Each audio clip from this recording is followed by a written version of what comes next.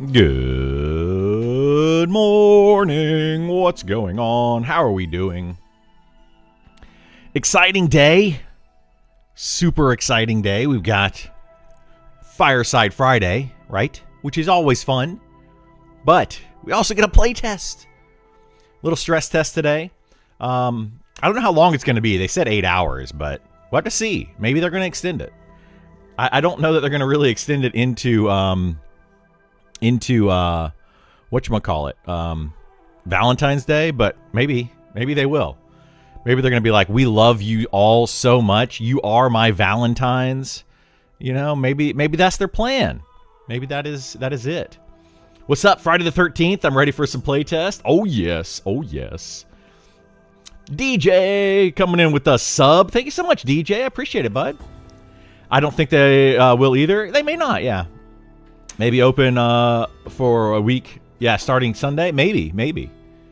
Good morning, DJ. Good morning. Again, thank you so much for that sub. I really do appreciate it. It really does help out. Keep the channel going. Keep things awesome. So, yeah. Let me get into our live screen here. I got all my documents over here that I've been using for various things. This is my tanks document where I made a video recently on YouTube going over the tanks. Let me empty that recycling bin here. And that was my document that I used to make sure that I said the things that I wanted to say. And I still missed a few things, I'm sure. I probably didn't cover literally everything, you know. We're only human. We can only do so much. But yeah. I've got another one coming out for... I gotta find a time to record it. Oh, it's this right here, actually. This one right here. Well, no, it's not this one right here. It's this one right here, the healer one. Same kind of format. So healer overview. I do have it coming. I'm working on it. I was working on it last night. I didn't have time to actually record anything, so that is why that is not out yet. But it is coming. What is this? We got boats. Oh, this is my friend's channel. This is where we play Monsters and Memories, where we kind of hang out. And they had apparently boats going. What's going on here? Did I get a message? Should be clear to players where class damage lines up. Somebody responded to me here. Please stop saying charm is a high risk versus high reward. Oh, yeah, I responded to that already. I never said it was a high risk, high reward. I said it was a risk reward. People like to put words in your mouth on this Discord. Does that happen to you all too? Like literally this guy's, please stop saying it's a high risk versus high reward, and they go on about basically like charm is basically no risk. Let's read what I actually said. Both have been nerfed and buff and continue to be tuned. Charm is clearly the best DPS since NPCs will always outdamage. The thing is, charm is not always usable and has a risk versus reward to it, although I believe the reward far outweighs the risk. This is what I said, and they said, please stop saying charm is high risk versus reward. I never said that. I didn't say that. I said the reward far outweighs the risk. Like, what? It's just crazy. It is when you're solo, but when you're grouped. What is this about? It is when you're solo, but not when you're grouped. I generally don't see it used when they are solo, so then the argument that it is risk versus reward is moot. What is wrong with people? What the heck, dude? People use charm when they are solo and when they are grouped. It happens all the time. All the time.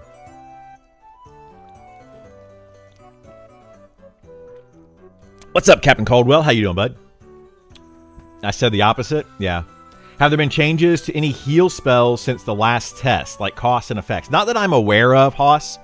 I was looking at it. Unfortunately, I don't have I closed that document that I was working on. Unfortunately, I don't have a lot of I only have Druid. That's the only access that I have of the healers higher than level 1. I would like to get some more info on them to see what the I need to turn this music down a little bit for me. It's a little too loud on my end. Let me know if the music is too loud or not loud enough for you all. But yeah, as of right now, the mana to heal ratio for the shaman and the druid has stayed the same, and for the cleric is slightly better. So yeah, charm should probably be normalized. The melee DPS on the charmed mob that maintain their mob specific spells. I mean, yeah, I think so too, Steven. Like, I think they need to do something with charm. They need to do something. It is just a little too strong, and there's very little risk to it. So, like, what they need to do with charm, I think, is like you're saying, right? They can lower the amount of damage that the charmed mob does, or they can the opposite of what you were saying is they can remove the spells that they cast. That's another option. I think that they should lower the amount of damage. They should make it to where a mob that, like, you charm a mob and it might have double attack and dual wield, so it's quadding for, like, 200 damage, whereas no other player in the game is able to quad for 200 damage at that same level. They should just make it to where, let's remove double attack, or let's remove dual wield, or something. Make it to where the charmed enemy is still decent, but not, like, overpowered. And the thing is, people can say all day long that it's going to break enchanters, and it's going to blah, blah. It's not going to break anything. It's going to make you play the game in a group setting properly, and you still get a good benefit. Charmed mobs are still going to be better than your pet. And you can't have a pet and a charmed mob. So it's a choice that you can make. Do I want a slightly better pet and have that chance of it breaking? Or do I want to just use my normal pet, which I have 100% control over? I mean, I personally think it's a fair trade-off. If you want to go for that slightly higher risk, it's not much of a higher risk, but slightly higher risk, then yeah, go with the slightly higher risk and have a pet that's doing really good damage still. Like an enchanter pet is hitting for what? I don't know, 80s or something at max level. When you have an enchanter charm that's hitting for 160 quad damage, it's hitting for twice the amount, 4 times in an attack or in a round. Like, it's ridiculously overpowered. My level 60 fighter doesn't hit for that much damage. And people say that the fighter is overpowered. So if I'm overpowered at level 60, doing less damage than a pet at level 40, then charm has to be overpowered. Right? It just makes sense. It just makes sense. I don't think so either. It's odd. I sent a DM to Nick about how the direct heals may be too good, efficient-wise. I'm not sure. I lost a pile of DMs. Yeah. Oh, you're talking about the, like, just the regular heals, like exceptional heal and those kinds of things. Maybe they might be. I haven't really looked. We can look. I got a list here. So if I go to my screenshots, go to healers, go to druid, go here. Remote monitoring and management, remote access, help desk and ticketing, smart automations, hang on. patching, software. Sorry, I had to get rid of that commercial. So exceptional heals, 260 mana cost for 600. This is the highest level direct heal in the game for anyone. Any class. Oh, we need to change. Hang on. Let me change this. I can open. Yeah. There we go. That's normal for the desktop. So this is 600 divided by 260. So you're getting 2.3 heal health per mana with exceptional heal. This is the highest heal that they have. Now, do I have touch of nature? I only have the scroll in here. Nature's respite. Yeah, I don't have the higher touch spell. I probably should have looked at that to see, but I did not look at that. Good morning, Malik. How you doing, bud?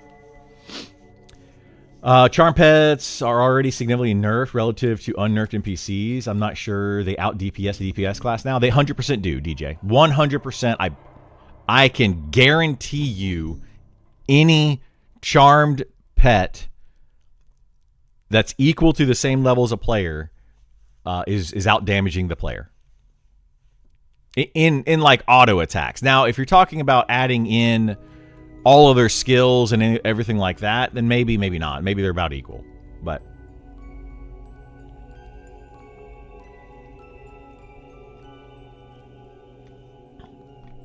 restorative spores is 200. So let's see. That'd be 460 health divided by 200. That's 2.3. So it's the exact same. So that's the exact same. So basically, in that case, I would say that it's better to use what level is restorative spores? I would say it would be better to use exceptional heal over restorative spores. So yeah. I really wish they'd give more incentive to use Enchant Ally over Charm. I do too, Fat Chunk. There is an incentive. To use it at higher level because of the extra health that you can put onto a tank and the what else? The rune shield you can put on a tank. So there is a pretty good incentive, especially at level 51 plus, because the game gets a lot harder in the 50s. It gets every about 10 levels, the game has a spike in difficulty, and in the 50s it gets a lot harder. So there's a reason to use Enchant Ally for sure, especially on like bigger raid encounters, named mobs, things of that nature.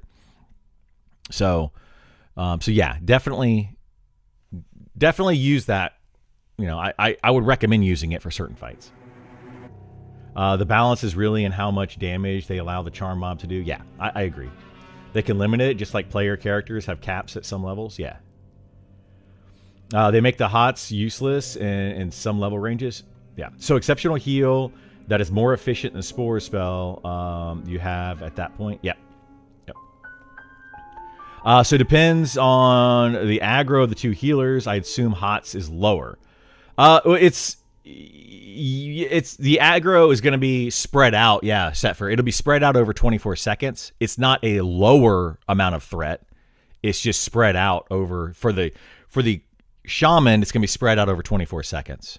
For the druid, it's going to be spread out over 12 seconds. So yeah. You get the hot at 28, but when you get exceptional heal at 36, it's better till 40. Yeah, I would say it probably is better because it's an instant heal rather than having to wait 24 seconds to get all the heal. You just instantly boom, it's there. So yeah, I would say that it is better. Same thing happens when you heal at 8 and greater heal at 24. Okay. Less burst aggro. Yes, less burst aggro. Exactly. So yeah, I mean, that's something that they're going to have to look into. I think it was, well, we also have to look at it this way too. 36 is the highest level direct heal in the game for the healers. Clerics get it, I think, at 50.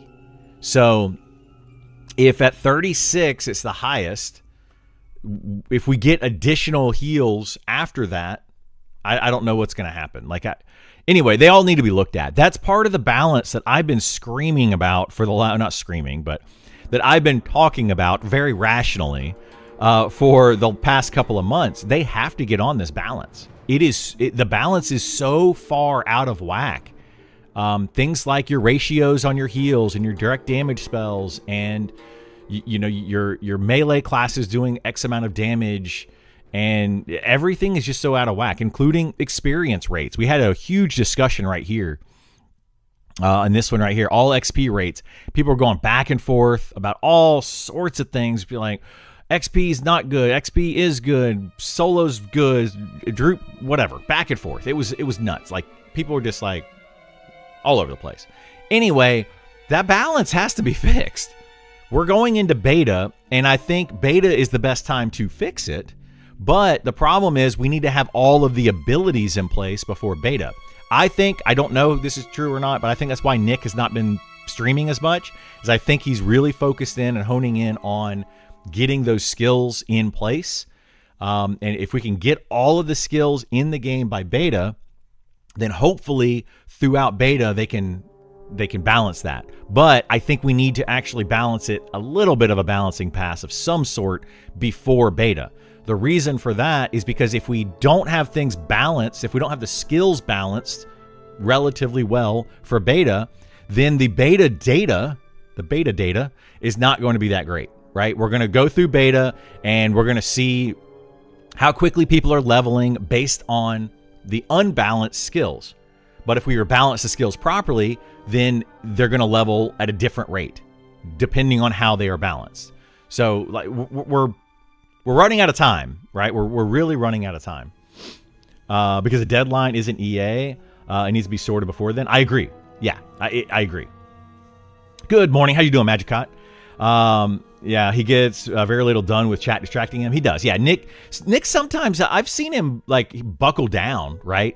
I've seen him buckle down in a stream and get a lot of stuff done. But yeah, I mean, same thing with Sean. Sean says the same thing. He's like, when he streams, the reason he only streams for about 3 hours at the end of the day is because he's already focused and worked on the game for hours and hours and hours and gotten a lot done. And then he can get a little bit done, chat with the community, and kind of show the process. I think that's the great part about the streams, especially Nick and Sean's stream, is they can show the process. With where you have like Zukin, ZBrush, Goblin, they're doing art streams. They don't need to necessarily like focus and think about what it is that they're doing, make sure that everything's balanced properly. So they can just kind of, they're just drawing and doing that kind of thing. They do need to focus. They need to pay attention to what they're doing. But I think they can have much easier streams where they can pretty much stream all day and just, do art.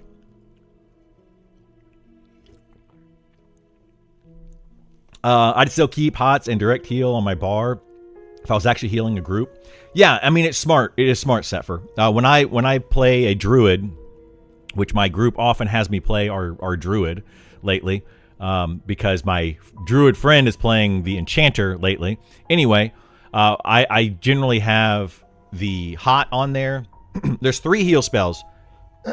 Excuse me. 3 heal spells that you want to have on your bar for the druid if you are a main healer for the group. One is going to be your hot, your touch spell, which is going to heal over 15 seconds, or whatever it is, 14. What is it? 12 seconds. Over 12 seconds. There we go. Brain fart. The other one is the direct heal, which is the exceptional heal at higher level. And then the other one is a longer cooldown, instant cast heal. Nature's Respite is what it's called. So those are, yeah. Metadata of the Theta Hadas. There you go. What's up, Spoonbard? How you doing, bud? There'd be no reason if the direct is more efficient than a dot. As a shaman, I want to be incentivized to have both heals. Yes. Nick did his 12-hour streams. I can only imagine how much he would have gotten done if he focused 8 hours and streamed for 4 hours. Maybe, yeah. I mean, I'm not trying to hate on Nick. This isn't a hate on Nick stream. I appreciate what Nick does, and I like it when he streams. But I agree. Like, we could all do that, right? If I were to, I can either make a video for YouTube or I can stream for several hours. It's a toss up. So yeah. Coffee with Monsters and Memories. I love it. Next Celestial. How you doing, bud? You're at a much higher level, though. Once you hit 40, the hot becomes worthwhile again. Does it? So, yeah, I'm using the Nature's Touch for the Druid, and then the Exceptional Heal for when things really hit the fan. The reason you want to have that on a Druid or a Shaman is because you have to wait the 12 or 24 seconds for that full heal to go off. So especially if you're a shaman, you put on the hot, but then they're still taking more damage than that hot is able to heal. You want to be able to jump them up, right? You definitely need to have that. 100% you need to have that. For a cleric, since the cleric goes off after 6 seconds, it's not really as necessary, and the cleric impart line is more mana efficient than all other heals in the game. So yeah, I would say the Cleric Impart line is definitely the way to go. Speaking of making YouTube videos, great tank video yesterday. Thank you so much, Magic God. I appreciate it. Yeah, I saw your comment on there. I may have missed a couple things or whatever. You know, if I missed something, you know, let me know. But I'm not going to go back and remake the whole video. But I did make, or I am making a healer version of that. I've got the slides all ready to do. It's a Google slide thing that I used. But anyway, I've got the slides all ready for the healer side of it. I was going to do that, but I just didn't have time yesterday to record a video and put it out. I don't think I'm going to have time today to do it either, because we're going to be streaming and then playing in the playtest, and yeah, I just got a lot going on. So we'll have to see. But I do have a healer one coming out. I also need to double check and make sure all my healer info is correct and accurate, at least up to my knowledge, before I do it. I think I have all the things in there, but we'll see. Just a small level range flirts, but even then I'd use both. Yeah. Nothing is worse than two people healing at the same time. So a hot on the tank and whoever got aggro and there's trouble can get the direct heal. Yeah. Well, that's the thing. Yeah. So this game has a global cooldown for spells. When you cast a heal spell, there's a global cooldown to recast, and then it's back up again. So all of your heals will be back up. Well, you're only going to have two heals. You're going to have your hot, and then you're going to have your regular heal, and they're always going to be back up at the same time. I believe. So, Cleric will want to have Impart with Barrier acting as a direct heal. Yes, exactly. So, and that's the thing about Cleric. I mean, kind of a quick overview of what I have and what I'm going to be talking about for the healer discussion or healer overview. Cleric is the best healer in the game for a couple of reasons. And it's not necessarily because they heal for more, which they do. Well, they heal for the same amount. Let me rephrase that. Clerics are going to heal for the exact same amount as the Druid or Shaman. However, the Druid or Shaman are going to do it over longer durations. So 24 seconds for Shaman, 12 seconds for Druid, 6 seconds for Cleric. They also have the exact same just direct heals at the same exact levels. So none of that changes.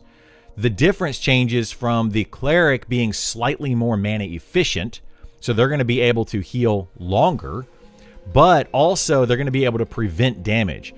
The Druid and the Shaman, neither of those have damage preventative spells. But the Cleric has a couple. They have one where they can make their target completely immune to physical damage for 15 seconds, which is huge. They have another one, which is their rune spells or their barrier spells. I think they're called barrier. I always call them runes because from other games, but they're barrier spells, which puts up a barrier shield for some duration. So they can put up the barrier and then heal you back up. And those barrier spells are actually very mana efficient. I don't think... I'd have to double check before I make my video, but I'm pretty sure that the heals are more mana efficient. However, you don't have to worry about over healing with the barrier. You put the barrier up and boom, you have a barrier. There is no over healing. So, you know, if you cast a spell and they only need 500 health, but you cast a 600 health spell, that's 100 points of wasted health. So it becomes inefficient. And the barrier might have been a better choice. So yeah.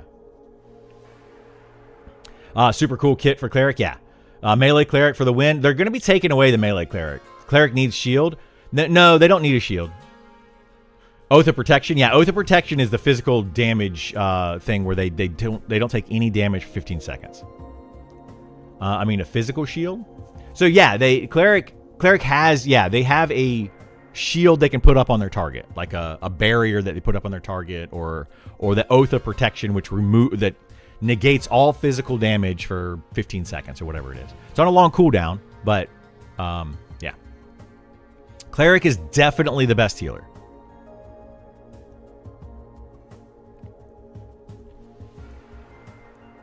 But Cleric doesn't have as much of the utility. It has very little in the utility front.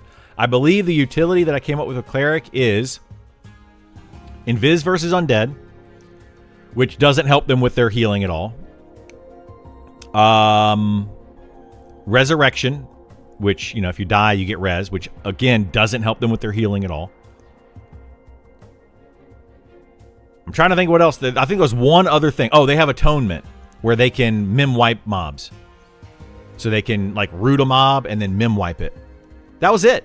That was all of the utility that I came up with for the Cleric. I couldn't come up with any more utility. Best of survivability with 3 DAs? Yeah. Also, I want to point out that you got to include the cast time, and in part, it's 4 seconds plus 6-second delay, as opposed to the Druid that gets its first heal after 1.5 seconds. Yeah, it does do that as well. Yeah. Which is an interesting thing. It's a very interesting thing that the Druid has an upfront.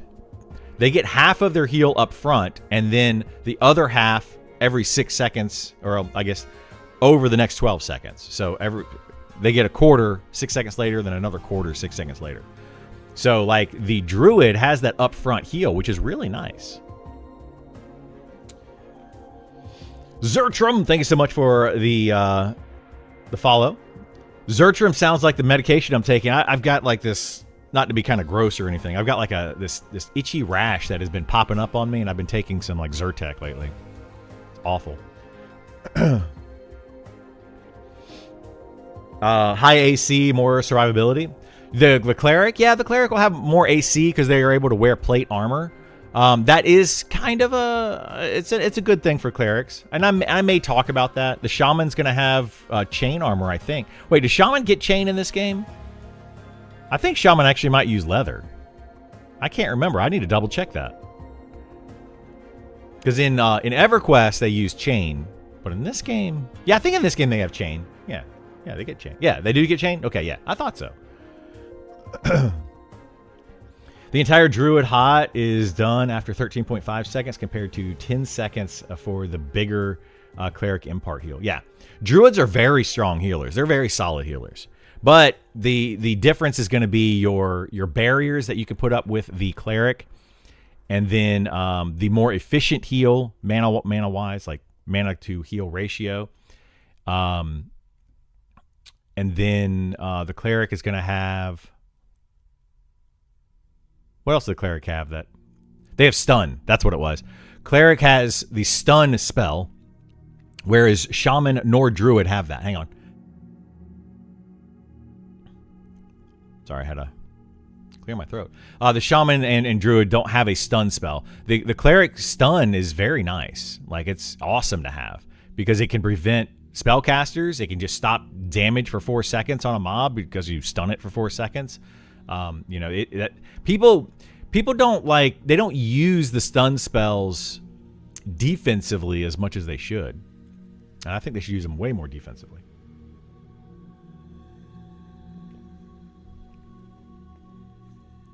I don't recall Nick adding chain to bards. Yeah, he added chain to bards. Only 1 stun so far. For the Cleric, Cleric has 1 stun, but the Enchanter, I believe, has 2. The Inquisitor has maybe 3 or something. I don't remember.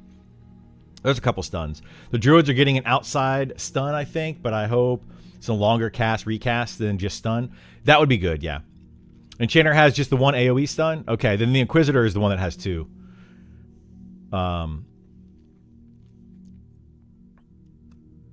They've got their periodic stun. They put a stun up and it stuns every 6 seconds. It's like a stun dot. It's weird. I wish Cleric was a melee ranged healer, and a priest class being a sit back and a cloth to heal. Also have healer, of each. Yeah. Well, Cleric. Yeah, Cleric is. I mean, so you're saying that you want a 4th healer that is a cloth healer? Because if you want to have one for each armor type, the Cleric right now is plate, which it doesn't really make a whole lot of sense to me. I don't know why EverQuest made Clerics wear plate in the first place. It was a weird thing. But whatever. I mean, that's what they did. That's what Monsters of Memories is doing. Here we are.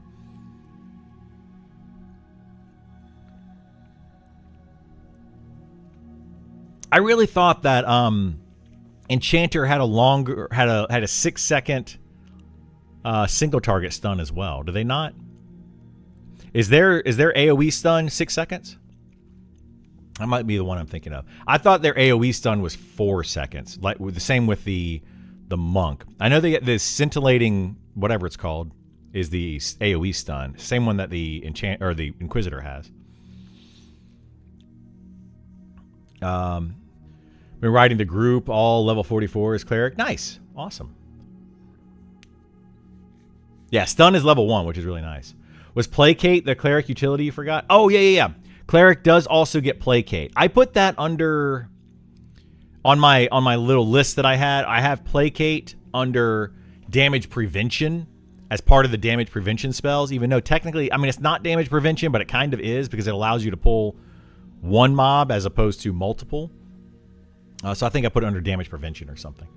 But yes, placate is very nice. But then Druid also has a placate line, although it only works outdoors, and the Shaman doesn't get one at all. So, yeah. EQ did it because D&D did it. D&D Cleric is an amazing frontline fighter and healer. Yeah. Stupor is 5 seconds. Is that for the Enchanter? Placate is a risky job for the Cleric. I wouldn't say it's risky because the Cleric has multiple levels of placate. They have the low level placate, and then they have multiple versions of it higher. I assume, I haven't tested this myself, maybe you all know, but I assume the higher level versions of placate are less resistant, or maybe they just last longer. I know that they last longer because I think they started at like 2 minutes and then go to 3 minutes, 4 minutes, 5 minutes or something.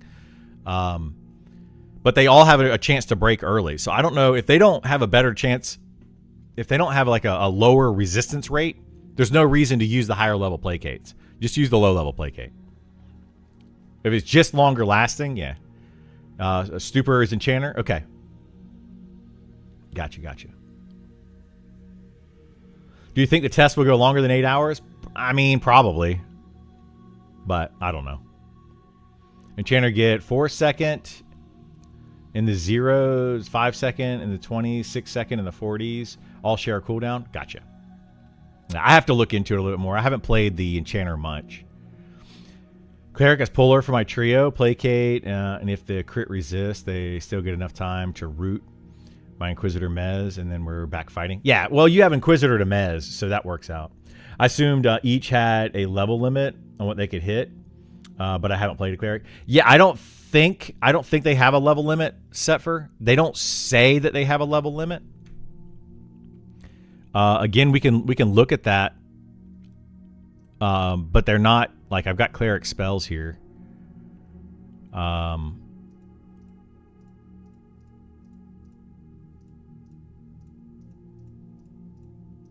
don't even have Placate on here.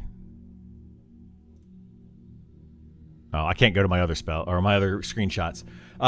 We could look at the other screenshots, but might have something in there that we can't show. Any news on the changes to archers? Not that I know of. There haven't been any changes to archers recently. Still intended to be top tier damage. Yes, they are.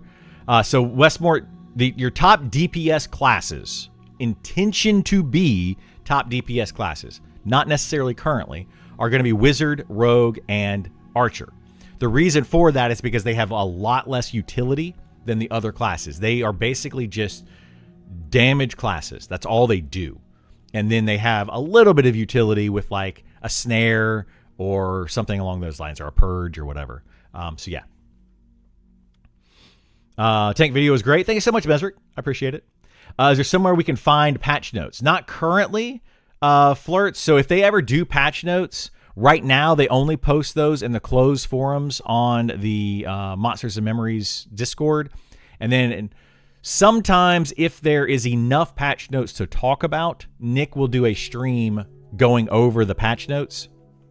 At which point I usually do a summary of Nick's patch notes stream, and I try to break it down into like a 10-minute stream giving you all the patch notes. So that's the idea right now.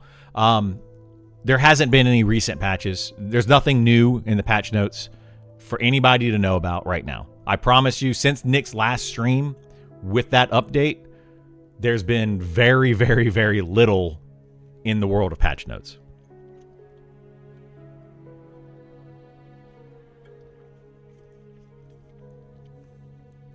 Haven't talked about what?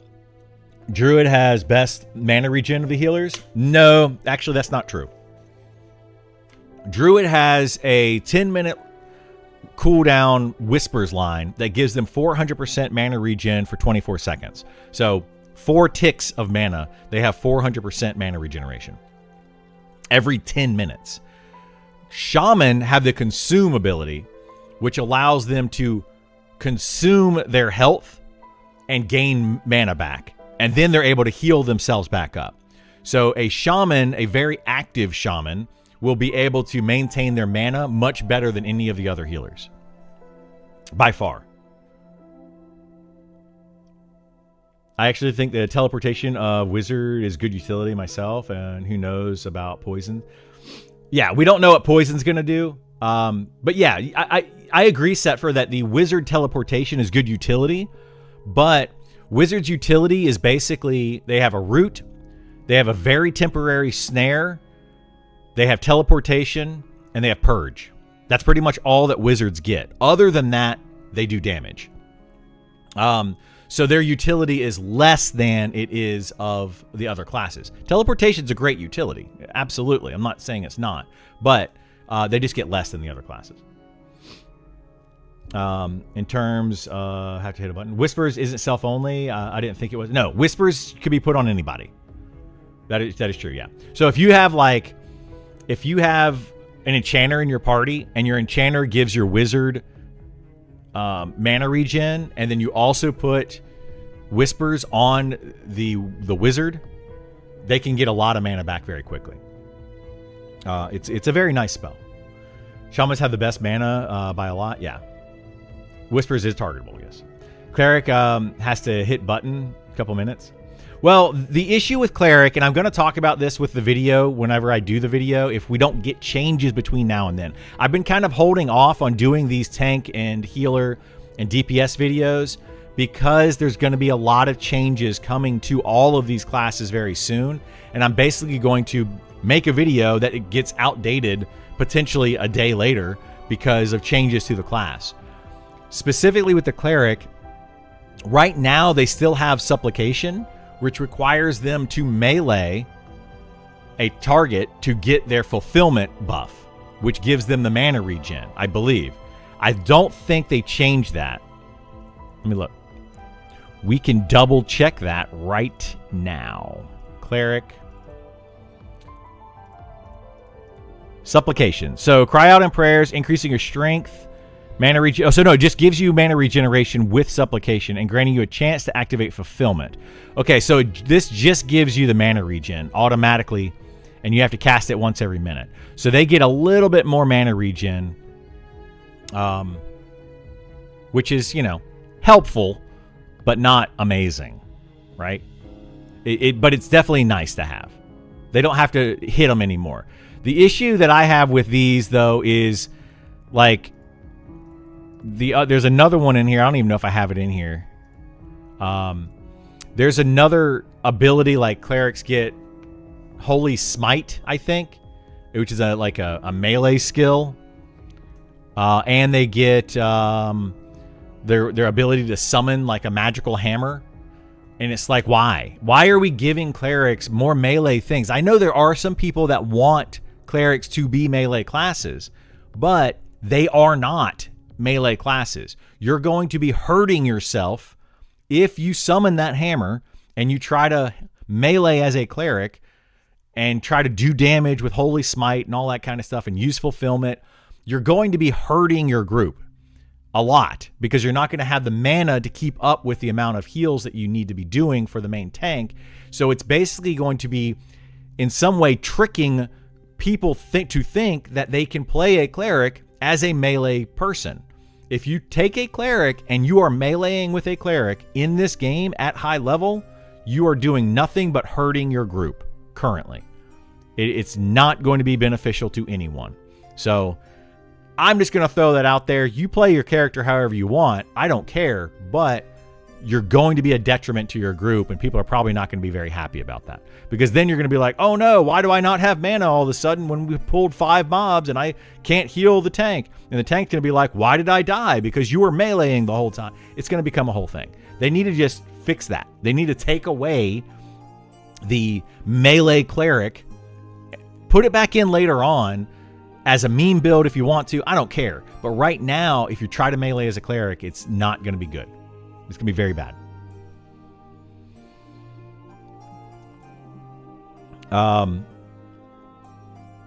Wizard can stun. What do wizards have that can stun? I have to look at it. I haven't looked at it recently. I mained a shaman on Finny years ago, and I still think wrist issues from nonstop. Yeah, a good shaman is going to be doing the cannibalize dancing thing. You're willing to bet the Elementalist does better DPS? What, than a wizard? They do. Yeah, Elementalist does better DPS than a wizard. In a long term. In a short term, the wizard's going to do a little bit more because the wizard has some slightly bigger nukes, and they can potentially crit.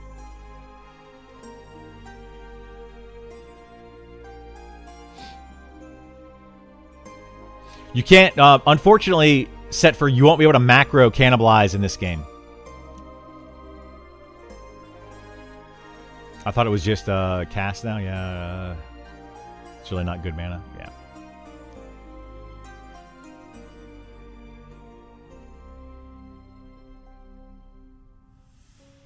Yeah, I agree. Next Celestial, like the shaman have to like cannibalize, sit, cannibalize, sit, cannibalize, sit, cannibalize, sit, and then heal, and then cannibalize, sit. It's a pain in the butt to play a shaman effectively. Candy Dance is not fun. I agree. It's not. They've got it in the game, though. Why druids have best? They use it. Well, I mean, I guess in that, if you want to put Ludica that way, then yeah. Mana on melee hit is my preferred cleric's solution. I mean, if they do it like, you're talking about doing it like Pantheon does it, where a cleric in Pantheon can melee hit and gain more mana than they can by sitting down and meditating. So you want to be a battle cleric in Pantheon. In Monsters and Memories, though, you don't get the mana on hit. They could do that. I mean, and I think some people would like it. But you also have those people that want to have lower APM classes. They want to have classes that do just sit there. Like, when they added in melee for wizards, wizards were like, why are you doing this? We want to stand up, big nuke, sit back down, meditate. Stand up, big nuke. They don't want to have to melee, then do a nuke to get the most out of their class. So, I mean, these are just feedback things that you guys have to send in. If you want these classes to be melee, like the cleric, send in a feedback. You know, go right here to this game feedback and be like, I want clerics to be melee-oriented battle clerics. You know, and let them know why. You know, say you like it in D&D and you want to do something similar in Monsters and Memories, whatever it is. Let them know, because it's...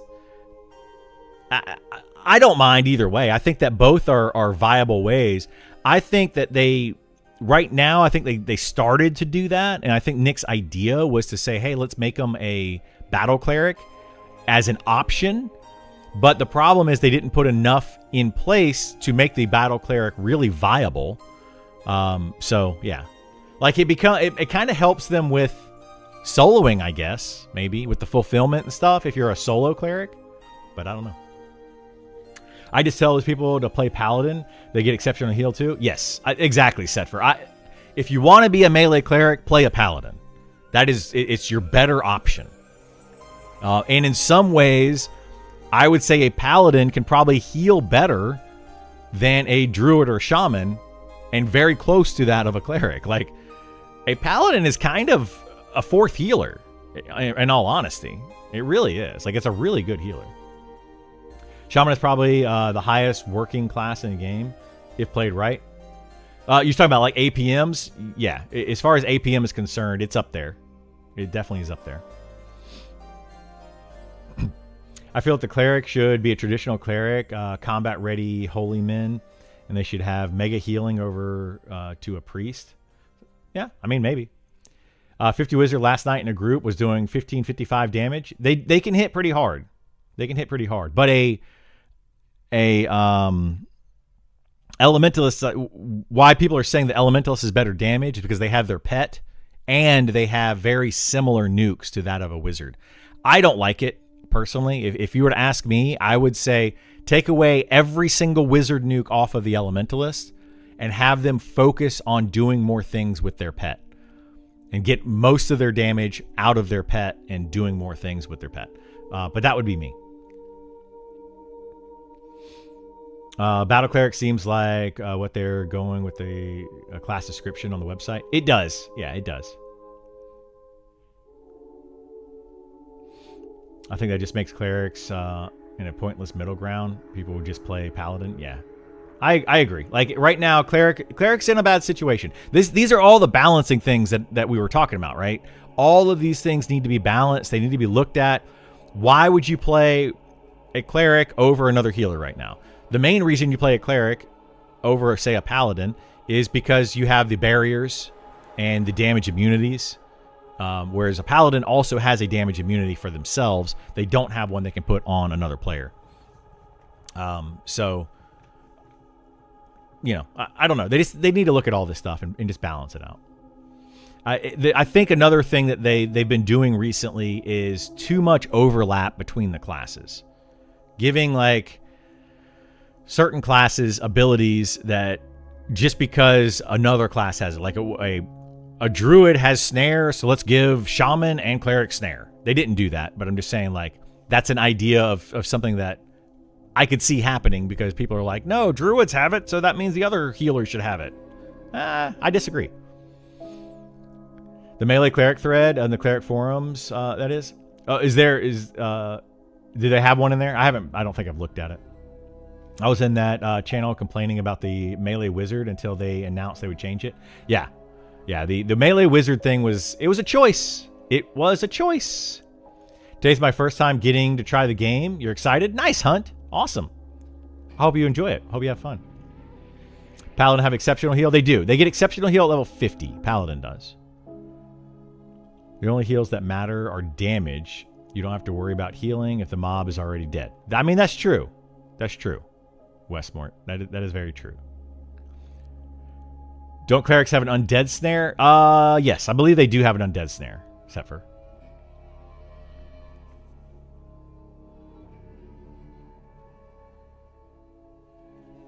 You don't want balance at all? They got to balance something. Like, they have to balance it in some way. Now, I think people get it confused, though, when you say balance. They hear that cleric and druid and shaman should all be 100% equal and balanced. That is impossible. I said this about the tanks in my tank video because people are constantly saying this when you talk about tanks, and they're like, no, they should all be able to do the job equally well. Okay, well, then you have to make them all the exact same class. You cannot have different classes with different abilities and make them do every single job the exact same. That is impossible. So some of the things that people have asked for in this community is 100% impossible. So stop asking for it. Like, I don't know what to say other than you're literally asking for the impossible. Like, there's always going to be a meta best DPS class, a best tank class, a best healer class for certain situations. Always, 100% of the time. There's no way to get around it. I don't care what you do, how often you complain about it. Nothing is going to get around that. So just live with it, deal with it, get used to it. It's going to happen. Somebody's going to figure out the meta, and then that's what the meta is going to be. Now, the other classes can be comparable, right? They can be comparable in certain situations or whatever, or they could even stand out in specific niche situations. Like the Inquisitor is going to be your best tank against magical focused enemies. But 9 times out of 10, your fighter is going to be the best tank in the game because they reduce physical damage by a little bit more than any of the other tanks. And most of the damage in the game is going to be physical. So your fighter is probably going to still be the number one tank most of the time, but you're going to have those niche situations where the other tanks are going to come in and be able to do a better job. So, yeah. You got to get used to it, guys. Like, stop trying to be like, well, it's not fair that, the fighter is the best tank in the game. It is fair because they don't have the utility of the other three tanks. Clerics or healers the same way. Clerics have the best heals, and they're going to be the best healer, but they don't have the teleports. They don't have the insane slow of the shaman. They don't have cannibalize. They don't have pets. They don't have the regen spell. They don't have a lot of other things. So you have to take those into consideration and think, okay, well, why do clerics have the best healing? And it's because they don't have these other things. But why can't fighters mez? I know, right? Why can't fighters mez? It's just so unfair. It's ridiculous. Every class should have a unique spell and ability list. I agree to some extent. I think some spells can overlap, right? I think some spells should overlap. Snare being on the druid and being on the ranger. Who else has snare? Like an actual spell that's called snare. But then you have like other classes that have snare as well, right? But they work differently. But they're the same. They just have a different name, but they're the exact same spell. Like right now, I was like looking at this for the healers. Cleric and shaman have root. And then I looked at it and I was like, wait, what? Why does the druid not get root? They do. It's called twisting root. It's just a different name, but it does the exact same thing. Like literally there's no difference in them. It's just got a different name to it. Because I was a little confused when I was going over this stuff. I already read that. Okay, let's see. Struggling with the exact question. I really want to play cleric, but it seems like there's no reason to pick them when compared to the other two healers. So Mesric, there is a reason to pick them. Clerics are still the best healer in the game. They're going to be the most mana efficient healer. They're also going to be able to prevent damage to your target better than the other two healers. They also have the ability to remove root that the other two healers don't get. Clerics are very good. I promise. They also get stun. So clerics have something that the other two healers don't. It's just harder to see because when people look at all the different healers, they see the druid's teleports. They see the pet on the druid and his shaman. They see the snare ability. They see the nukes that the druid and shaman have. They see the dots that the druid and shaman have. They see all of these other things, and they look at a cleric and they're like, oh, they're just boring healers. That yes, they are boring healers, but they are the best at healing. So you just have to choose what you want to do. Same thing with the fighter over the other tanks. The fighter is the boring tank. It really is. It's the most boring out of the four tanks because all it does is mitigates more damage, and it does a little bit more damage with auto attacks. Whoopity freaking do. But that makes up a difference, right? It makes the fighter a slightly better tank than the other tanks when it comes to strictly damage reduction and holding aggro. So they all have something. I think the main reason to be a cleric is res. It's just huge. It is, yeah. Res is a very big one. That's the only class in the game that can get over a 50% res. I think I think paladins get a 50% res at level 56, if I am not mistaken. Whereas the cleric gets a 95% res at 55. Need to redefine balance. It's not everyone equal. Yes, exactly. Balance is not every class is equal to another. It's that every class is balanced in the way that it maybe, this one does more damage where this one has more utility. This one has more mitigation where this one has more damage. This one heals better. This one's got whatever. You see what I'm saying? That's the balance. It's not they all heal equally or they all tank equally or they all DPS equally. That's not the definition of balance in Monsters and Memories. That might be the definition and balance in like World of Warcraft or a different game. But even in those games, you still have classes that are better at certain things and better at certain fights. I mean, it's been going on for years. Which is the best tank in World of Warcraft right now? Is it the warrior, the druid, the paladin, what is it, Dark Knight or Death Knight, whatever it's called? Which one is the best tank?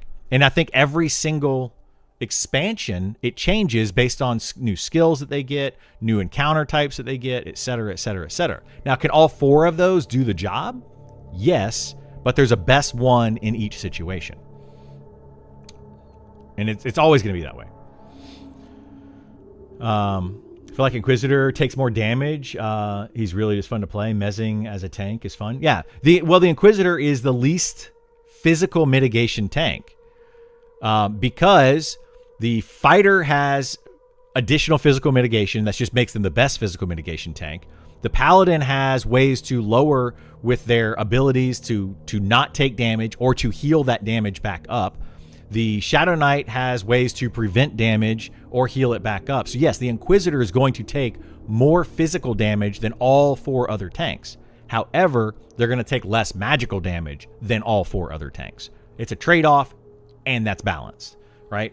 Now, is it 100% balanced where like, no, it's not. The Inquisitor, I'm about to say something that people are going to freak out about. The Inquisitor is overall the worst tank in the game for a main tank situation.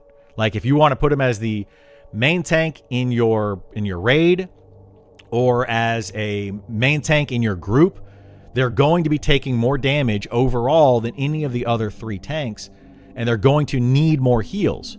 The reason for that is because majority of the damage in Monsters and Memories is physical damage, and it's going to stay that way. I don't see that changing. It's not like all of a sudden you're going to have these monsters that are just all doing magical damage, in which case the fighter would be absolutely worthless and pointless. There would be no reason to have a fighter whatsoever if a monster is doing magical damage, 100% magical damage. They're not going to mitigate any of it. It's pointless. So that's going to be the case. But the Inquisitor shines in other places. It's fine when a class is situational, the best. It's not fine when a certain class is the best tank or best DPS in all situations. I mean, I agree with that to some extent. And that's not the case, right? That's not the case in this game. A fighter is going to be your best tank in like majority of situations because it's going to reduce the amount of physical damage most of the time, right? It's just going to be doing that. But if you go up against something that does magical damage, you're going to want to put an Inquisitor in that place. I think that Paladins are probably going to have the best AoE threat. So if you're fighting something that has a lot of enemies, Paladins are going to be able to heal themselves, heal the party, and get that threat to them. That's pretty huge. You found the 29-page beginner guide. That's probably Flourishing's beginner guide. Well, it's not here. I just saw it a second ago. It's probably this guide right here, Flourishing's player guide review thing that he made, which is it's got a lot of great information in there. So if that's what you're talking about. While thinking of it, delayed heals need to apply their aggro when the heal actually heals, not when cast. Do they apply it when it casts? I don't think they do, Sinnolit. Do they? I'm pretty sure it's when the actual heal goes off. Druid roots and EQ are way better than others. Druid, Monsters of Memory get AoE root. Yeah, Druid gets an AoE root, but their actual root spell is the exact same. I don't think Druids get additional roots in this game. They get a lot of snares, or not a lot, but they get a snare, a bunch of snares at different levels. Greater Purge from Inquisitor is nice. Stripping immunities is cool. It is, yeah. Inquisitor, that's what another place that Inquisitor shines over the other tanks is the ability to take off buffs on their target. Think about it this way. A fighter going in against something is going to be doing a little bit more damage, being able to tank a little bit better physical damage wise.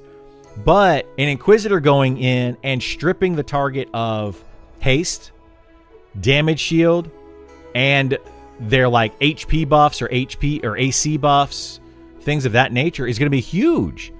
Think of it in like high level monsters. You're fighting stuff in level 50 range, and it has a cleric buff on it that gives it an additional 600 AC or HP. Literally, one purge is like a 600 point nuke to that mob from the Inquisitor. Or if you can strip off a 30 AC buff off of that's 30 AC, you instantly take off.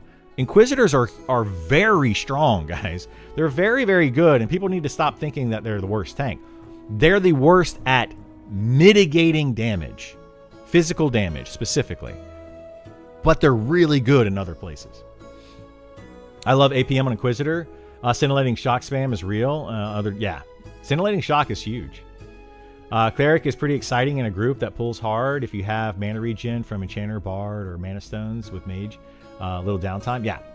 I think all the healers in the game can be fine as a primary healer if they're sitting down, meditating all the time and not trying to go crazy, right? If you try to play a shaman or a druid and you're like, I want to dot every mob, I want to nuke every mob, all this other crap, come on. You're going to have a hard time. You're going to have a very hard time.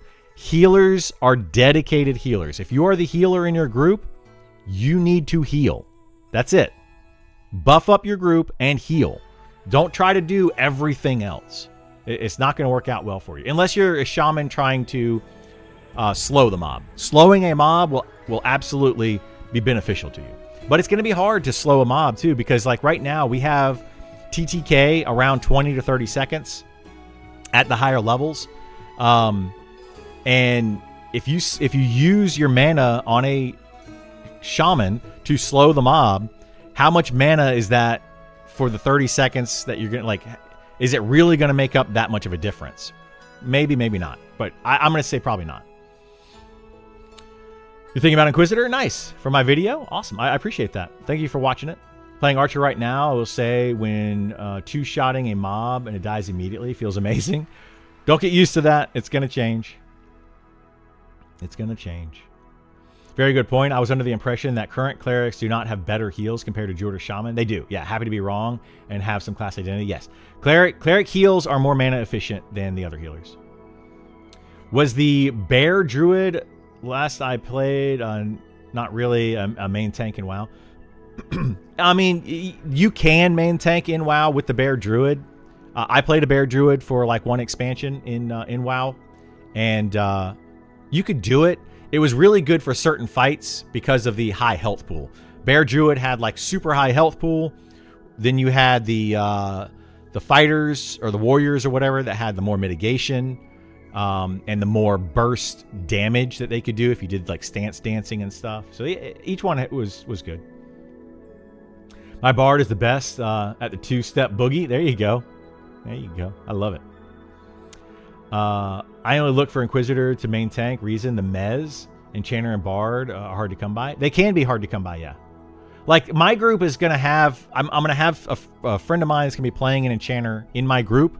So if I play an Inquisitor and they're playing an Enchanter, there's a lot of overlap there. So I feel like when you come to, like, the choice of a tank or a healer or whatever in your group, it's about getting the right classes that synergize with each other.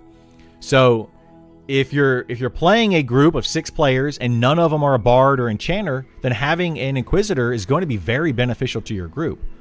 If you have a paladin as your healer or as your tank in your group, you probably don't want to have a cleric in your group. Like, it would just, there's too much there, right? As a fighter, I want to have a cleric in my group because it's going to give me the most benefit as the fighter.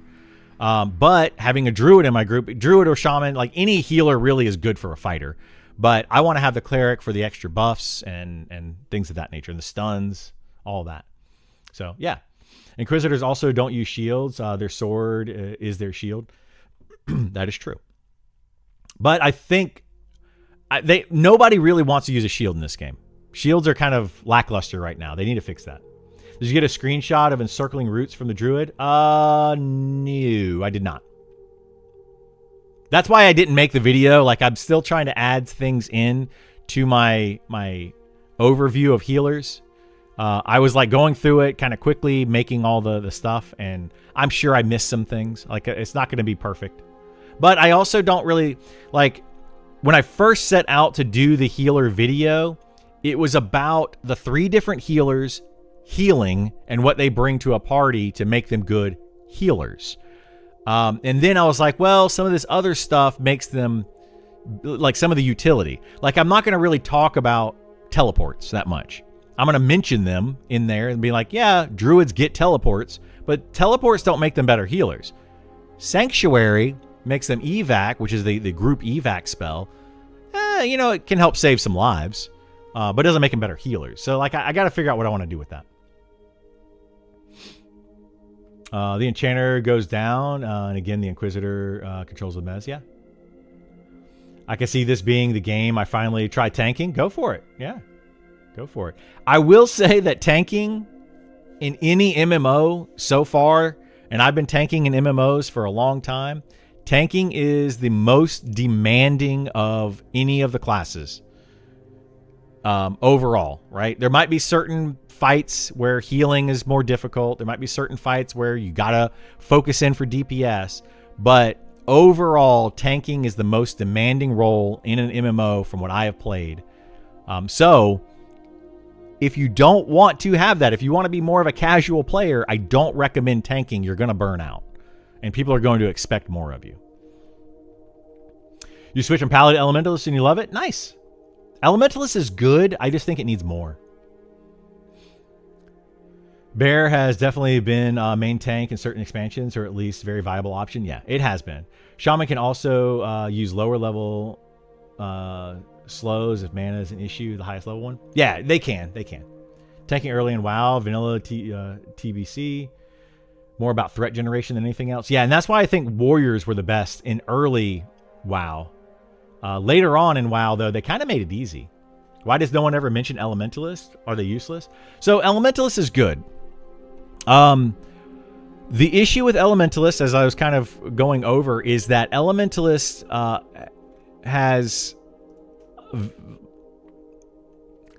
it's got an identity crisis, I guess is the best way to put it. Elementalist is basically a wizard with a pet. It's taking wizard spells, getting them slightly later, and they have a pet. I think that Elementalists need more. Take away their wizard spells, give them more things to do with their pet. They don't really do much else. Like, that's really it. They can summon weapons for their party. Whoopity-doo.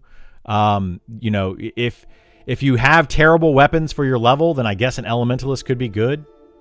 But hopefully you are gearing up properly as you play the game and as you level.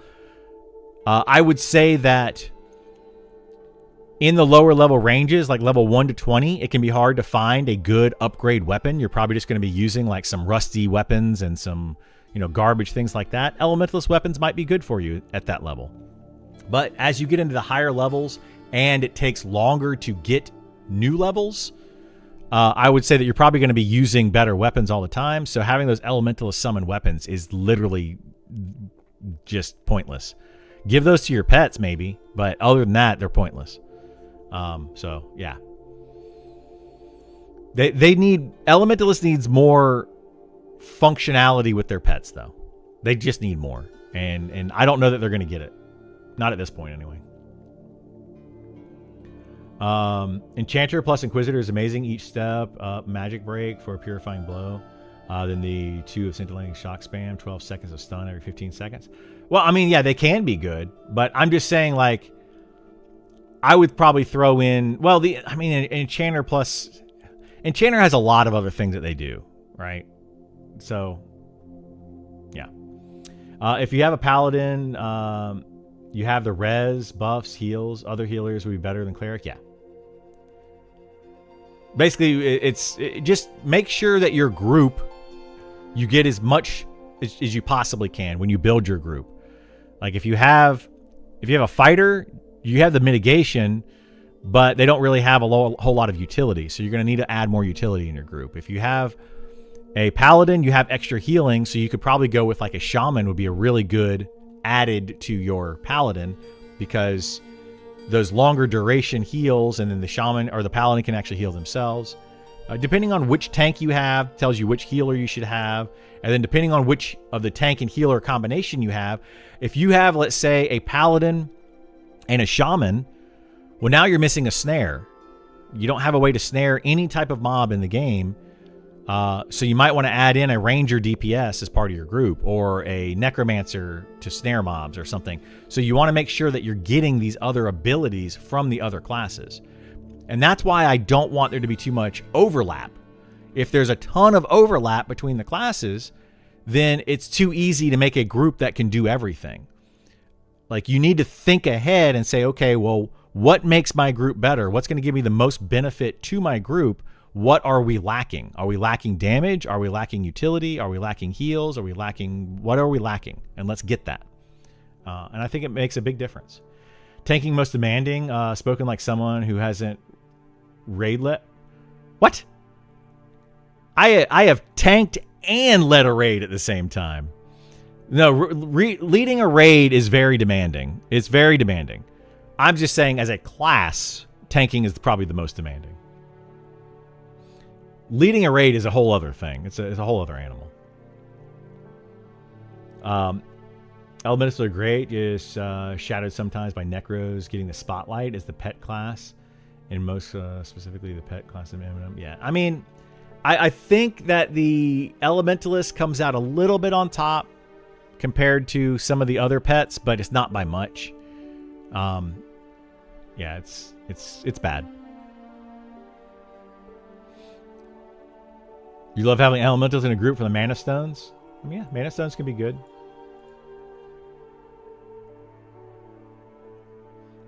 Summoning people can be a game changer in later dungeons. Yeah, but right now the summoning people is a 30-minute cooldown.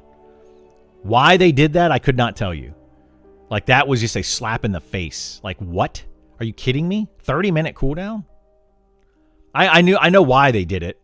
Why Nick changed it to a 30-minute cooldown is because he didn't want guilds to be able to summon an entire raid force to a location in a matter of a couple of minutes. That's the reasoning for it. I just think a 30-minute cooldown was way too long. Way too long. Like, we're swinging the pendulum like this, right? This is the pendulum of Monsters and Memories. Oh, this class is too good? Okay, now it's over here. Oh, now it's too bad? Okay, now it's back over here. Like, no, we need to narrow that down. Let's find a middle ground somewhere. It's just that pendulum keeps swinging way too much.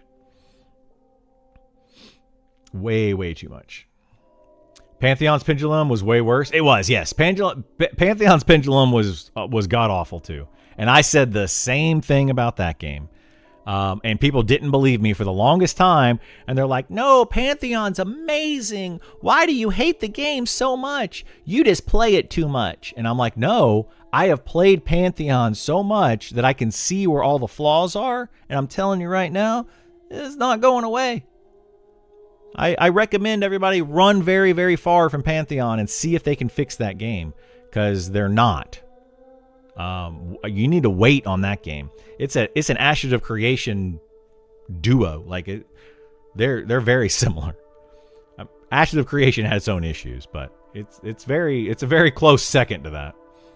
They'll figure it out by the time EA, hopefully. We'll see. EA is coming up quickly, very quickly. I think we need to get all of the skills in for beta, and then we really need to buckle down on balancing for beta. The XP issue, oh my gosh.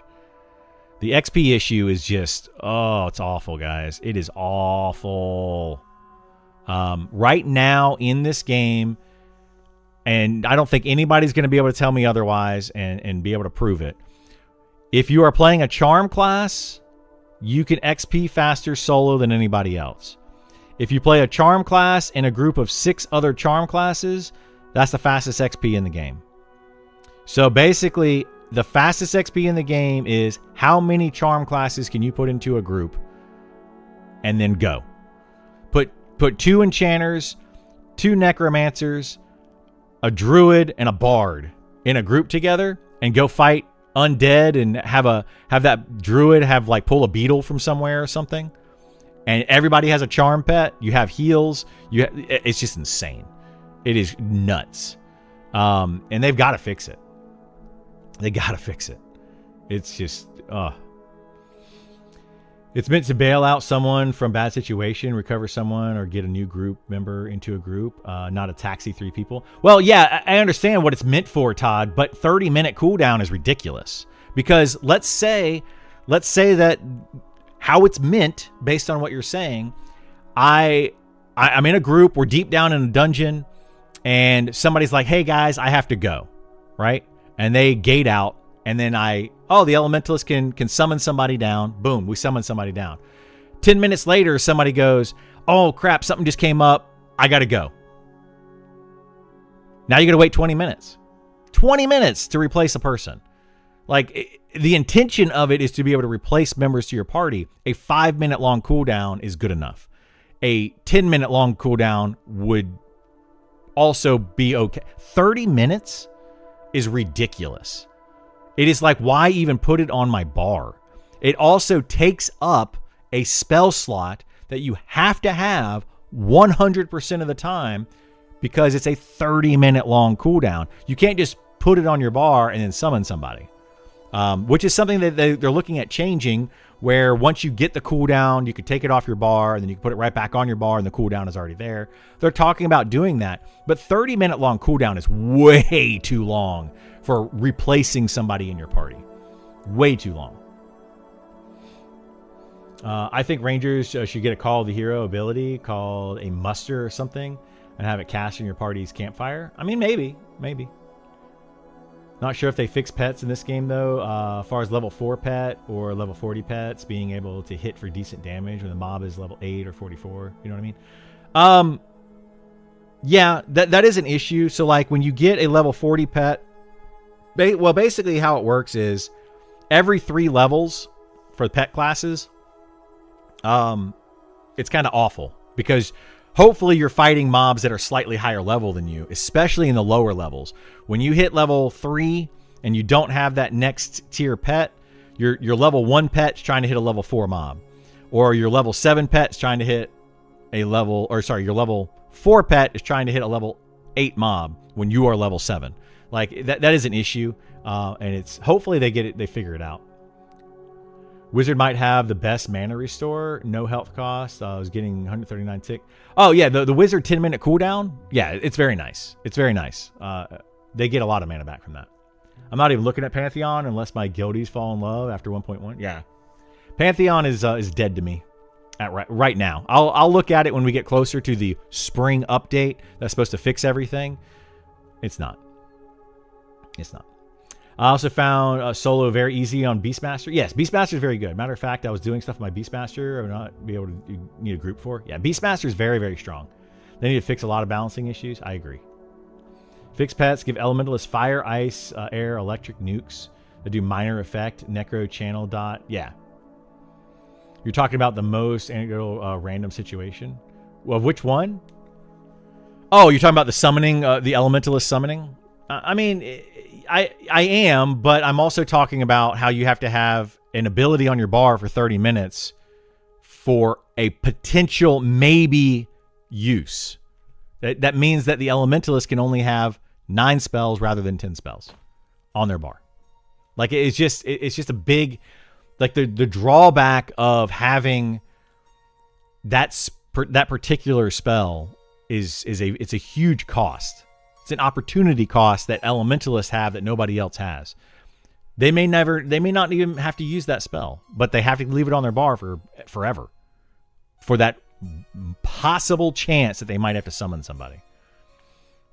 My biggest problem in the game is how long it takes to get people into a group and actually start playing the game.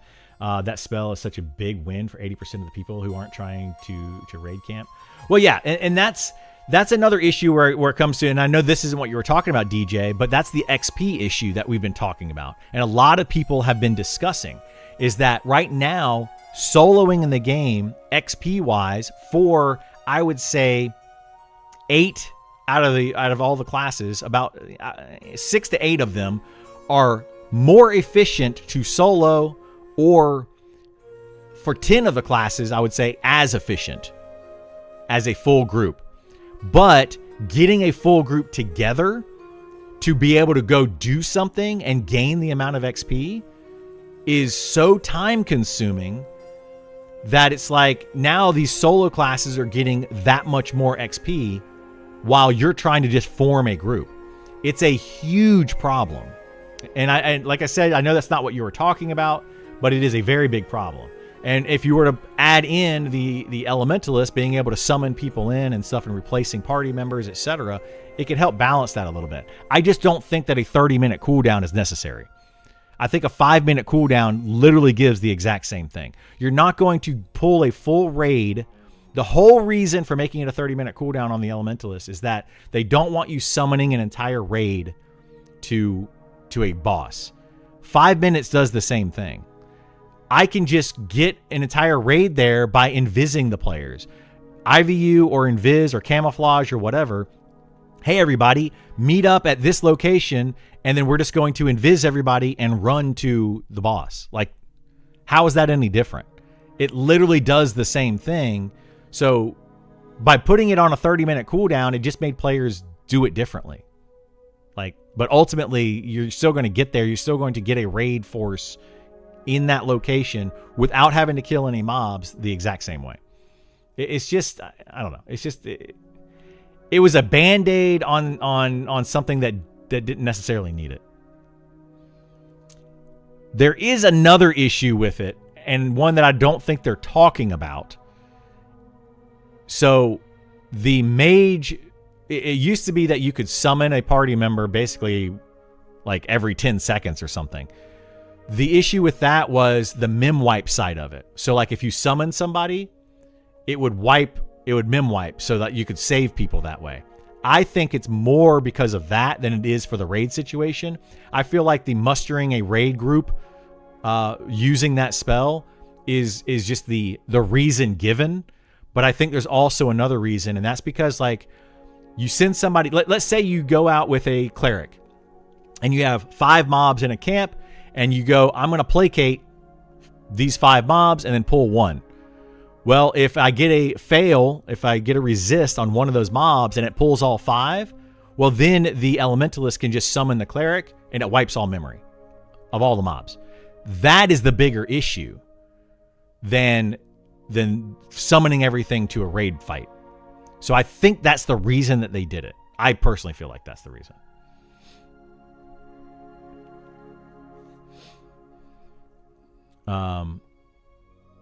Yeah, Flirts, you're right. 30 minutes is too long. That's exactly what we're going to do. We're going to end up, like my group has already kind of talked about it. If we want to try to get things to a raid, everybody in the guild is just going to have an elementalist at level 20 or whatever. I think it's 20 or 24, and they get the summon spell.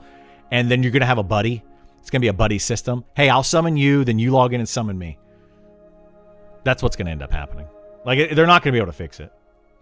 For those of us that are on the journey, not necessarily speed of leveling, does it feel bad knowing that charm classes are zooming fast, or is it still fun, good experience? I think it's going to feel bad for you, DM tip. I think it's going to feel very bad when you are in a group, you're trying to play the game for fun, you're in it for the journey, all that kind of stuff. You have a party of 6 people, none of them have charm. You're just leveling up and just trying to play the game and do stuff. And you're going to have somebody come in with a charm that's just going to zoom past you in levels. Then they're going to come back at their higher level and they're going to be camping all the stuff that you would otherwise be camping, because they're now just charming all the mobs around there, just killing them because they're like level 60 and you're still only in your 30s. And they're like camping it's just going to make it a terrible experience for you down the road. That's what's going to end up happening. It's not going to be like a day 1 issue. It's going to be more of a end of month 1 issue, end of month 2 issue, when you have these charm classes that have soloed all the way up to level 60 in the matter of a month. And then they're going back and they're ruining your gameplay because you're only level 20 or level 30. That's what's going to end up happening. And people are completely blind to it, and they're not focusing on that side of it. They're just being like, no, I like to have charm. Charm's a great spell. I think charm needs to be in the game. But charm is breaking the game when it comes to experience, and it's allowing people to zoom past in levels and then go back. An enchanter that can charm and up to level 60, which is possible. I don't care what people say. Well, you can't charm mobs over level 52. You don't need to charm mobs over level 52 to level to 60. Doesn't have to happen. So you can still get to 60 with an enchanter or a necromancer or whatever using charm. And the problem is, now that I have a level 60 enchanter, I can go back and I can power level my lower level classes, and I can get them to level 60 as well before a normal group is able to even get past like level 40. It's ridiculously fast. It's going to end up ruining the game for those people that are wanting to take it slow, because they're going to end up having to compete with higher level players in lower level dungeons, farming the same gear and the same mobs and all that. Like as a level 60, hey, I need to go back to Wormsbane because I want to get all the Wormsbane armor. You guys have seen this in the open alphas, where there's a high level person camping the Wormsbane armor all day, and then you have these groups that are just like, I just want to get XP, and you're killing literally every single mob in the dungeon. It's terrible. It's awful. It's a very awful feeling. Where would you put stats and Inquisitor? Charisma? No. Stats for an Inquisitor, I would say, your typical tank stats. I would say stamina and agility if you want to have more tankiness. Strength would also be good because you're still doing melee attacks. Like you're still in dexterity. You're going to need that. They're also going to need some intelligence for more mana. So like Inquisitors are going to need every single stat except for wisdom a little bit. So it's going to be a problem for them. Definitely going to be a problem. I've been watching Gorgon. It looks really good. Just bad timing. They dropped right before TBC. Yeah. I don't know what's going to happen with Project Gorgon. I think it's a good idea. And I think it's a decent game. It'll be on the Epic. You think a clicky summon will be on the Epic? I doubt it. But maybe. Can Rogue not bypass content by stealthing past enemies? No, they absolutely can. That's another issue with rogues right now, is a level 1 rogue can basically run around anywhere they want in the game. I brought this up with Nick. I think other people have brought it up with Nick. I think that a mob that is like red con to you, or maybe high red con, like 5 to 10 levels higher than you, a rogue shouldn't be able to stealth past those. Same with Invis. I think Invis should work, but if a mob is so many levels ahead of you or higher than you, they should be able to see through that Invis. I don't know how they can do that. Does the EXP efficiency apply at higher levels, or is it just lower levels? It applies all the way through. I like the EQ Mage Fire Pet. It's a wizard with mana regen. I liked it more than... Yeah. The EQ Mage Fire Pet was pretty good, yeah. Could that also be due to lower player count? I imagine it'll be much easier to find groups. Well, yeah. The thing is, though, we're still talking about the charming, I guess, with groups.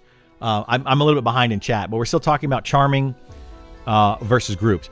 The problem is if you take a solo class charming, they're going to do more XP than your standard normal group of 6 players. And I'm talking about like a tank, a healer, some DPS, and a utility. Nobody charming. But if you take 6 very good solo classes and put them in a group together, they're going to be astronomically better than a full group of 6. So like, it's just going to make that solo class that can already solo faster than a full group of 6 do it even better with a full group of soloers in a group together. Because there's an XP bonus when you get up to 6 players. There's a bigger XP bonus.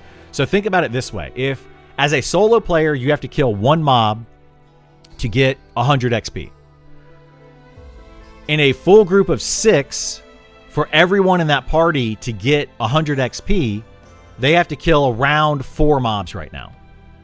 So the idea is, if that solo player can kill 1 mob every minute, but a full party of 6 people that are all solo players can kill 6 mobs in 1 minute, now they're gaining more XP. So they're not getting 100 XP, they're getting 150 XP per minute rather than the 100 XP. So that's basically how that would work. Where that full party of 6, however, is having to struggle to kill those 4 mobs every minute because they're having to like go full tilt to kill those mobs. So they're having to pull super fast, they're having to kill super fast.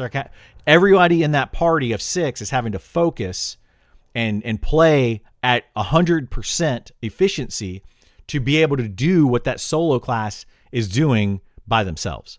That's where the problem comes in. So like, I have a necromancer friend, for example. He was able to kill 2 or 3 mobs and then feign death or sit down and meditate, go do laundry, go make some dinner, whatever, go to the bathroom, and then come back, kill 2 or 3 mobs, and then rinse and repeat. Very casually killing a few mobs and then having some downtime, then a few mobs and having some downtime. He was gaining XP faster than when we were in a party of 6 people together. This is at level 59, by the way. Level 59 Necromancer was able to casually gain XP faster than we took him into a full group of 6 and we were chain pulling and chain killing monsters. And he was like, yeah, the XP per hour casually solo was better. That's a problem. It's a huge problem. And I think the devs need to fix it or change it.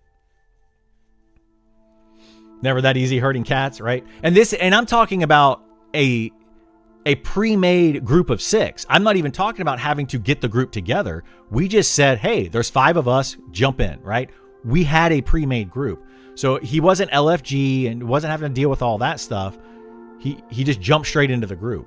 If you have to add in the downtime of looking for group and all that, now it just makes it even worse. It's already worse. Now it's even like more worse. So classes like your fighter, your cleric, your rogue, your inquisitor, those classes are going to struggle to level up because they have to be in a group.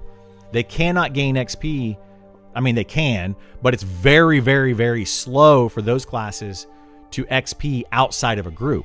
Meanwhile, you have Enchanter, Necromancer, Bard, Druid, Archer, Ranger, Elementalist.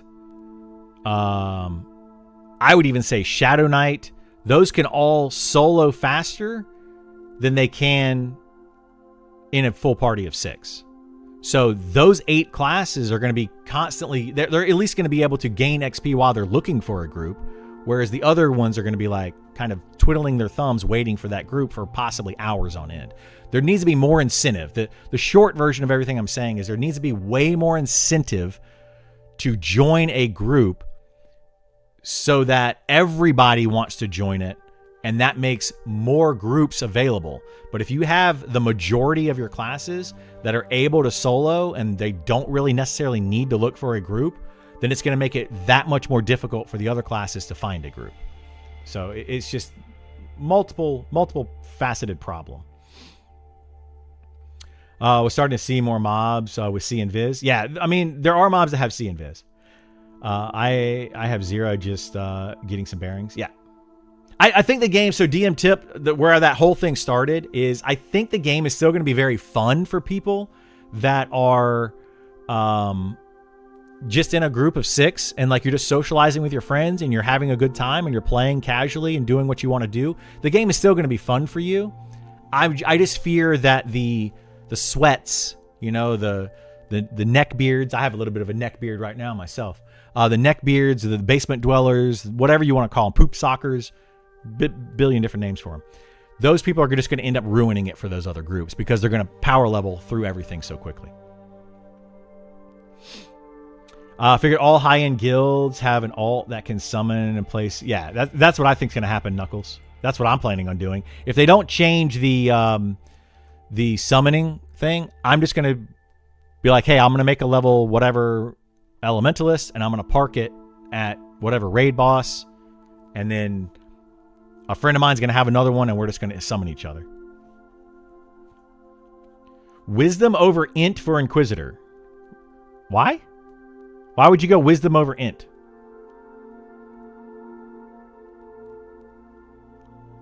I mean, either one's going to work for the Inquisitor because it's not really about the damage that they're doing.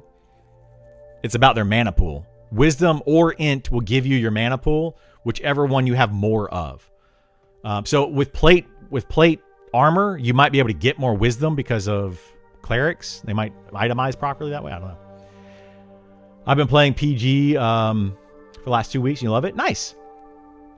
I think there's a weird technical limitation that I can figure out how to scale. Affects Feigned Death doesn't scale. It's a flat percentage. Stealth doesn't scale. Yeah, I don't know what they're going to do with that. Thought Rogue and Viz only works if mobs back. No, that's...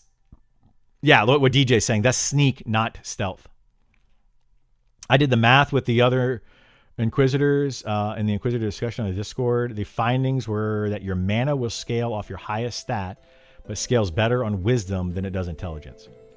Yeah, well, that's exactly where I was going with it, Dolce. Yeah, so it's whichever one is going to give you the most.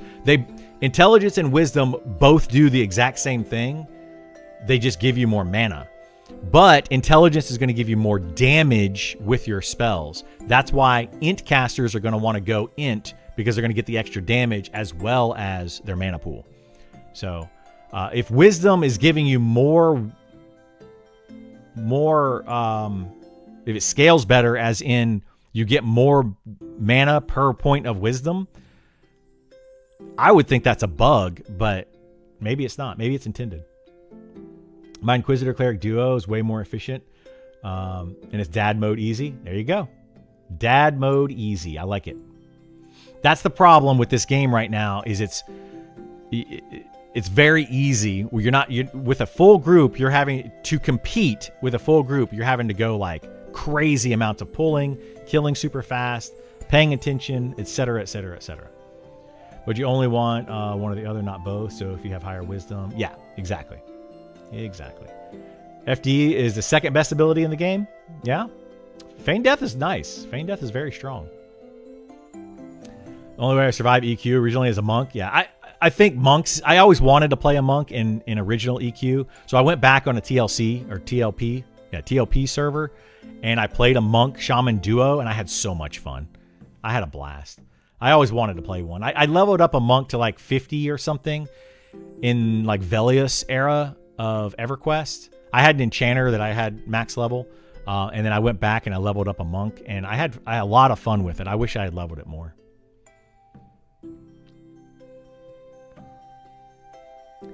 Class with 1 and 2. Oh, you're talking about the Necromancer having res and Feigned Death?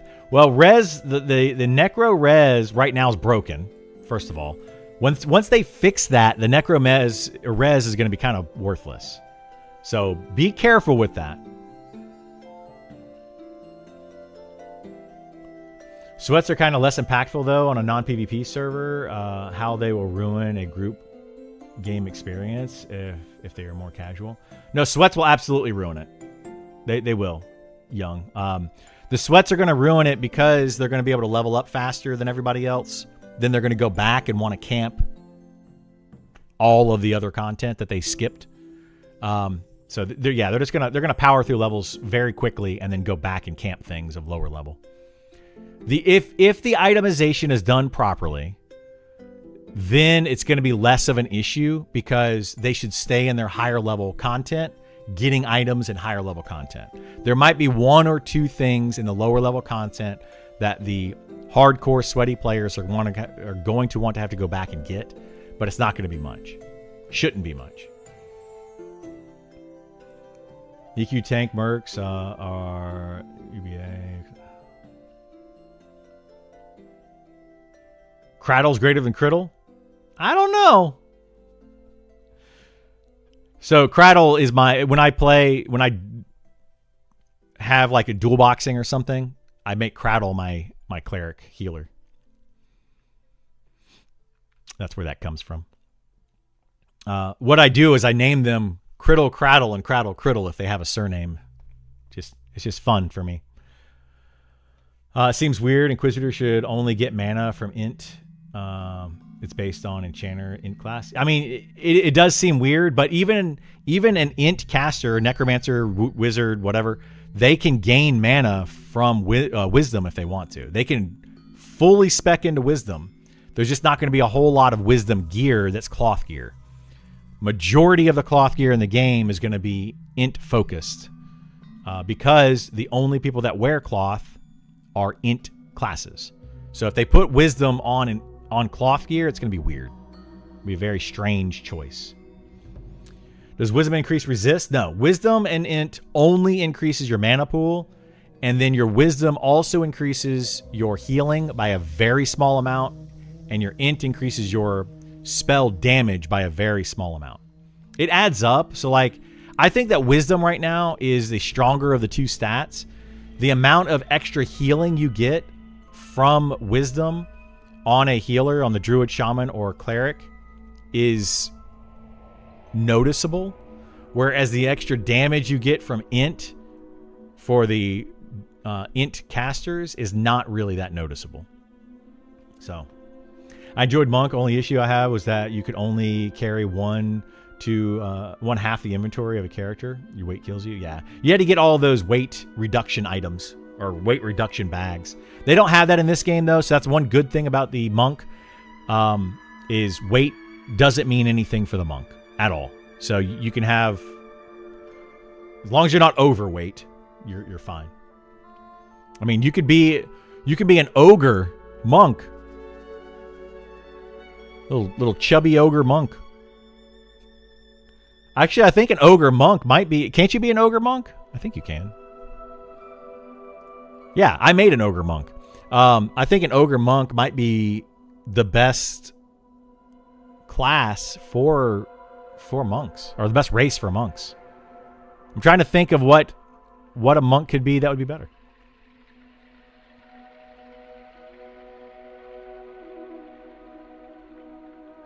Yeah, I think ogre monk is Biss. I really do. Let's look. Rel.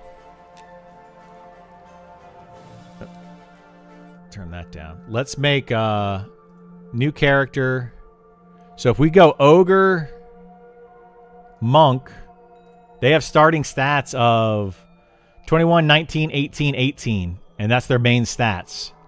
What else? Who else can be a monk? Just human? Yeah, it's just human. So a human monk is going to have 17, 17, 19, and 20. So they're going to have more dexterity, more agility at the cost of... They're only going to have 1 more dexterity, 2 more agility at the cost of 4 strength and 2 stamina. So yeah, this ogre monk is best. I would go like... I'd probably do that as a monk. Honestly. I play ogre monk. A lot of fun. Good morning. How you doing, Nicodemus? Deep elf eventually. Maybe lizard folk. Yeah, lizard folk and deep elf eventually. Once they add those in, I'll probably, I think, also be monk. According to their website, right? Doesn't their website have the list out there? But yeah. The thing is, though, like, lizard folk are probably going to have regen, just like a troll and lizard folk probably have regen. But I don't know. Maybe lizard folk are going to have something different than regen, since they separated all of the classes out. I don't think a deep elf is going to be a very good monk. They might have high dexterity, though. So, like, a deep elf might start with really high dex. But they're probably going to start with, like, higher intelligence as well. But yeah, I don't know. I would probably go monk or ogre monk if I did make an ogre monk, actually. But I don't really play it. 1200 mana on my cleric at 25 is fun, and my heals and nukes are so efficient. When in melee, I outdamage my Inquisitor by far and can steadily pull. Nice, really? You outdamage your Inquisitor on your cleric?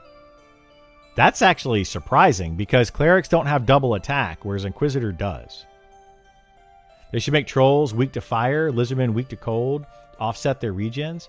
Every race in this game has a bonus to a resist and a negative to a resist. Or, I think, because like I have a dwarf. My dwarf is like plus 10 versus cold or something. But like -5 to like fire and -5 to magic or something like that. I don't remember what it is. But every single race has a bonus and negative to different things. They don't show you that until you actually create the class. You actually have to create the class, log into the game, and look at your stats. Then you'll see it. Inquisitor damage is mediocre at best. 0 solo ability. Matter of fact, Inquisitors cannot take on anything that's 5 levels lower than themselves. That sounds about what a fighter is right now. Yeah, fighters are in a bad situation. They can barely solo. That's why I say like your fighter, cleric, rogue, Inquisitor they kind of require grouping. Those 4 classes require a party at least having a healer, at the very least, to group up with them. Well, the cleric doesn't require a healer. It requires a tank or some sort of DPS. But it doesn't require it. A cleric can. A cleric out of those 4 is probably the best soloer. And that should tell you something, because their damage is pretty terrible. And their mana efficiency for nukes is pretty terrible. So, yeah. Feign, my understanding, isn't all that great in this game. I'm surprised Monk isn't S tier on DPS. They're getting penalized too much for Feign utility. So, yeah, I can talk about that, Goonie, if you want, a little bit. Right now, Monk DPS is lower than it should be. I would say Monk DPS is like high B tier, and it needs to be A tier, right? It needs, or what Set for likes to say, if 1 is the best, then it would be like a high 3, maybe a low 2, and it needs to be somewhere higher than that. So like you have S tier DPS, that's going to be your wizard, your wizard, archer, and rogues. Then you're going to have A tier DPS, which should be things like your elementalist, your spellblade, your ranger, your monk. Like, we've gone over these before. Let me look. Hang on. This is the not this. Hang on. Monsters and Memories wiki classes. So elementalist, necromancer is going to be a little bit lower, by the way. But Elementalist and Ranger and Beastmaster and Monk and Spellblade should all be like A tier DPS classes. And then your Necromancer is going to be like probably high B, but it's going to be dot based. They're going to have some more utility and support that they can bring in. So they're going to be kind of low A tier, maybe high B tier, somewhere around there. So that's basically, when you're looking at your DPS classes, that's what they're going to be. That's what the intent is going to be, right? Are they right now? Probably not. But hopefully, once they do the balancing passes and all that, and by early access and beyond, that is what they should be. Healers should be D tier DPS if they are healing. Now, a druid and a shaman could potentially be B tier DPS, and a cleric B tier DPS if they're focusing on doing DPS, but they won't be able to heal and do damage at the same time. So they're going to be S tier. Well, cleric is going to be like an S tier healer, where druid and shaman is going to be more of an A tier healer as far as health is concerned. And then druid and shaman should be like high B tier DPS if they focus on DPS, whereas a cleric is going to be like low B tier DPS if they are doing DPS. And then your tanks are all going to be like S tier tanks. Fighter is going to be your S tier physical damage tank. Inquisitor is going to be your S tier magical damage tank. Paladin and Shadow Knight are going to be like A tier, high A tier tanks just in general. But they're going to be, all 3 of these should be somewhere in the B tier. Like you could have a high B tier, maybe low A tier with the fighter, and then a high B tier, maybe low A tier with the Shadow Knight as far as DPS is concerned. But the Inquisitor and Paladin should both be B tier DPS. If they are like, if they're tanking, they're going to be maybe even C tier DPS when they're tanking. Like when a fighter is tanking, they don't get their offensive stance. It should drop them down to probably a B tier and not even like a like a mid-range B tier DPS. When they focus on offense, get a lot of strength gear, dexterity gear, that's going to move them up into the A tier DPS category. Same thing with a Shadow Knight. A Shadow Knight focusing on offense potentially can touch that bottom of the A tier DPS. But all of the DPS up here, every single one of these should be higher damage than anybody else down here. All the time, 100% of the time. So that's at least the idea. People may not agree with that right now, and that's not necessarily the case, but that is the idea going forward with early access.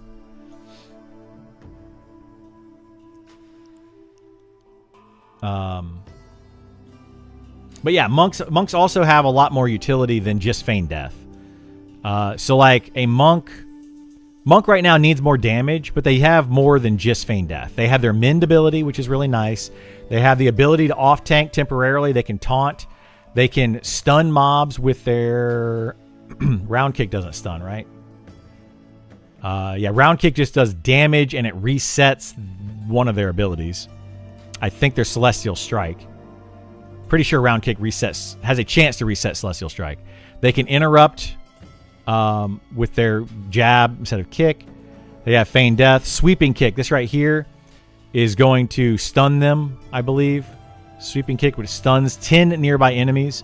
So they have a stun. And then they have their stances, which are going to give them a little bit more utility with like extra damage or extra tanking or extra healing, those kinds of things. They need a little bit more love, though. They do need some work. As long as a cleric are fighting undead, they're going to do okay for themselves. A cleric going against undead are similar to a wizard nuking anything. So they're still not great. Like you would still rather have a wizard nuking even undead and have the cleric healing. But a cleric going full on damage against undead is okay. It's okay. That's where you're going to get like maybe A tier DPS out of a cleric, is if they are going against an undead. Maybe. Welcome, Raiders. /Key coming with the raid. Thanks so much for the raid. I appreciate it, bud. Can you stack different level dots from the same spell line you could in EQ? Yes, I believe you still can. I believe that is still a possible, Flirts. I'd have to double check, so don't go and be like, well, Criddle said, don't do that. But I'm pretty sure you can. It's an entire bar of mana to solo one undead? Yeah. Yeah, I mean, that's going to be the issue with wizards right now, right? A wizard trying to solo is the same kind of situation, especially if they get resists. So, yeah. Yeah, I think every class is they're coming along, but they just need more. Right now, let's go back to that list. Right now, I would say the Elementalist needs, I think, a full overhaul. It's still a very powerful class right now. It's very strong because it can do damage with their pets and their nukes. But I would rather them take away some of those nukes and do more with the pets. Necromancer, I think, is in a really good spot. I don't think they need much more, if anything. I think Necromancer's okay. They need to fix the dots or increase TTK so that dots actually function in a group. Otherwise, the Necromancer is basically just a mana battery. And they're sending their pet, they life tap, and they're a mana battery. That's all that Necromancers can really do in a group right now, which some people would say is enough. I disagree with that, but it depends on your playstyle. Wizard, I think, needs a lot of love. They're in a bad place because once a wizard runs out of mana, they are absolutely worthless. They can dump a lot of damage very quickly, but then they're worthless. I would much rather have an Elementalist in my party who can dump a lot of mana to do a lot of damage very quickly, but they also have a pet that can continue to do damage when they run out of mana. And their pets give a lot more utility. So that's why I would say Elementalist over Wizard right now. Wizard is probably overall the worst class you can put into a full party of 6. It's the worst. Like you don't want them in your party for XP. They're terrible. Also, for some reason, I don't get druids can stack one of their dots 3 times. The reason for that, Setfer, is because it adds a stacking armor reduction. That's the only reason for it. It does stack more damage. Every time you cast it, it stacks more damage and armor reduction. But the reason for it is the armor reduction. I personally think they should just take the armor reduction away. I don't understand it. But anyway, Archer right now I think just needs more for its kit. I think Archer damage is okay. I think it's in a pretty good place. It just needs a little bit more in its kit. Ranger right now I think is in a very good place. I don't think they need to change Ranger at all, other than add more abilities for the Ranger that are not Druid or Fighter specific. Like make a Ranger their own class. I'm tired of seeing these hybrids that are literally just a summation of 2 classes. Drives me nuts. But I think they've done a good job with Rangers adding in the procs from their melee attacks and the procs from their ranged attacks. Like those are okay. I think that kind of bleeds into the Spellblade a little too much. They're just basically weaker Spellblades when it comes to that, but they have more utility. Beastmaster, I think, are coming around as really powerful with their tamed pets. They're very good, like maybe a little too strong. So I think they need to be dialed back. But anyway, I can go over all these all day. Like the Rogue, I think is the Rogue needs a lot. I would say the Rogue and the Wizard probably need the most right now. So yeah. Inquisitor's Enchanter Warrior, yes. Inquisitor is an Enchanter Warrior hybrid, and I think that, again, let's stop focusing on the Enchanter Warrior part of it and just give them more of their own thing, which they do have a lot. Like they have the ability to purge, and like the Purging Blow. They have resistances that they can add in that are really strong. So like they're getting there. Melees can hit, casters get resist. Well, yeah, but melee can also miss. They can also get blocked, parried, dodged. You can't, and that's where the balancing comes in. Hang on 1 second.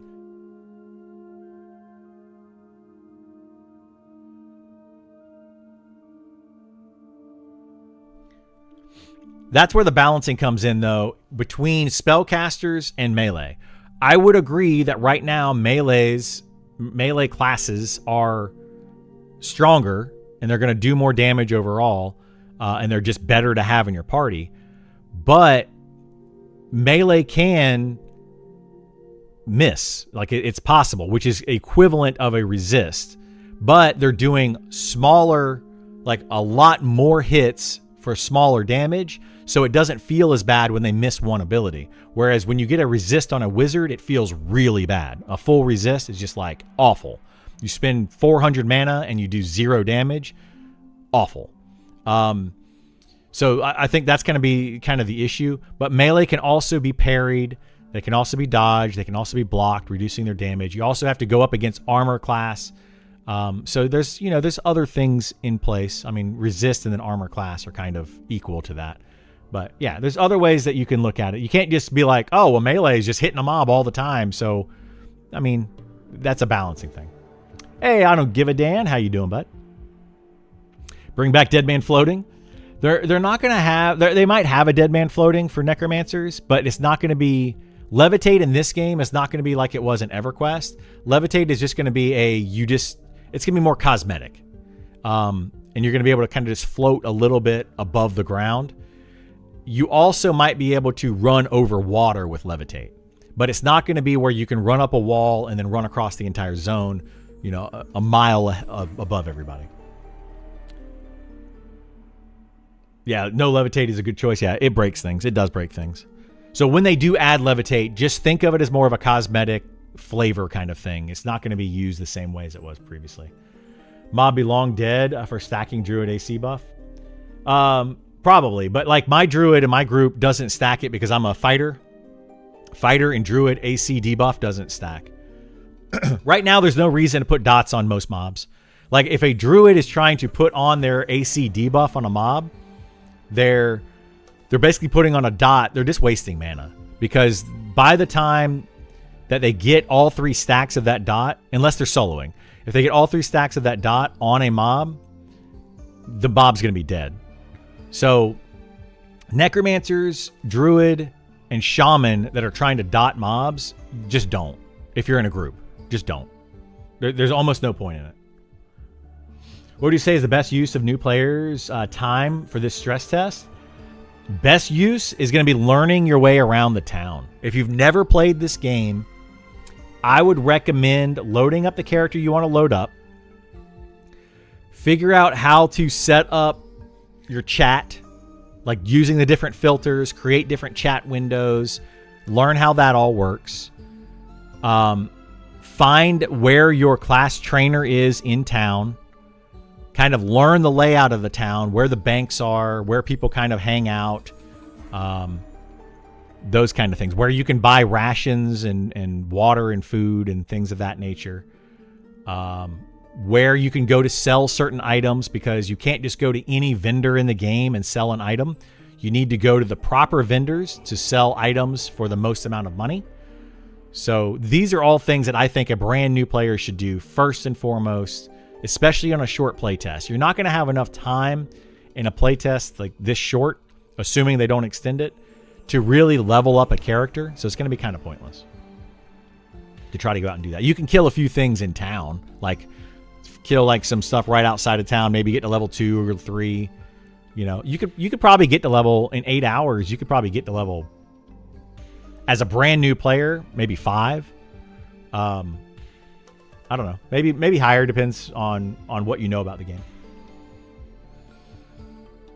Sounds like wizards need a low-cost sustained DPS spell like Magic Missile to cast. I agree with that, Fee Waiver. And I think Nick was going to try to do that.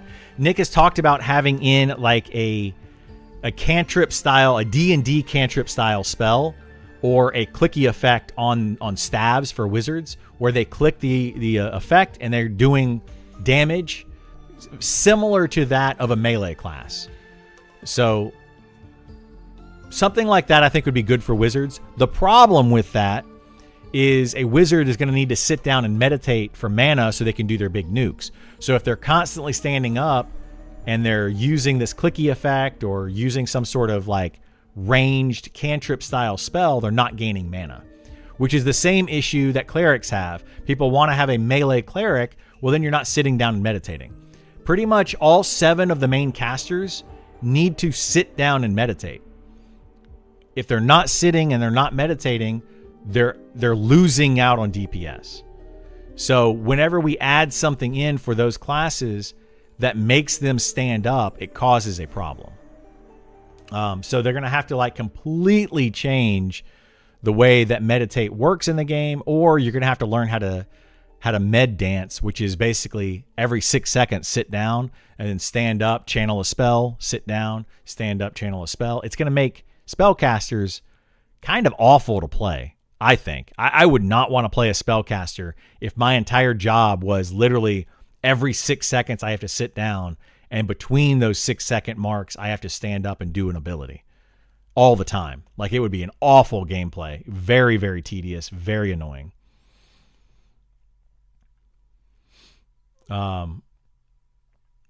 Be interesting to see patch notes today.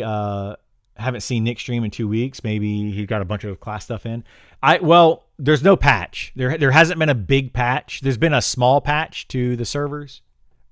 So we haven't seen a big patch in weeks, like in literal weeks. So, yeah. Well, we'll see what happens. I think right now that Nick and Rich are, hopefully this is what they're doing, are sitting down and they're getting abilities in and itemization to smooth out the process of the entire game for all classes. Because itemization right now is kind of all over the place. There have been some changes in items that I've seen, that I've obtained, and I've seen some changes in items. So Rich is definitely going in and modifying items. Some are nerfed, some are boosted. It just depends on the item. But there have been some changes in that.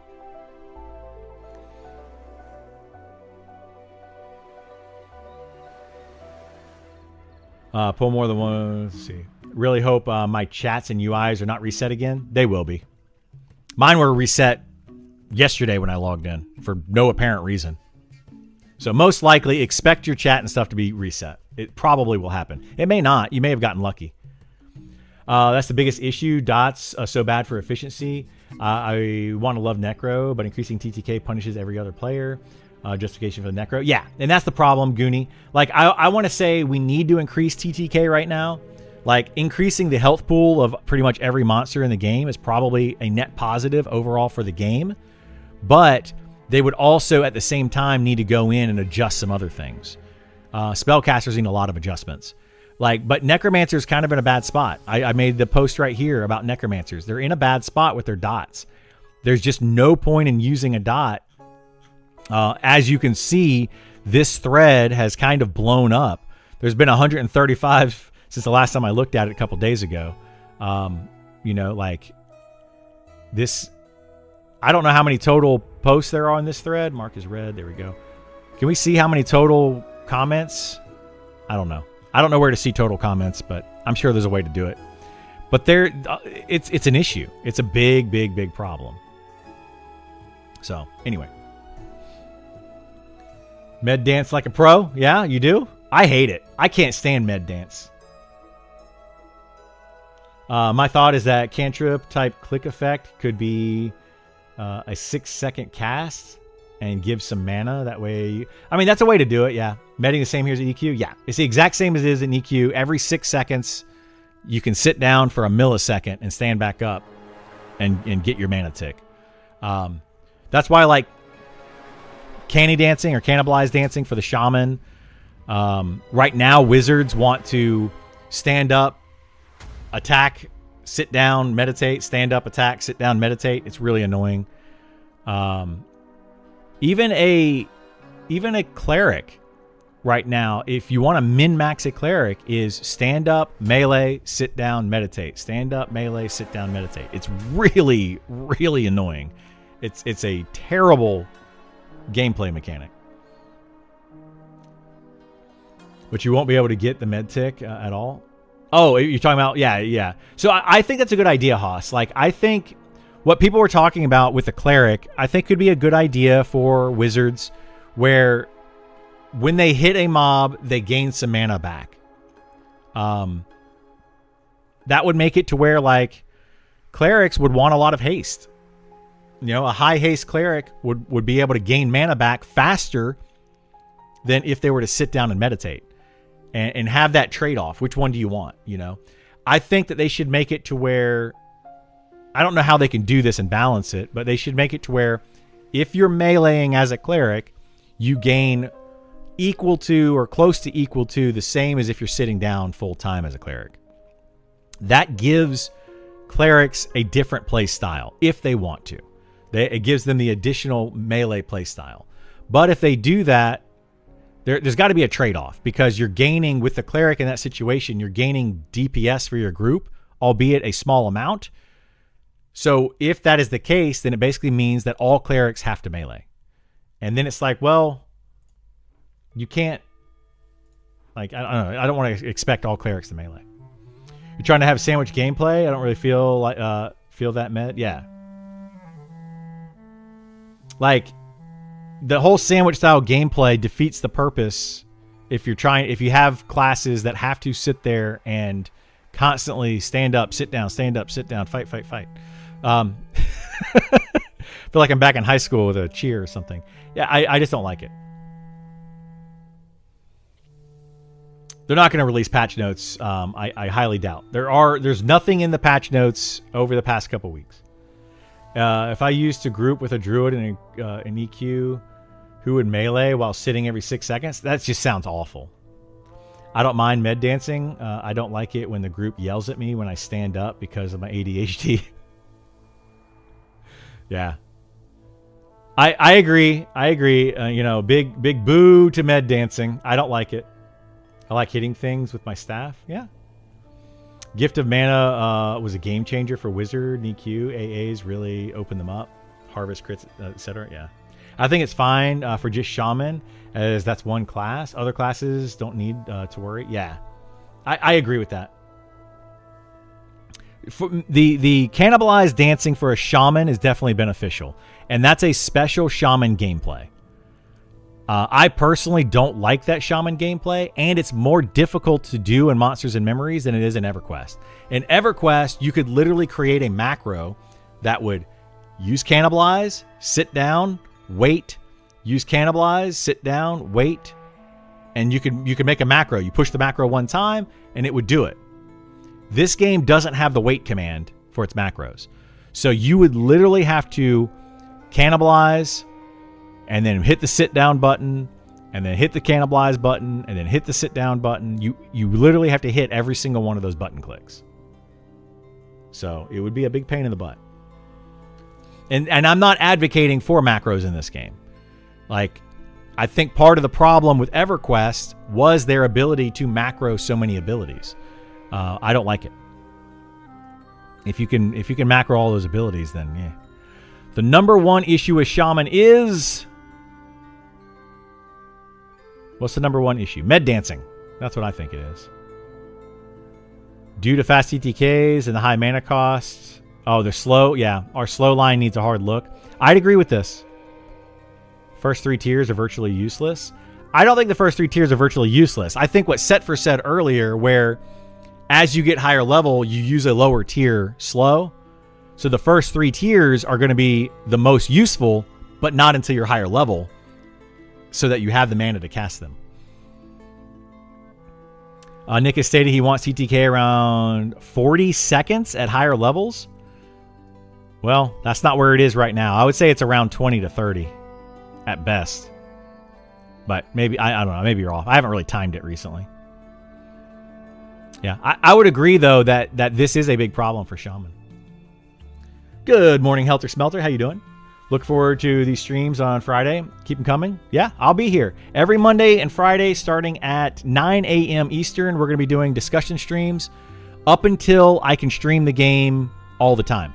When they allow me to stream the game 100% of the time, it's going to be a daily stream. You're going to see me every day at 9 a.m.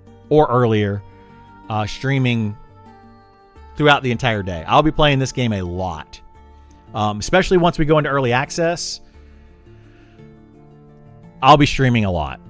I might take some breaks. You know, I may not stream 100% of my gameplay, but I'll probably take some breaks because honestly, sitting here and talking all the time, you guys are going to get tired of it. I'm going to get tired of it. It's just going to be a lot. But yeah, I'll be here every day.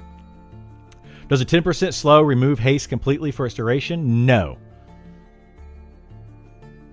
Not that I'm aware of. Set for casting a slow does not remove haste. That if it did, that would make those low level slows very beneficial, especially at the high level. Like a level 50 plus, when you have an enemy that has rapidity or something, or like the 50% enchanter haste on it, which I don't think I've ever seen an enchanter cast haste on an enemy. I've seen shaman cast haste. Maybe enchanters do. Isar, do you know? Do enchanters cast haste on mobs around them? Easter knows better than I do about that stuff. I don't really look at it. Enchanters do cast haste? Okay. So yeah, when we're up in like Upper Salmon, oh my gosh, guys. You have enchanters up there, you have shaman, you have cleric, and you have druids. You have the 4 like big buff classes, and they buff everything up there. Because they all roam around. It is bananas. You'll pull a mob that has Enchanter Haste, Cleric HP buff, the Druid damage shield, and AC buff. They have resist buffs on them. What else do they get? They have like 7 or 8 buffs. It is nuts. And it's really annoying. Did you try the new Inquisitor NPC abilities AI? We might have fought them. Maybe. I don't know. I couldn't say one way or the other. Tank video is good one. You want one for healers also? I'm working on one for the healers. I actually have created it. It's in my... I got like a whole slide thing. We've been talking about healers quite a bit today. There's a few things that I haven't added to it yet. and I didn't have time to make a video, so I need to go back and just make sure everything's good. You know we had a patch 6 days ago? Yeah, but it's really small.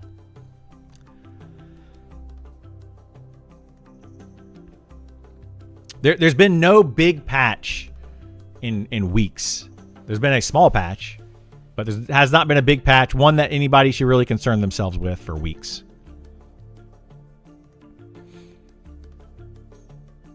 What is the current state? When was this? That was several days ago. People are talking about it down here, though.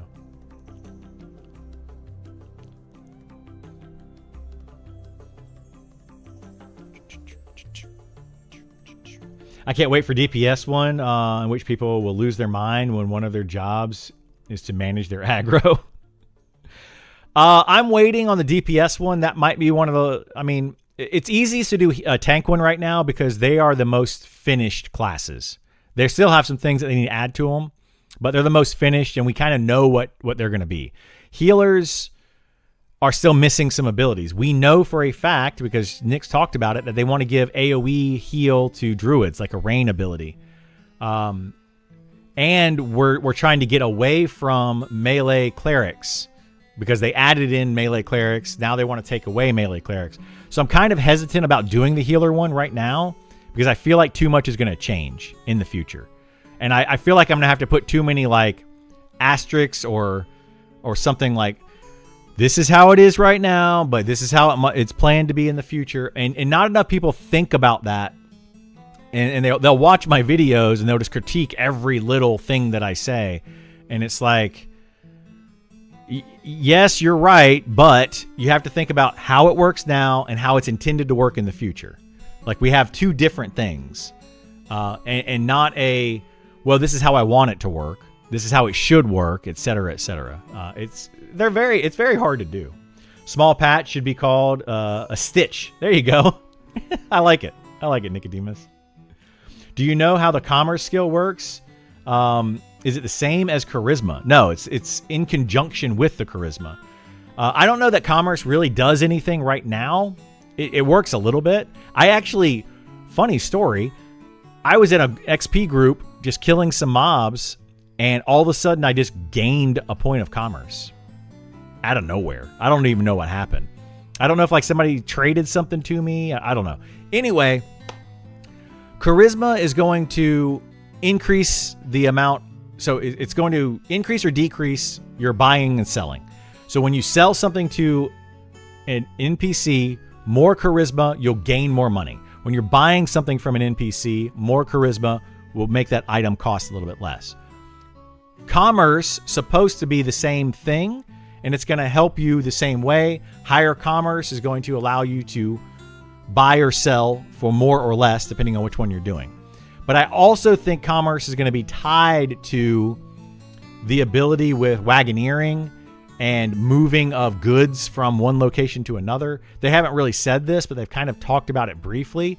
And I think it's going to be part of that, and also tied to classes that are playing like a trade skill type class, or just a trader in general, and they're buying and selling with their inside of their stalls. So I expect commerce to come about more once we get into early access and they start adding more of those features in. I don't know when those features are coming though.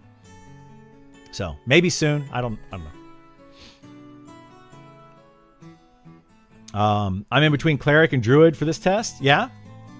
Why one over the other? What's your dilemma of which one you want to choose versus the other one? Faction actually gets you more money for selling stuff than charisma or commerce does. Well, having higher faction, I've never noticed that. Maybe commerce goes up when you gain or lose currency. It could have been. It's not that way because I loot stuff all the time. I mean, we're constantly gaining money. Commerce never goes up. It just went up randomly one time. It was a really strange thing. If you get Night Harbor faction up, stuff gets cheaper and merchants offer more for items. Do they really? I have never noticed that, Helter Smelter. I have never paid attention to that, but I've never noticed that. I'll have to take a look at that because that is interesting. Is Strength, Stamina, Intelligence the recommended stats for Shadow Knight? It depends on what you're trying to do. Pedrin, I would say that intelligence is not a recommended stat for Shadow Knight. Because intelligence is going to just give you a little bit more mana. I would say that stamina, depending on, are you a main tank? If you're tanking something, you want to have more stamina and you want to have more agility. If you are trying to just do more DPS and you don't care as much about tanking side, Shadow Knights are tanks, right? In a single group, you're going to be tanking. That's your job. So you want to make sure you have enough health and stamina. But strength and dexterity are going to be more important than having more intelligence, because you're going to need to be able to hit your enemy, which is dexterity. Dexterity is going to dictate how often you hit something. Not directly, but it's going to be added to. And then your strength is going to be how much damage you do with your melee attacks. So strength, stamina, agility, dexterity are more important for a Shadow Knight than intelligence. Intelligence is your other stat that you want to add in for more mana.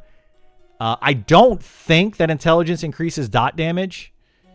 And I don't know if it increases your life taps at all. It might, but it's such a small amount that it's just not worth it. So I would not stack intelligence as a Shadow Knight. A cracked staff was like 4 silver and change, and he goes up to 5 silver with max faction and Night Harbor. Really? That's interesting. I've never messed with that. That's very, very cool thing to know. Cleric, because he might be able to solo healing more easily. Druid, I get time to explore the area. Druids can absolutely solo heal all single group content in this game. So if you are playing any of the 3 healers, I promise you, you will be just fine solo healing all group content or lower, right? When you get into raids, a druid or a shaman is not going to be able to solo heal a raid. A cleric can barely solo heal a raid. I don't even know if they can do it. Maybe. If they're getting pumped by like necromancers and enchanters mana-wise, maybe. But yeah, a druid and shaman can definitely single heal anything in the game. I promise you, I've done it. It works just fine.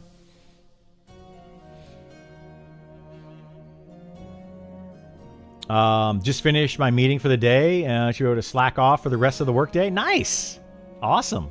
That means that you get to play this game a bunch. We're gonna get this an hour and a half. Hour and a half should be when the servers go live, right? Oop, wrong one. My bad. Don't look at that. I clicked on the wrong thing. Oops. News. That's where I wanted to look at. Hour and a half.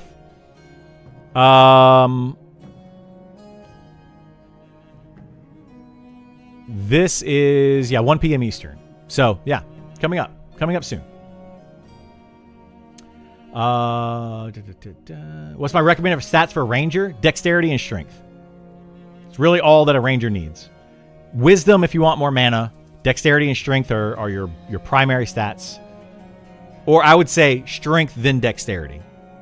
Unless you want to be a ranged ranger and always do range damage, which you can do, then just straight dexterity. You don't need strength at all if you're not meleeing.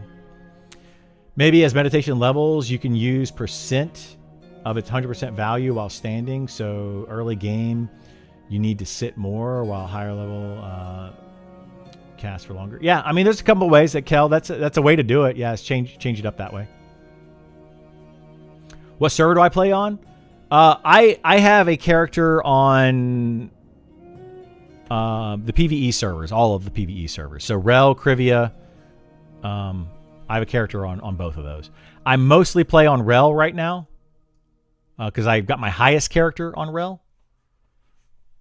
So I'll be playing on Rel today once they unlock it. Of course, in the beginning, we're only going to be playing on the Eltindra server for the stress test, which is at 1 o'clock. What would be a good good second stat for healers after wisdom? Stamina. Pretty much stamina. Because healers, they don't need any other stat. other than being able to survive if they get hit. So like if they pull aggro, they're going to need to have the stamina to give them more health.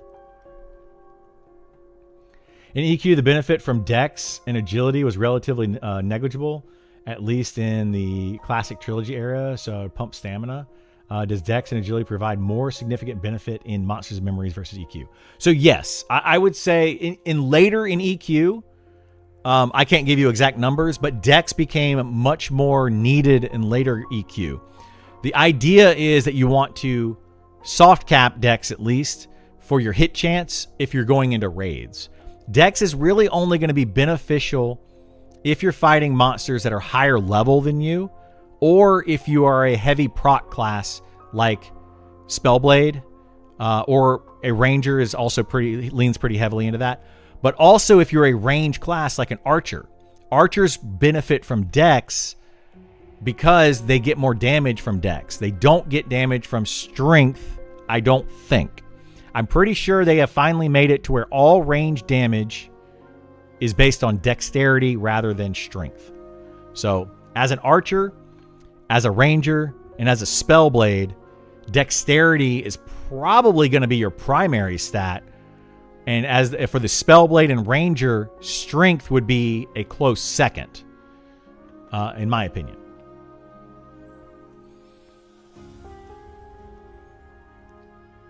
When I talk about good for or best at, that does not mean the others won't do the class. Yeah.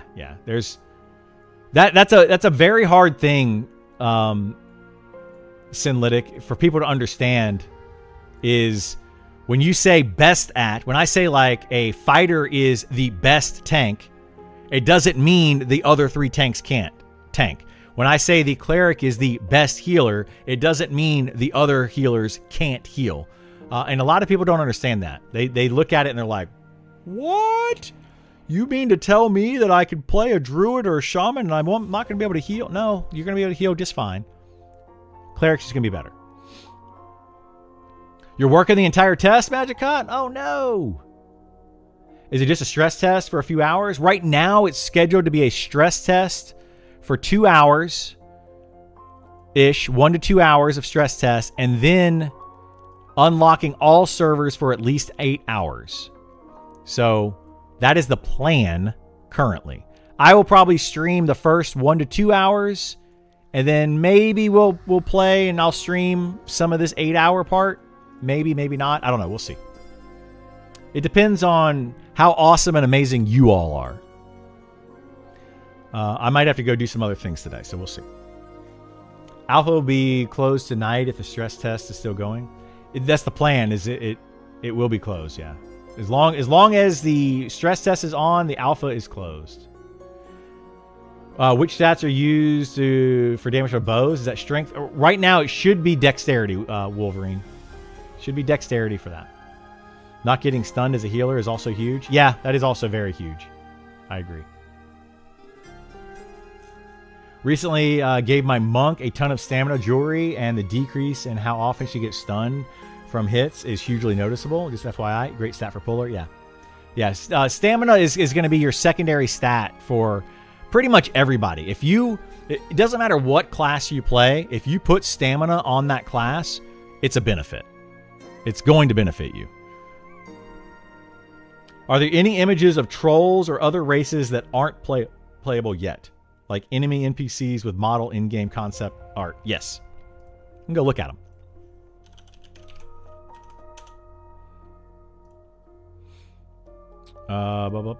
Media. Concept art.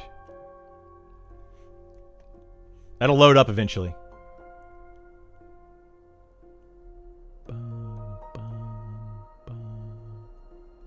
Maybe it'll load eventually.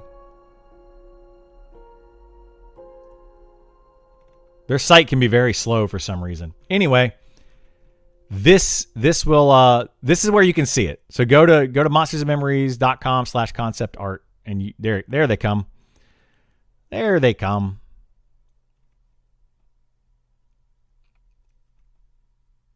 So this is all the concept art here. And then if you go to media and you go to like screenshots, here you might be able to see some stuff like certain races in the actual game. My Bard went Dex Charisma. I think this is right for swarm kiting. Maybe. The guide I'm looking at lists Int as a primary for Spellblade. Would Dex be better? Yes, Dex is definitely better. I don't know why they put Int for Spellblade. To my knowledge, Int does not increase your proc chance or your proc damage. So Dexterity will increase your proc chance, and on a Spellblade, majority of their damage is coming from melee and proc damage. So Dexterity and Strength for a Spellblade. Intelligence is barely going to help them at all. Intelligence will give them more mana, allowing them to tank a little bit longer, because their tank ability, they put up like a rune shield and it costs mana basically to put up that shield. So that's basically how that works. Personally dislike Dex being the only stat for range. Yeah, it may not be the only stat for range set for. Strength might factor in, but I know that Dexterity factors in for range damage. I don't know if Strength factors in for range damage. It might. Strength should help with archers, more strength, faster arrows, and harder hit. I think it should, because if you're using a crossbow, then strength shouldn't matter at all. But if you're using an actual bow, strength matters because you can pull it back a little bit farther, right? If anybody's ever shot a bow in their life, it is very hard to pull that bowstring back. The farther back you pull it, the more damage you should do, because it's going to shoot that arrow harder. So yeah, I think it should, but I don't know that it does.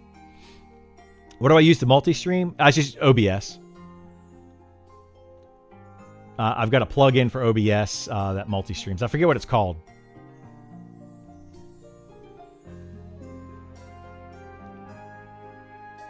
I don't know what game doesn't mathematically. I'm just talking physics of a bow. Yeah. Spellblade Int only increases nuke damage. Not worth it. Absolutely not worth it. And the amount of Int that is increased on spell, or the amount of Int you need to increase your spell damage, is a lot. So if you're taking a Spellblade and you're 100% focusing on Int trying to increase your damage, you're gonna be hurting yourself like substantially. Don't even look at intelligence unless your strength and dexterity are maxed on a Spellblade. Then look at intelligence. I would not recommend looking at it otherwise. Do fighters, rogues, monks have ways to range pull, like throwing daggers, firing bow, or something? Yes. Fighters can throw. Fighters have throw and bow and arrow. Rogues have throw and bow and arrow. And monks can throw daggers. Yes. Now, the monk thrown weapons, I think, is a shorter range. I believe bows have a 30-meter range, and thrown weapons have maybe a 20-meter range. So it's a little bit shorter if you are trying to thrown weapon.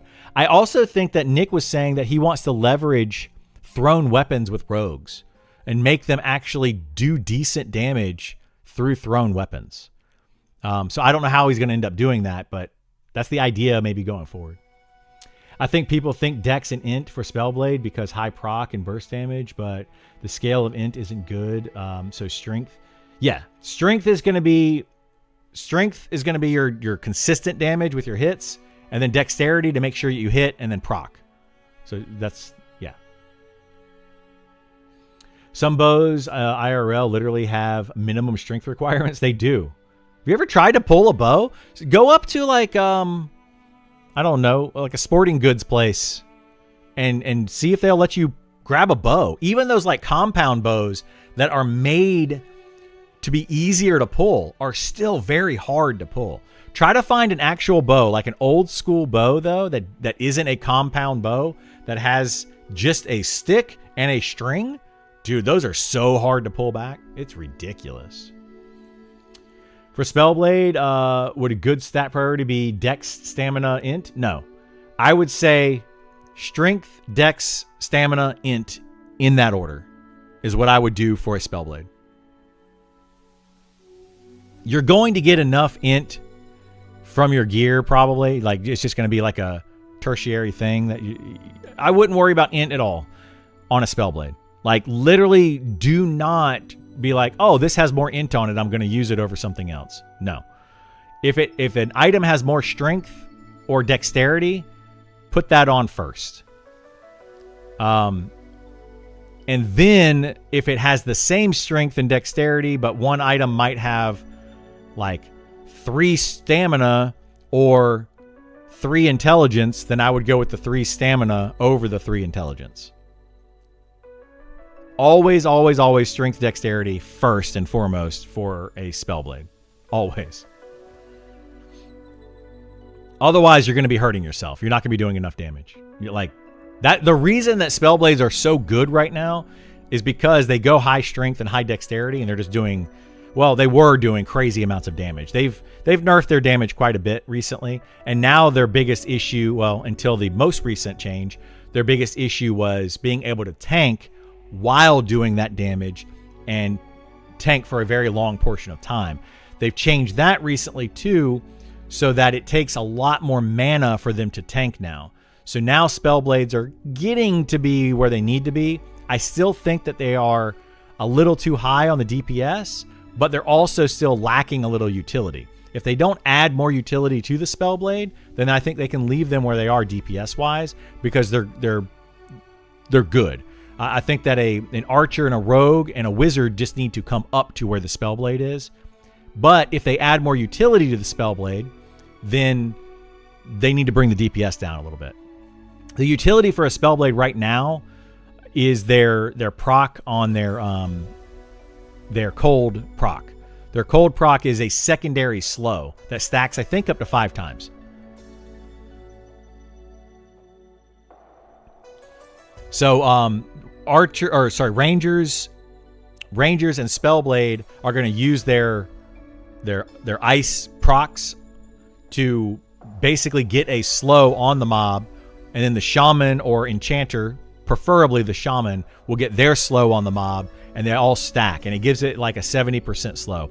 I think the slow for shaman at max level is 50, and then the Spellblade and druid, once you get 5 stacks, I think is 20. I believe is how it works, so you end up getting a total of 70% slow. I see they have like throw, but not sure if that replaces melee weapons, for example. It doesn't. No, a thrown weapon goes in your range slot. So you have, or actually it goes in your ammo slot. Your range slot is a completely separate thing. That's where your like a bow would go. Yeah, if the Earth is round, why don't planes gain altitude when flying straight? Well, they would. They would, Mac. I don't know how to answer that question. I don't know aviation. Monk, though, is 30 meters, Isar? Okay, that's good to know. I thought it was shorter than a bow. My father can barely pull back my 85-pound compound bow. Yeah, and those are supposed to be easier to pull back. A compound bow, with all its pulleys and stuff on it, are supposed to be easier to pull back. Rogue crit and EQ with thrown, so it makes sense, yeah. EQ had rogues get crit naturally from thrown weapons, but no one ever did that. Supposedly, Nick wants to make it to where thrown weapons with rogues in this game are a thing. I would love to see crit taken away from fighters and given to rogues and allowing them to crit with thrown weapons and just their normal attacks. I think it would be a very big thing for rogues. And it would make people... Like, I don't know. I'm a main fighter. I main a fighter, and I don't want them to have crit. I think it's a weird, ridiculous skill. Monks need crit too? Well, I don't think monks need it either, but compound bows get heavy. They do, yeah. Typical draw weight from 35 to 70 plus. Wow.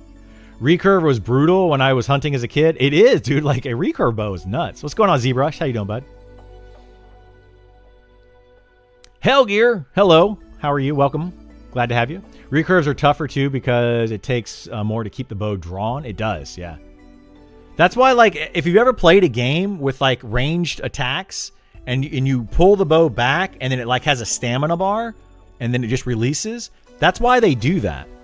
They have a stamina bar because you can't just hold it back forever. A compound bow is very good at that with all of its pulleys and stuff, allowing you to pull it back and then kind of lock it in place so that you don't necessarily have to hold it with all of your might to be able to keep it back.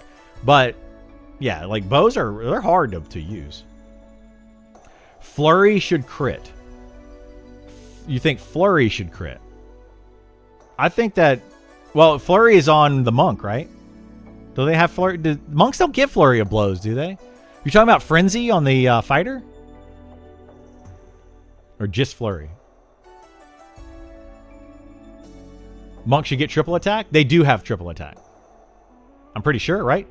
Quad attack? You think they should get quad attack? I don't know. Monk should be S tier? I think Monk should be A tier DPS. S tier would be too much. Frenzy? Yeah. Frenzy, I don't know. Frenzy shouldn't crit. I don't like fighters critting at all. I think it's ridiculous. I don't know why fighters have crit.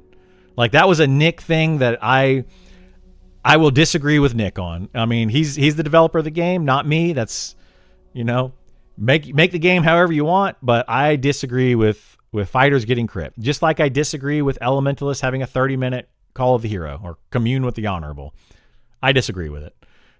You know, I don't know. I don't know what they're trying to do in the background, though. There's so much stuff that these devs are just not telling us that I'm sure they are doing that's going to make things completely change, right? Like, maybe there's a reason that fighters have crit. I don't know.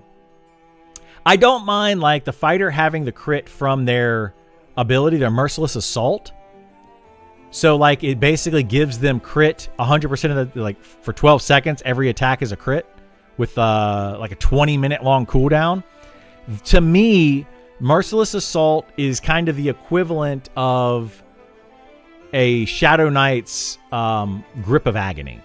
They're very similar. So for 12 seconds, the fighter is doing double damage on every hit that actually lands versus the Shadow Knight doing 600 damage, you know, boom, 600 damage. They're very, very similar. And they're all both on a 20-minute long cooldown. So, I don't know. Fighters, the only ones that can crit. Fighters and wizards are the only two classes in the game that can crit. And it's lackluster on wizards because it's like a 5% crit chance. So when you get a crit on a wizard, it's cool and it's fun, but it's very seldom because you're not casting a lot of spells. At least on a fighter, you know, you're constantly hitting a mob. Just constantly hitting, right? Over and over and over. So you get crits. It's about 5%, but you're getting crits, you know, sometimes. Every fight, I probably have at least one crit. But I don't know. It's just weird. It's just weird. I disagree with it. I don't either give everyone crits or give no one crits. I don't understand the 5% crit chance to fighters and wizards. I just don't get it. It just doesn't make sense. Double attack goes off at the same time as triple. It's sextuple attack. I don't think that's the case. I'm pretty sure double attack can go off or triple attack can go off. Like, if double attack goes off, you have a chance to triple attack or something along those lines. You can get 6 attacks if you're dual wielding and you triple attack with this hand and then you triple attack with your offhand. You can get 6 attacks. I don't think you can get 6 attacks with just your main, like a two-handed weapon. I don't think six attacks. If it does, I'm not privy to that. Can you miss while doing Merciless Assault? Do crits auto hit? No, you can miss with Merciless Assault. So you have 12 seconds of guaranteed crits if you hit. And well, it's not just guaranteed crits. It's 50% more damage, physical damage, and guaranteed crits. So it's double dipping. It's a really, really strong spell, but it's on a 20-minute cooldown. So for 12 seconds, it's a really good starter for fighters going into a raid fight. They pop their defense, so they get 40% damage reduction, and then they pop Merciless Assault, so they gain 50% physical damage, and every attack crits for 12 seconds, giving them a lot of extra threat in the beginning of a fight. It's just a very good initiating thing for fighters. But being 20 minutes, it kind of defeats the purpose of using that skill too much. But very, very powerful for those 12 seconds. Right now, most tanks do more damage than monks. I think it's because monk is not finished, hopefully. Monk needs to do more damage. I would say monk is going to do more damage than your inquisitor and paladin, but the Shadow Knight and fighter definitely do more damage than monks, and I don't think it should be the case. I think that monk should be slightly higher than fighter being a little bit less than monk, and then Shadow Knight being equal to or maybe a little bit less than fighter, and then inquisitor and paladin being equal but less than both the fighter and Shadow Knight. That's my preference. The only issue with crit is you can crit for like 3. Yeah, you can crit for really low damage. It's kind of silly. Please no banners. Who said banners? Who wants banners? Rogue, archer, wizard, and cleric should all have crit for what they do. Fighters should get glancing blow that turns misses into minimal hits. Maybe. I think the fighter should get riposte. So, like, I would take away crit and possibly even triple attack from a fighter and give them riposte. But riposte, you should get it at a lower level, like maybe 25, to give them another skill that they can have later on. What riposte would do is it's when you parry or block, you counter attack for some damage. So while you're tanking as a fighter, it would increase their damage while tanking a little bit.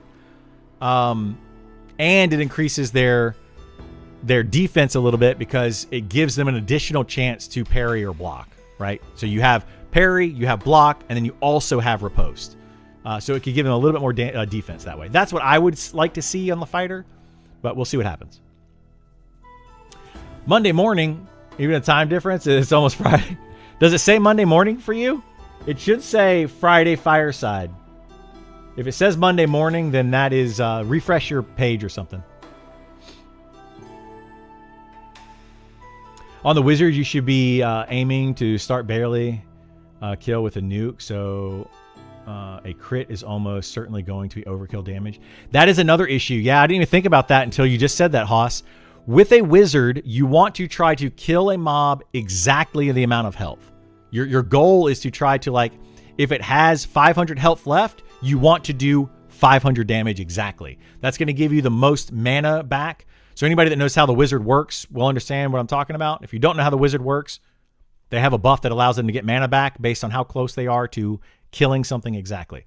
If you get a crit on top of that, it just becomes overkill and you get less mana back. So it ends up being a net negative to wizards if they crit at the wrong time. It's actually a very bad thing for them. I think everyone has PTSD from EQ Monk being the best DPS in almost every scenario. That's why, yeah, monks were very, very, very high DPS in EverQuest. Pretty much like all the way through, they were very high DPS. I think that they should be a little lower DPS. I don't think they should be the best. They should be a good A tier DPS, maybe even a high A tier DPS, but they have very good utility in this game. So they if they go too far with it, it'd be bad.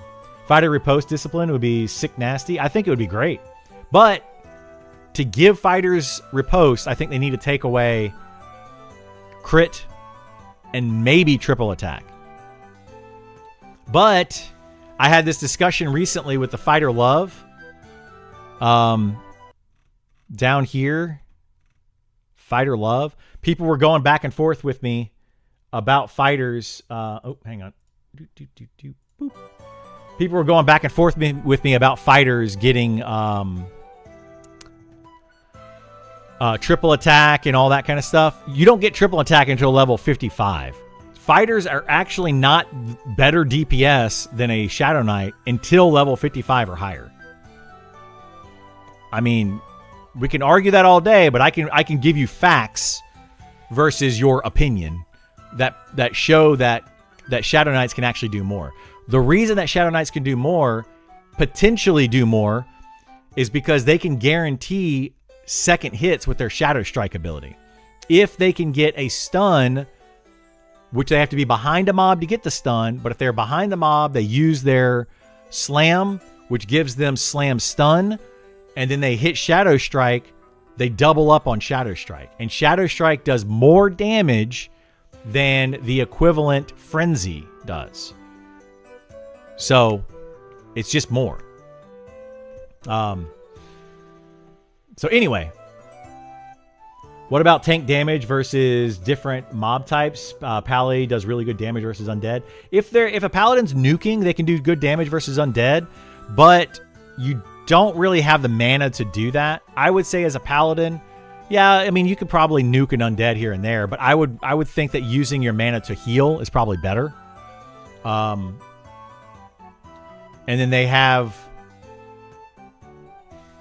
I mean, it depends. I would say healing or stun is probably better for a paladin. They get the exact same heal with the exact same mana ratio as all of the healers. They just get it at level 50 rather than level 36. So exceptional heal is the last mainline heal that all three healers get.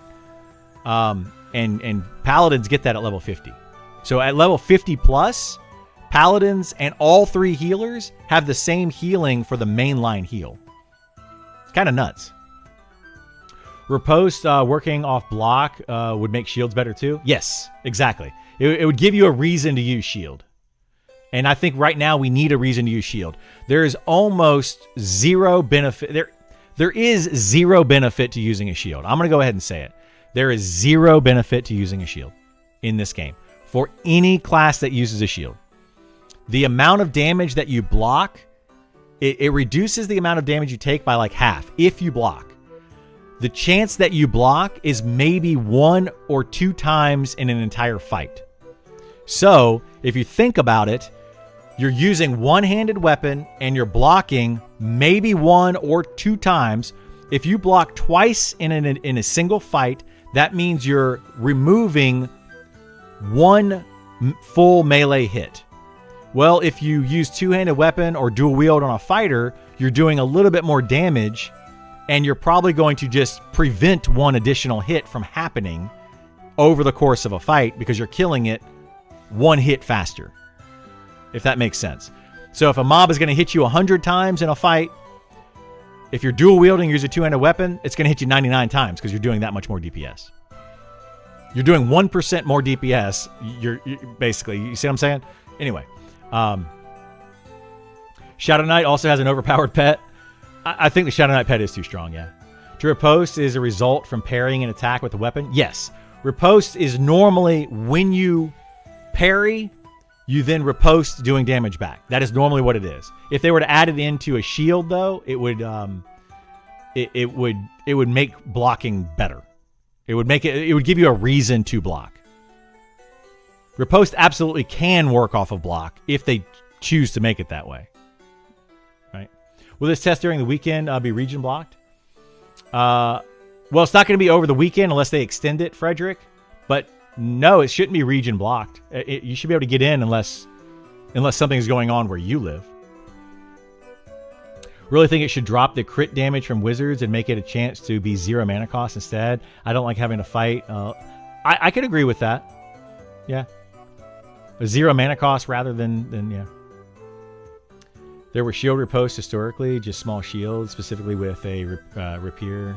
Yeah, there would be like a buckler, right? I would say that if you're using a tower shield, you shouldn't be able to riposte, but maybe using a buckler, you could riposte. So like you could do it that way. There's a lot of different ways they could do it.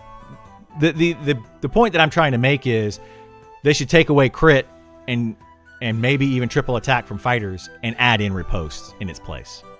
However they want to put it in doesn't matter. Like we could go into lore and history and all of that kind of garbage all day long, and what works, what doesn't work. I mean, it's a video game. We can make it work however we want. But yeah, will you be able to build high int plate paladin that can like a Shakadin? No. I would not recommend it. I would highly, highly recommend against building int onto your paladin. Paladins also have Leo Hand and Guardian to save their mana. They do, yeah. Did they not just break the Knight Slam Strike combos with the GCD changes? They may have, Chaos. They may have. The idea is that you're supposed to be able to slam and then immediately use your attack, because it's only a 1 second stun with your slam. So, like, they need to fix that. But the idea is that you slam and then follow it up with your main ability, which is Shadow Strike or Restorative Smite for the Paladin, or Dispelling Blow or Purging Blow. Dispelling? No. Is it Purging Blow? Purging Blow with the Inquisitor. The idea is that you're supposed to be able to slam them and then do that. And if you play properly with the Knight classes, it should work. But they may have broken it and they need to fix it. Paladins don't get random slay undead proc crits. No. I think that holy damage, like, I don't know how it works in this game, but holy damage should do extra damage against undead. Like, if I were to take a cleric and I cast a holy damage spell on an enemy, it should do damage to them. But if I cast it on an undead, it should do more damage to them. The idea, I think, is that undead have lower resist to holy is the only difference, but I don't even know if that's the case. Like, I don't know what the mob's resistance rates are.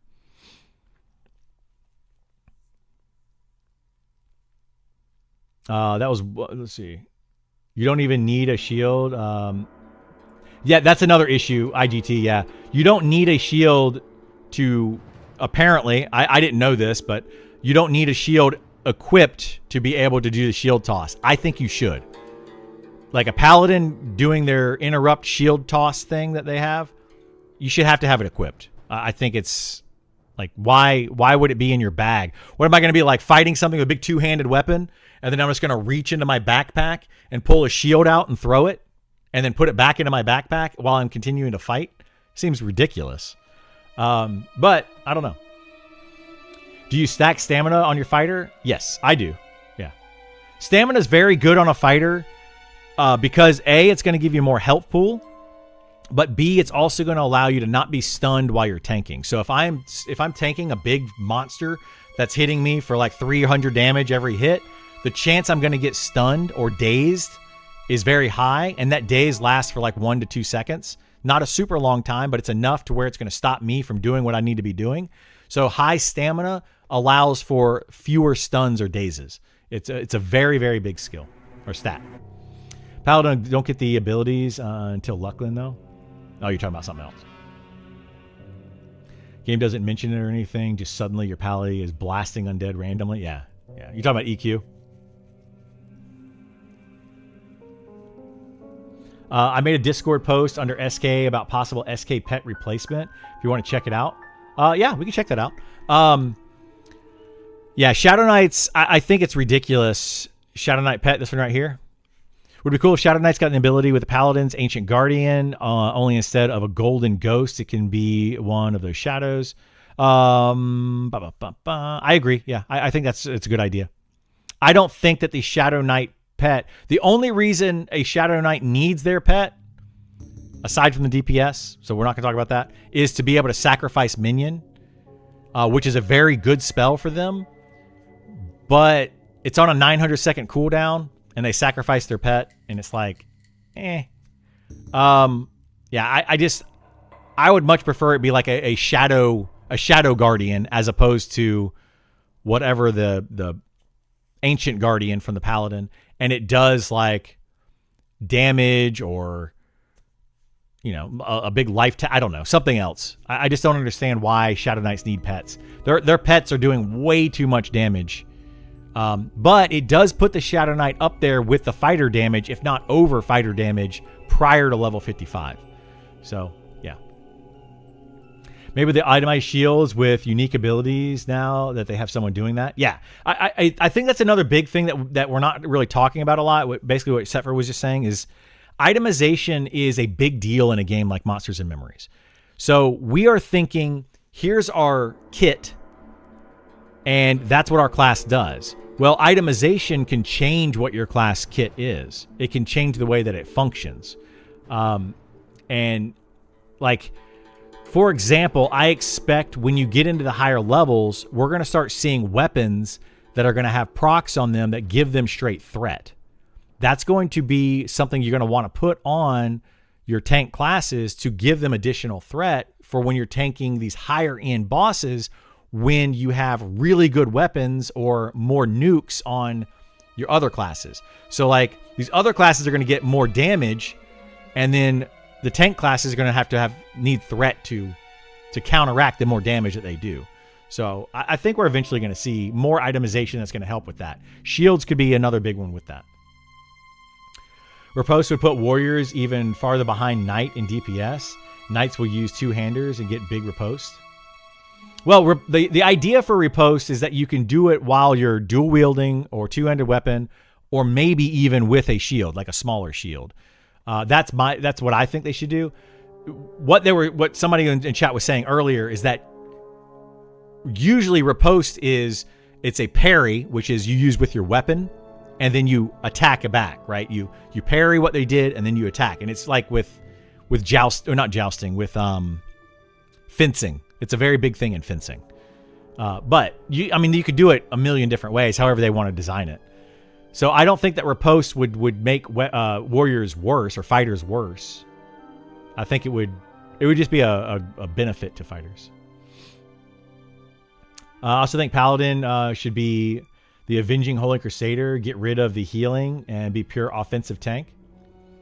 I think a lot of people wouldn't like that, but maybe. Slam is 0.1 second stun. It's supposed to be 1 second. The idea for Slam is that it's a 1 second stun. And then, I think that in practice, yes, it is a much shorter stun. But it's supposed to be a 1 second stun, and then you're supposed to be able to follow it up with your main attack. That's what it's supposed to do. That's how it's supposed to work. Now, does it work that way right now? Maybe not, but hopefully they fix that in the balancing that they need to balance and all the changes they need to do. Are there any classes that are incentivized to just use one weapon and either nothing in offhand, or can use or can everyone dual wield or carry something in offhand? So none of the knights actually can dual wield. They can use a two-handed weapon or a sword and shield. You're going to want to have something in your offhand. Like there's nothing in the game. They could do this, but they haven't done it yet. There's nothing in the game that says that if you have one weapon in your hand, you do more damage or something, and nothing in your offhand. Nothing like that. I think that they should do that, personally. I think that'd be a really cool thing to do for something like a rogue. Maybe have a rogue that doesn't have anything in their offhand. So if they don't have anything in their offhand, they can get up to triple attack with their main hand and maybe more backstab damage, because they might have like this little dagger, but they can put their other hand behind it and really shove it in and kind of turn their dagger into like a two-handed weapon in a sense. I think that would be a cool way to do it. But there's nothing currently in there. Counting the shield as a reagent is hilarious. It is, yeah. It's pretty funny. Magic Holy Shield. It's like Captain America's shield is on your back until you throw it, and it goes back into your back while you punch enemies in the face. Yeah, it is kind of like that, but I don't like it personally. You should need it equipped even if it's a magic holy attack. Yeah. Hopefully this game doesn't suck and die like almost every other MMO before it. We'll see. I agree. I hope it does not.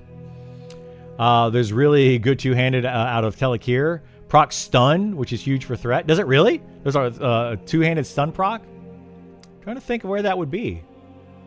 That'd be a really good weapon, though. The proc chance got nerfed, so not nearly as good now. Did it get nerfed? That's a bummer. My SK pet don't really do more than 5% HP damage on a mob. And it can tank 2 to 3 hits before dying. Use a sack pet and the ghoul root. Yeah, but just the fact that you can have a Shadow Knight pet that can hit equal level monsters, like even con to you, I think is bad, is broken. I don't think it's enough.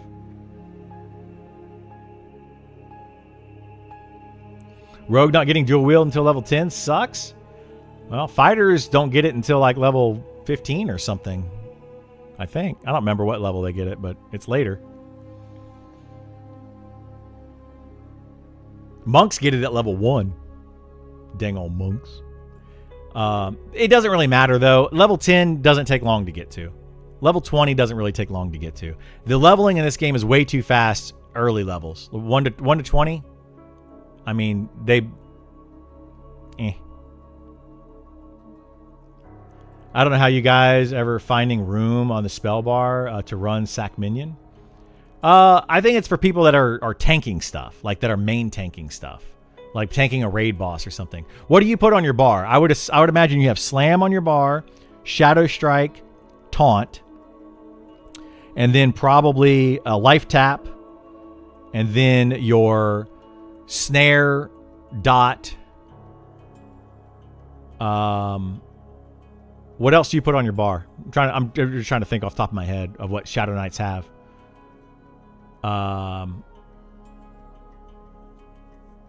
Their grip spell, so that would be another one. That'd be the 6th spell, grip. Slam, strike, taunt. Oh, kick. Yep, kick would be 7. Feign death, that would be 8.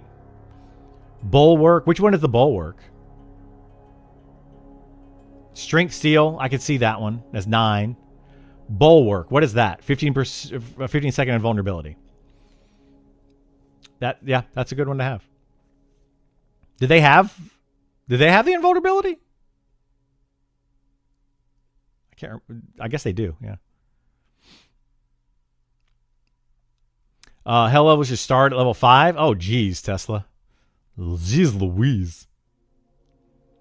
I don't like the idea of hell levels until level 50. But then it's just like it doesn't make sense that level 51 through 59 are all hell levels. Why didn't you just make them just double the amount of XP? Why do they have to be a hell level? It doesn't. That's something that I feel like Monsters and Memories does quite often, is they try to make something special and then they make it not special in making it special, because they're like, oh, let's make this thing a special thing for this class, but we're going to give it to every single class. Well, then it makes it not special. Like 51 through 59 are not hell levels because they all are double the amount of XP. So there's nothing special about them. They're all just more XP to get through the level through 50s. That's just all it is. It's not, there's nothing like special about it. I don't understand.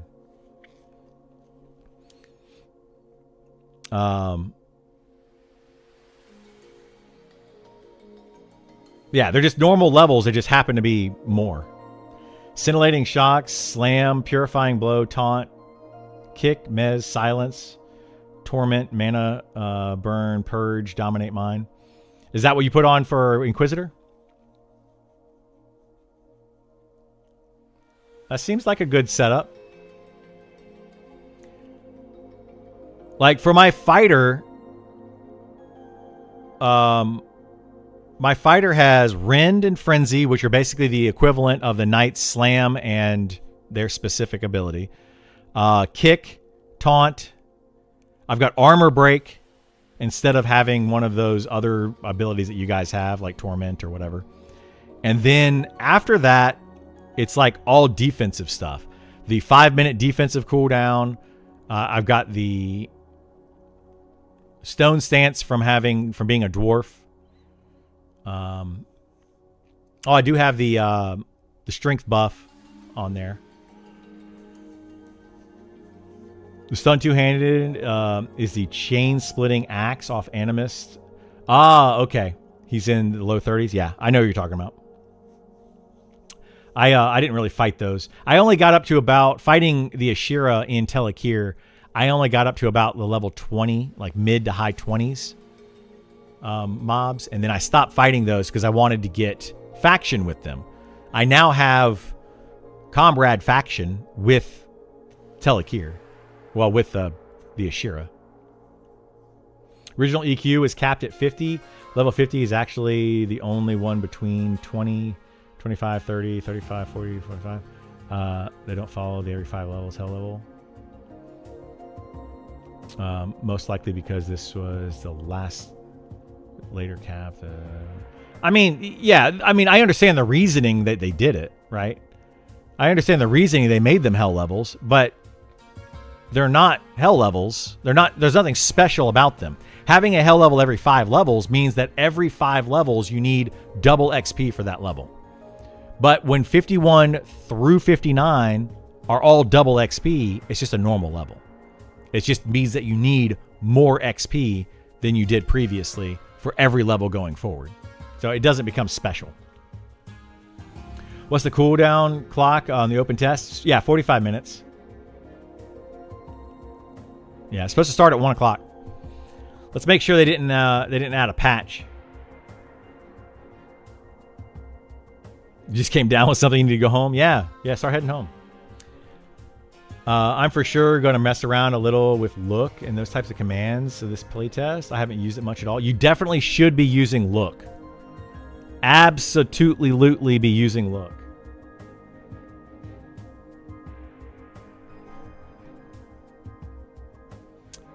Correct. Yeah. Level 21. Well, I mean, every level after a hell level. So 21, 26, 31, 36, all the way up.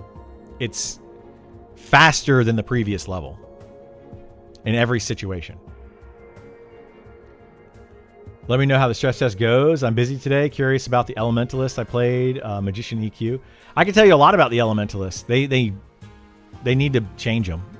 Elementalists are good in this game. They're strong, but they just don't need all the wizard spells. I'm spending my last 2 weeks on alpha using look and all the mud commands and Wormsbane. Feel like there's a lot there I haven't seen. They also added a lot recently, Magicot. Guys, I can't emphasize this enough.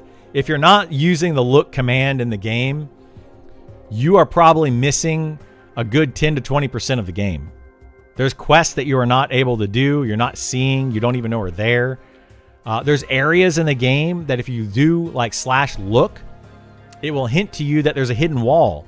I think in every single situation where I have found a hidden wall, if I go in the room and I type /look, there's some sort of description that says there is a breeze coming from blah, blah, blah, blah, blah, whatever it says. Like, it basically is saying that there's a hidden wall where there's air coming through it, effectively. Use /look. It'll open up more of the game. I also want to figure out the obelisk in Night Harbor. You talking about the ones like the fighter one? The big obelisk that's going like when you're going towards Telekir? And like what those do? That's a fighter quest line to use that obelisk. I load Elementalist to 41. What do you mean by the wizard spells that they share the same nuke? Elementalist feels pretty bad to play because they don't have enough nukes, in my opinion. 8 to 20 is a 40 damage nuke, and that's it. Yes, that's exactly what I'm talking about. /notes is a thing here for Notepad. Yeah, it is set for. You can do /notes and type out some notes in there. Yeah, what I'm talking about with Elementalist is that they share their wizard spells, and especially at the higher level, they basically just have wizard spells a couple levels later, and then they have a pet. Effectively, that's an Elementalist. They can also give you a damage shield, cool, which is nice to have. They can summon weapons, which are kind of crappy at higher levels because you should have better weapons than those summoned Elementalist weapons at that level. Just saying, like, you should have something that gives you stats and better damage delay. There's just not enough there. I wish that they would get rid of the wizard spells completely from the Elementalist and add new spells that are unique to the Elementalist that work more with the pets and have their own unique type of play style. I just feel like they're just crappy wizards with pets. That's all they are. But that's just my opinion. Do rogues or other classes get better access to secret doors, being able to open them easier? No. Not currently. There's an obelisk by the harbor. There's a slanted on the graveyard. Oh, you're talking about those. Yeah. They might do something, Magicot. I don't know if they do yet. That's something that's like a Nicodemus thing. Nicodemus and I have gone back and forth quite a bit about, like, they have a lot of things in the game that are hinting towards quests, or that say, hey, there's definitely 100% a quest here, but the devs haven't actually put a quest into the game yet. And it's very, very frustrating because you could sit there and mess around with those obelisks for hours and hours and hours and hours just to find out nothing's been implemented. And it's kind of, I don't know. I don't like it because it's like, you're telling me there's a quest here, but it's not actually there. So I guess I missed that they are resetting the servers for beta. I thought Nick said they were testing the function and going to bring the characters back on stream a month or so. So they're not resetting anybody for beta. What they are doing is temporarily removing all of the current characters in alpha when they go into beta. So starting on March 1st, it is going to be a fresh start server. Sometime down the road in March or in April or maybe in May, I don't know, whenever they decide that they want to do it, they will bring back those characters and they will allow you to play your fresh start beta characters and your older alpha characters on the beta server. They're all going to be on the same server at the same time. The reason that they're doing this is because right now what's happening when new players come onto the alpha server, oftentimes they're able to buy a lot of gear. Like they could buy steel weapons, or they could buy steel armor, or they could buy jewelry that's, platinum jewelry. They have other characters or other friends that are able to buff them and twink them out and all that. They want to get a fresh start feel to see what the game is going to be like as a fresh start server. And with all the changes they have made over the past several months, they're not able to see that because people are just twinking other characters. And it's skewing the numbers of how quickly people can level from 1 to 60. So that's the idea. So beta March 1st is basically going to be a fresh start server, at least for a couple of weeks. Elemental just doesn't get the other flavors of nukes, the wizard. So we'll see bigger gaps. Yeah. You get the same highest damage to the nuke. They do get the same spell, unless there is a dropped wizard spell at higher level. There needs to be a dropped wizard spell at level 60. There needs to be a dropped elementalist pet at level 60. And I think there needs to be more drop spells throughout the entire game. I think that the only spells you should be able to buy are like a baseline, just to give your class abilities. Kind of like a range, not a range, well, yeah, a ranger, any other melee class. Like a fighter getting their defensive skill is like giving a cleric a baseline heal spell. But then also there should be better heal spells for a cleric that just drop that they can learn. I think that there should be a lot more dropped skills throughout the entire game. I would like to see that. Alpha characters will come back later? Yes. That's exactly it. A nuke of every element type, more combination of their blasts would be nice. Yeah, more combination would be good. Are there any good information sites that give information about early quest progression more than find a class trainer, go outside of town, grind mobs? No. Right now, the only real place you can go to for like quest information is going to be the wiki. There are additional quests in the game, but not a lot of information on the wiki for that, because the alpha servers are not supposed to be sharing a lot of their experience.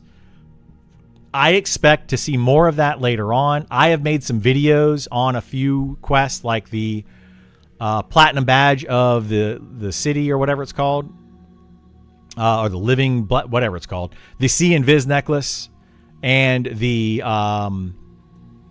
measuring stick, which are two very, very good items that I think everyone should get early on, because you can get them both by around level 15 to 20. But yeah, there's not a lot of information out there on the quest. But there's also just not a lot of quests in the game. They're kind of waiting on some of the quests. There's a decent amount of quests, but they're kind of waiting on quests, especially like epic quests, until they have more of the world, because they want you to go to new places and explore different areas. So yeah, that's basically where it's going with the quest. Hey, what's going on, Bottle Rocker? How you doing, bud? I don't mind. I think the new influx of players would be nice. Yeah. You're underselling how good damage shields are? Damage shields are insanely good. We parsed Avatar of War and EQ, and the highest damage done by far was a damage shield. Was it? It's probably because the Avatar of War just does a lot of attacks, doesn't it? It's got like flurry of blows and frenzies and all that. No, damage shield in Monsters and Memories is very, very strong. I would like to see, and this is going to be an unpopular opinion, I want to see more of these spells, higher level spells, when you put them on lower level players, don't give you the full benefit of the spell. Putting a 30-point damage shield on a level 1 character is insanely busted. It allows you to power level a character from 1 to like level 10 in like an hour. It's stupidly busted. The damage shield alone will carry you all the way up to like level 20. Like, it does more damage than you're ever going to do on pretty much any character, all the way to level 20 or maybe even higher. It's completely just way too strong. Looks like you're ready to go. Hopefully after some IRL stuff, be able to join in. Yeah, quick question for skills like dodge and parry, etc. You might get as you level. Do you? Yes. Certain skills you start with, certain skills you gain as you level. I think like the monk might start with dodge at level 1. Parry, dodge, block are 3 skills that, depending on what class you are, you might get at certain levels. I think like block, some of the classes like cleric doesn't get it until later. But the bad part is though, is block like caps out at 90 skill or something, like very, very low. That's part of the problem with block, is that it's a very low skill cap and then you don't do it often enough. What that means for our banks? What means for your banks? Banks are going to be in a weird thing in this game. Banks are going to be separate. So like your Night Harbor North Bank, your Night Harbor West Bank, your Phalandraw Bank are all going to be separate banks with separate inventories. It's going to be a problem for some people, not for druids. Druids and wizards are going to have the benefit of having additional bank slots in a sense. What's the difference in an archer and a ranger? Archer is Legolas, ranger is Aragorn. That's the difference in the two. And I'm not saying that as a joke. That like literally is the difference. When you see Aragorn fighting, he's using 2 weapons. Every once in a while we'll use a bow and he goes back to using 2 weapons, that kind of thing. Whereas Legolas is constantly just using a bow, even at like point blank range, right in their face. That's going to be your main difference. Archers have a lot of range damage with their bows. They have caltrops. They're going to be able to put down traps, things of that nature. Rangers have melee abilities with their, they get procs with their melee abilities. They have procs with their bows. They have utility with heals and snare, things of that nature. I think you could have a single nuke line on Elementalist that uses your current pet to determine damage resist types. A single nuke line Elementalist that uses your current pet. Yeah, that would be cool, Haas. I'd be okay with that. If alpha names will be locked, if they are holding those characters somewhere. Yeah, it's going to be... Basically what they're going to do is like your alpha characters are just going to kind of be moved or not accessible for the start of beta, but your names are going to stay. What they're doing, I think this is also to test out when they actually release servers in early access, you're going to have server clusters. So you might have 3 different servers that are all PvE no box servers, but they're all going to be on one cluster. So if you make a character on one of those 3 servers, that name is locked for all 3 of those servers, so that in the future, it's inevitable the population of each of these servers at launch is going to be much higher, and then it's probably going to go down, most likely, as the game goes on. And now the population overall of the game could continue to go up, but on individual servers it might go down, or the amount of players that are logged in at any given time might go down. And if they do that, they'll merge those servers in. So those 3 servers that are going to be part of the same cluster, the lowest population might merge into another one. And that's what they're going to be doing. Hello and greetings. What's going on, Jedi? Or is it Jedi? Not Jedi, it's Jedi. I heard enchanters and bards are just running rampant, doing the entire game solo, while everyone else gets scraps. Is this true? Yes. The short version of that is yes. They're both very, very strong. Do they have macros when talking to NPCs? What do you mean by macros when talking to NPCs? They have macros in the game. You can create little macros. Macros are only 5 commands long. There's no wait command in them. You can have it cast a spell. You can have it do a command like a /say or whatever. That's pretty much it. Like, macros are not very strong in this game. I'd rather be more active in a combination, waiting for a pet.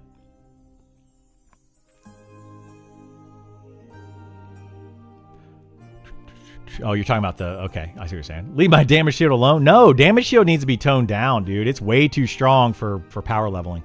The entirety of power leveling in this game, I am all for twinking characters and being able to power level a little bit. All for that. What it does, though, is it encourages people to skip content. If they want this game to be a journey from level 1 to 60, first and foremost, they need to make the leveling longer. It is way too short, in my opinion. It's just not going to take long enough for a lot of players. People are going to get to level 60, and then they're going to power level their friends and their guildmates up super duper crazy fast with power leveling mechanics that are in the game. There's a bunch of them. And they end up going to be just skipping a bunch of content, making things like Wormsbane, Ancient Crypt, this new dungeon that Sean is working on, at least the early parts of the new dungeon. All of the low level 1 to 20 or 30 content is going to be completely barren and wasted content. I don't want that to be the case. I want people to actually have to level through that content and have to work hard on it. Right now, you're going to see people blasting through level 1 to 20 without being power leveled, and even going pretty quickly up to level 40 or so without being power leveled. If you power level them, you could power level somebody from 1 to 20 in a day. Like, relatively easily. That's not good. That's a bad thing. What level did Druid get wolf form? Like 24 or so? Something around there. Pippin and Merry could be archers too. They throw rocks. They do. You're absolutely right, Zukin. Pippin and Merry could throw rocks.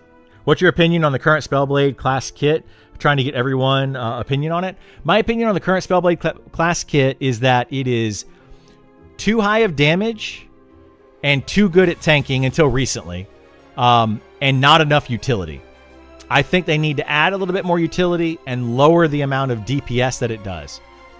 And I think that would be a good class. I think it's a great idea for a class. I love the idea. It's just not there yet. But I think it's going to be really fun for certain people that play it. Yeah, it's a super boring kit. I would agree with Magicot. It's a very boring kit. It's basically put up your procs, auto attack.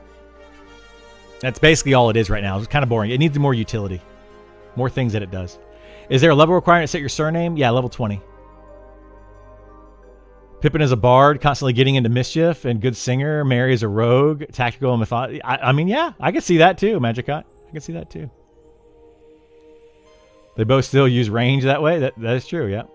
This game will definitely be an older crowd. I like EQ when I was 12 in 1999, but might make it better that way. Yeah, I was like 18. I was a teenager, late teens when I started playing EverQuest. So I'm looking at this game almost the same way that I looked at EverQuest. I was an adult playing EverQuest, and I'm an adult playing this game. So I know exactly what I'm looking for into this game, 100%. The people that played EverQuest when they were like 10, 11, 12, 13 years old, or maybe even younger, they're looking at it at a completely different way. Because when I played video games as a 10-year-old or 12-year-old or something, I played them for very different reasons. So I think you're going to look at the game very differently. I think that raiding is going to be more something you're going to be wanting to do. High-end gameplay, trying to get the best items. When I was, like a 10-year-old kid, I wasn't trying to do all the hardest content in the game. I was just having fun playing the game. You know, I would just run around, like an EverQuest situation. I would just run around through the city and fight monsters and just like whatever. It was a completely different play style. So we'll see what happens though. What about a server with high XP rates to help them? No, no. There's going to be a lot of competition between servers. People don't understand this. I've talked about this a couple times. PvE has just as much competition as PvP in this game. The PvE side of things, you're going to be competing with guilds on your server for getting server first and fighting over monsters and trying to, you know, get the best gear in the game.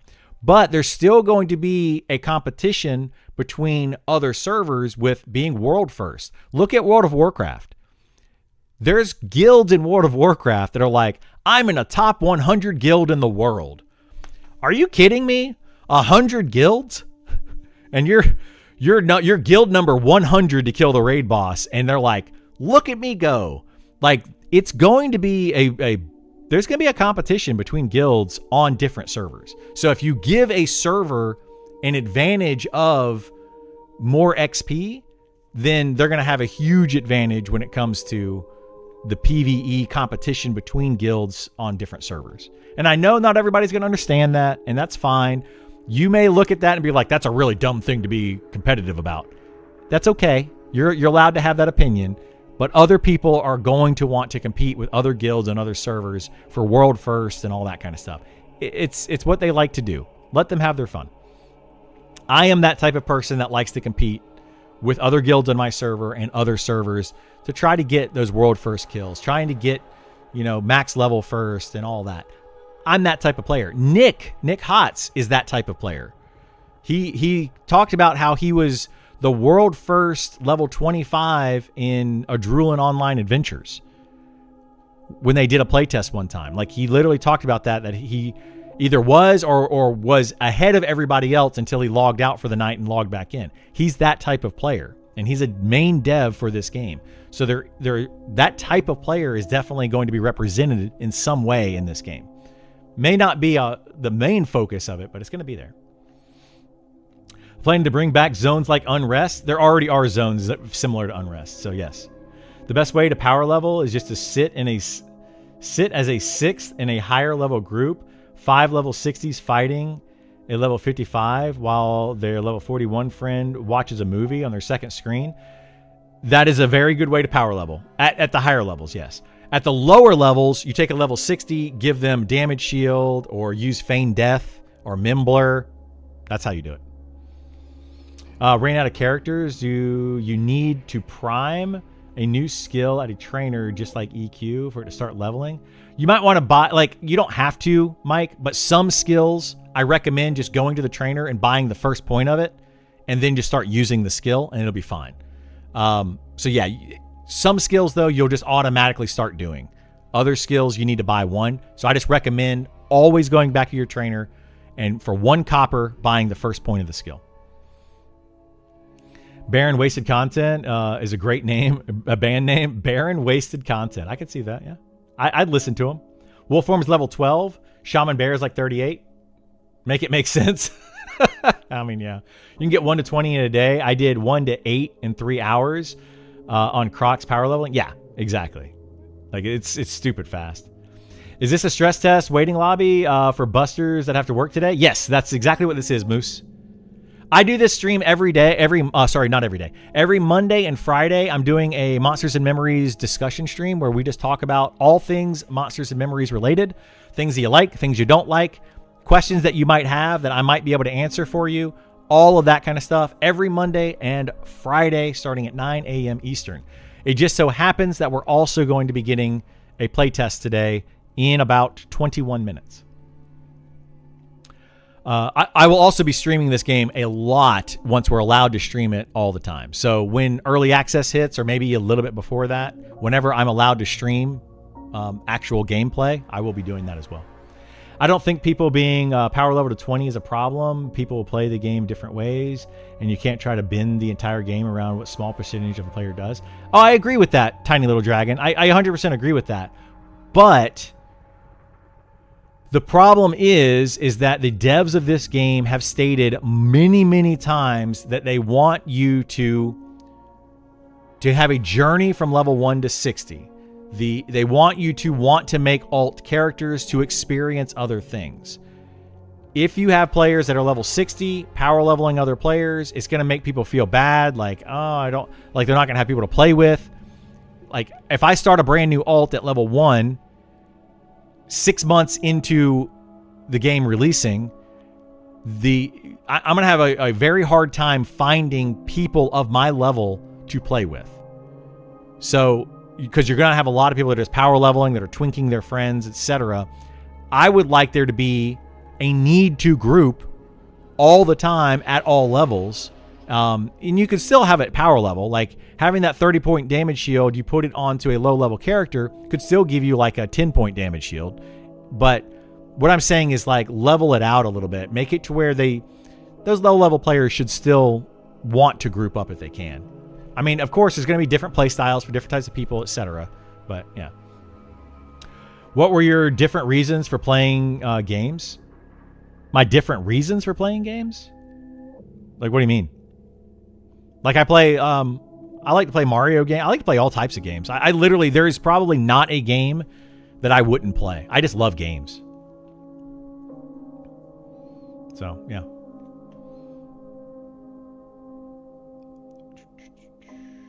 I'm the oddball in my guild. I never got the chance to play EverQuest, but I'm in love with this game. Awesome. That's fantastic. I love seeing people like you, Darkwind, coming into this game. And that's why I try to give out information. I try to make my videos and stuff that I want to be doing for YouTube with people like you in mind. Because, and my posts even on Discord, I've seen so many people that post on Discord, they'll just say something very like off the wall, arbitrary, that if you played EverQuest makes sense, and if you didn't play EverQuest makes absolutely zero sense. And it's the assumption that everyone playing Monsters and Memories has played EverQuest, and that is a bold assumption. Not everyone that has played Monsters or that has played EverQuest, you know what I mean. Not everybody that is playing Monsters and Memories has played EverQuest. We got to get away from that. Your launcher shows closed alpha, switch to public, drop down, and update.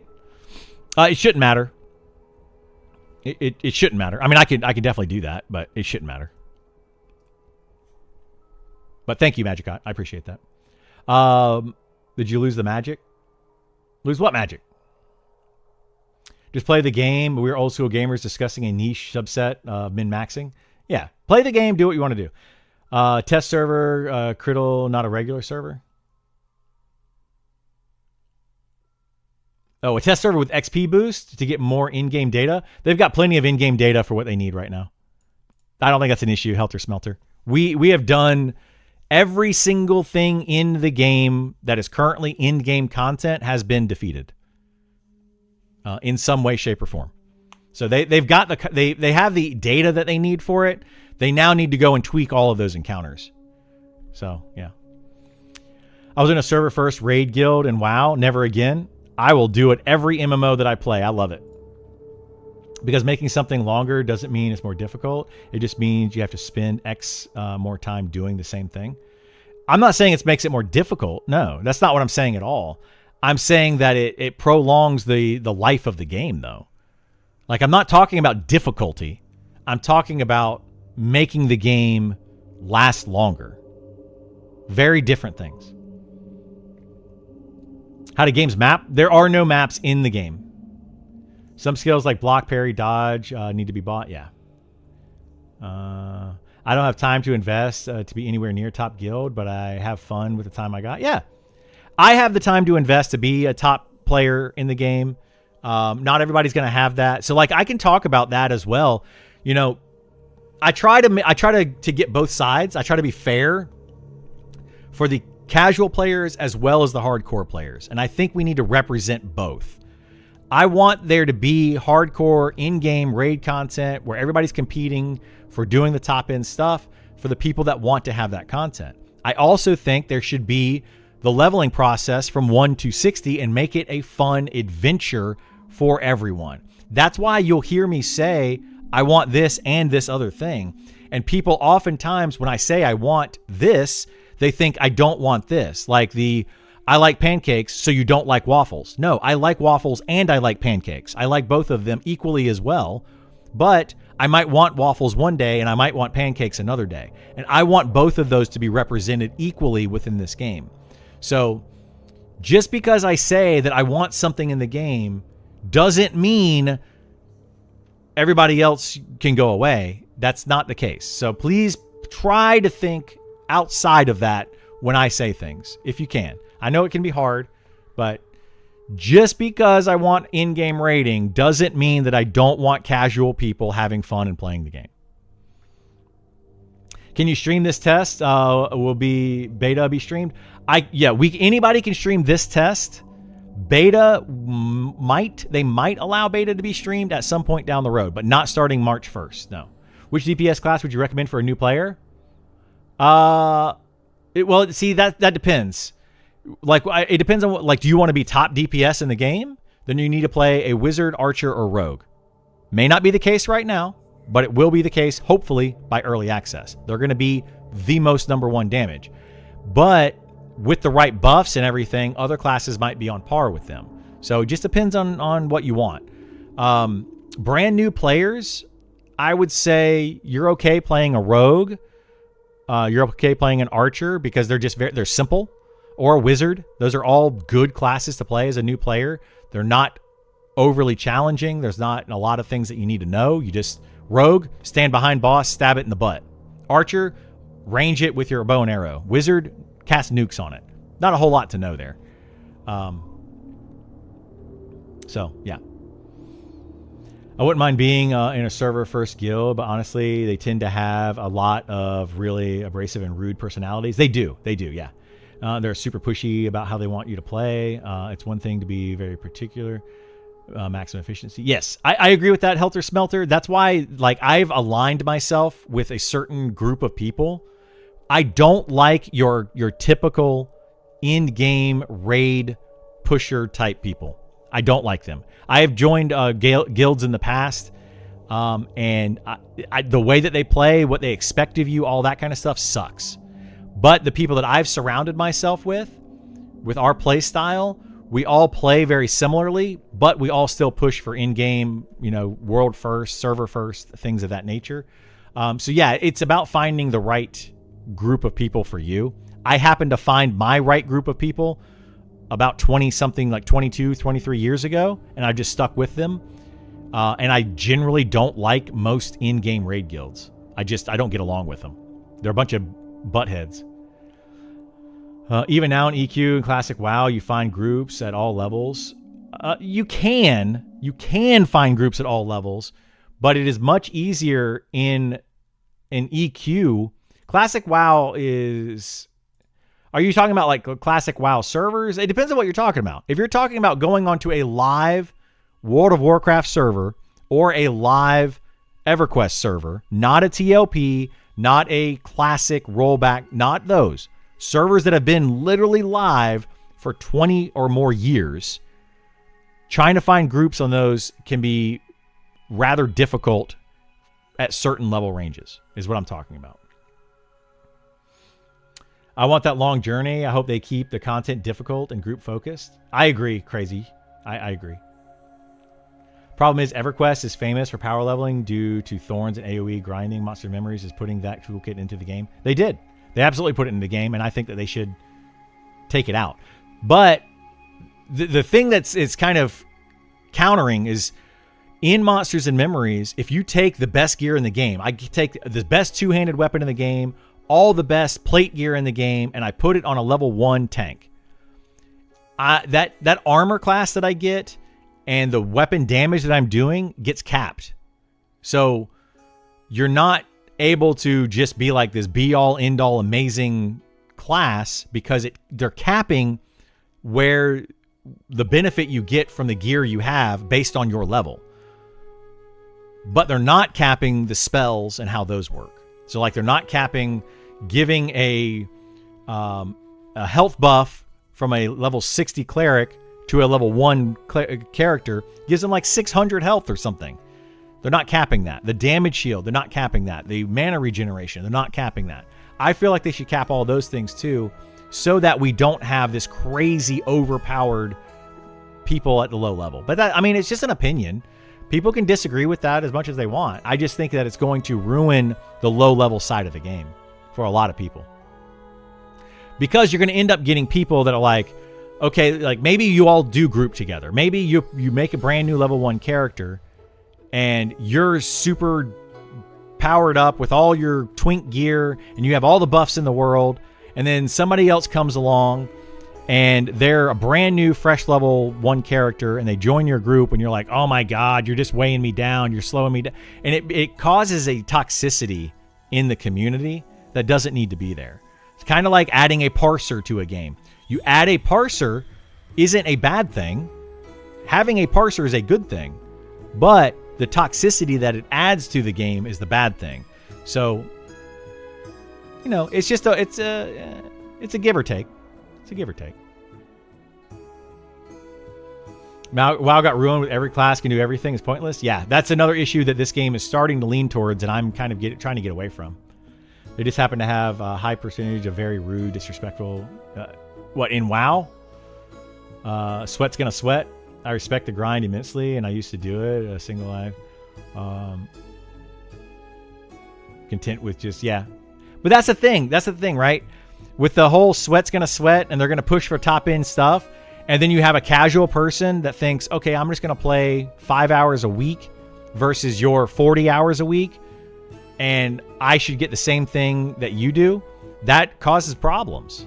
Then the casual person becomes the rude person at that point, like making fun of the sweat person that's putting in more time. Like, and they start picking on them. It goes both ways. You may not see it, but it goes both ways. I have literally had people that are super sweaty players be very rude to me, and I have had very casual players also be very rude to me for absolutely no reason. So it goes on both sides. It really does.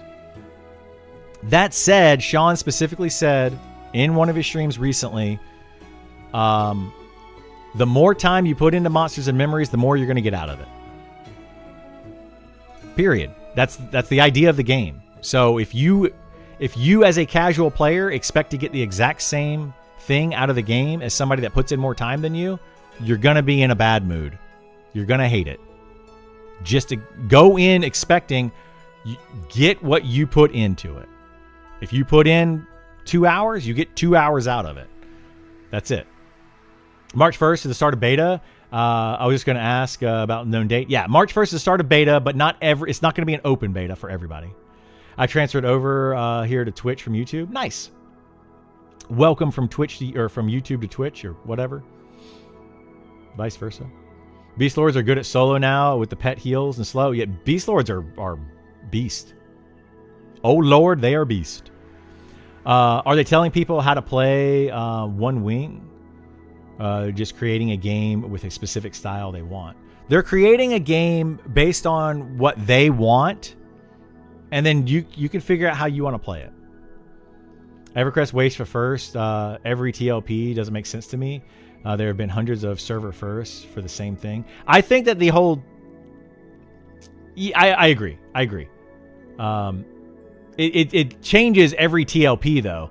Based on the rules of the TLP, you already have the knowledge of the game, where to go, like best XP routes, best classes, where every single item drops, all the strategies. So, like, I feel like in a TLP server, racing for server first is a different animal than trying to be server first on a live server for the first time. Server first guild during EQ2 release, and leadership tried to make my group slow down. Different world now? Wait, what? They tried to make your group slow down? That's crazy.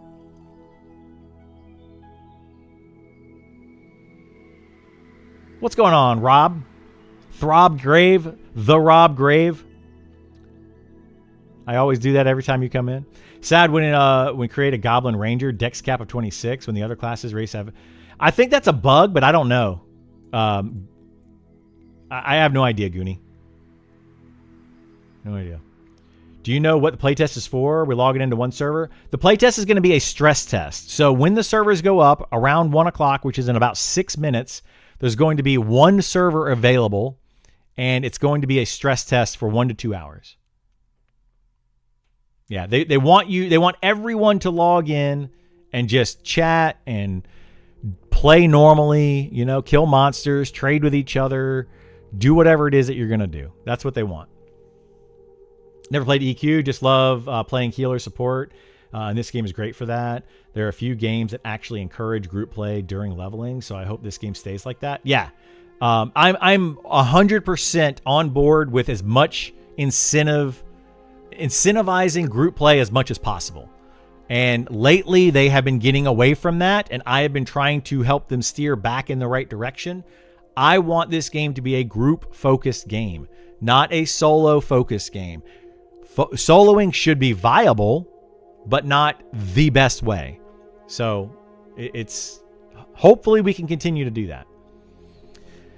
Get sweaty on the alpha even. People are exploiting raid bosses for gear. They do, yeah. People are testing all the game's boundaries for advantages. It's 100% what they're doing, yes. EQ, most ran through game ever. It's been speed ran so many times you can't feel the magic anymore. Yeah, I agree. We made the rest of the guild look casual-esque. Guild was Drow or BOTS from EQ1. Wanted us to slow down and write up guides or something. Yeah, we didn't do that in EverQuest 2. My guild in EverQuest 2 absolutely destroyed anybody else that tried to compete. That was what their goal was. We didn't share strategies. We didn't share any information. We just said, "Oh, you want to be on this server and you want to raid? Okay, well you get whatever we don't get. Like you get the scraps." It was a thing. And it was fun. I enjoyed it. But some people don't like that. Oh, look at that. They took down the old server. So test server... test server may not be gone. Let's see. I don't know. How long is the playtest? 8 to 10 hours, something like that. But they may extend it. They said up here in the news... Come join us test 1 p.m. for start of the alpha test. For the start of our next community alpha test. Yeah, there you go. But it's going to be 8 hours. They're going to be doing a 1 to 2 hour stress test and then 8 hours of being able to play. Yeah, they took down the test server. So that means that the other server should be coming up soon. How do you feel about just Night Harbor and the Wood Elf City handling enough players at launch? I don't like it, Mandalorian. I wish that we had more. Oh, you're talking about the launch of EA, by the way. I would like to have more starting cities to spread the player base out a bit. A bit more. I think that having 1,000 players in one zone is going to be awful. So we'll have to see.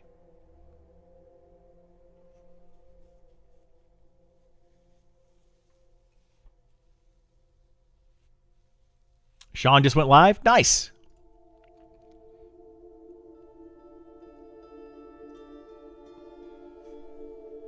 Yeah, we could go raid Sean and talk to him. I plan to just kind of run around and just chat. But Sean will be doing kind of the same thing. What do you guys think? Y'all want to hang out here? Or do you want to go raid Sean and I'll just play? I mean, I could keep streaming the playtest. Let's watch the streamer, watch another streamer while streaming. Yeah, that's fun. Super fun.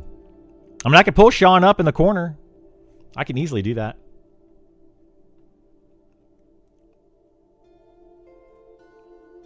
Here, let me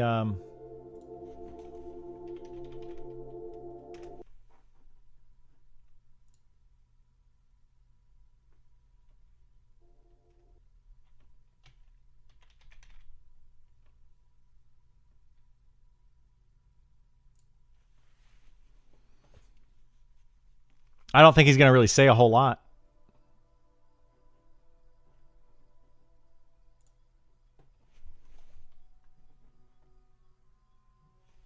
I don't even hear him.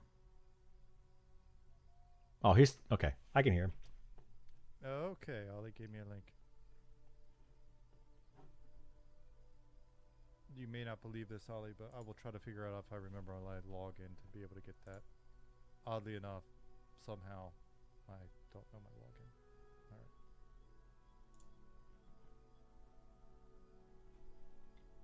Hey, Zukin, Channing Tauntum.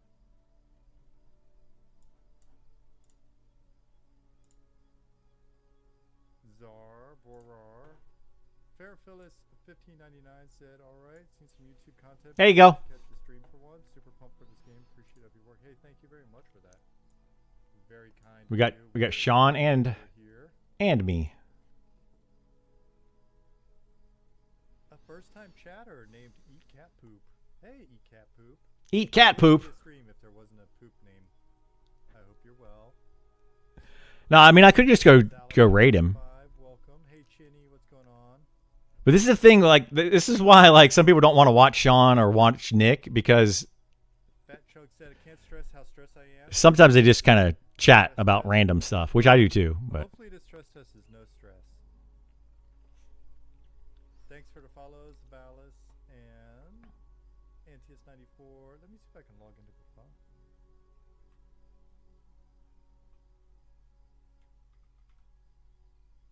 you like me both both of us equally around here. I appreciate that, Helter Smelter. Yeah, we can't get in yet. Oh, wow. I actually logged in first try. Yeah, still not allowed in. Password manager. I don't know when they're going to bring up the actual server. They get plenty of views up for helping the little guy. I appreciate that. Incredible's here. What's going on? Freak is here. Nimiel. I don't know. I disagree. Argar, Coranthia. It's live now, according to Discord pings. I don't see it yet. Yeah, I'm not seeing it yet.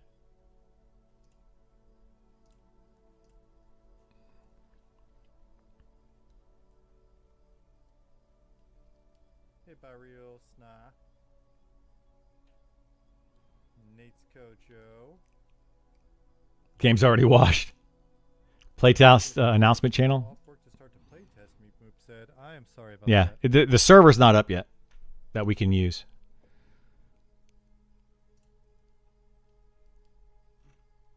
Like, I'm literally checking it. It's not there. Stress test is live. Apparently it's not, Nick. Do not. Sean doesn't take Twitch revenue anyway. He doesn't, and that's another reason why I respect him so much. I restarted the patcher multiple times. Well, Oh, maybe I didn't. Like, just fully restarting the patcher. okay. Ollie's got to restart the server because something is not correct. Oh, yep. Ollie's got to restart the server. Something is not correct, guys. Tacit Blue. No servers are up for any of you. There you go. That explains it. Something is incorrect. Prime Cell. We're off to a Friday the 13th start. Classic Friday the 13th behavior. You know, it happens. Look at me. I flip the switch, and it works on my GM account. All good here. This is fine. I mean, there is a fire for a reason. It happens. It Prime happens. Cells, thank you for the follow. Hello. It's your birthday, Decent Milk said. Can you get an outfit? Stress test characters will be Would wiped you believe that it's truly your birthday and you're not? within the 8-hour test. Well, no, the stress test characters are going to be on an exclusive server. So, like, it's going to be their own little server. It's up now. All right. There it is. Enter. Create new character. Are we doing an ogre wall? Are we doing it?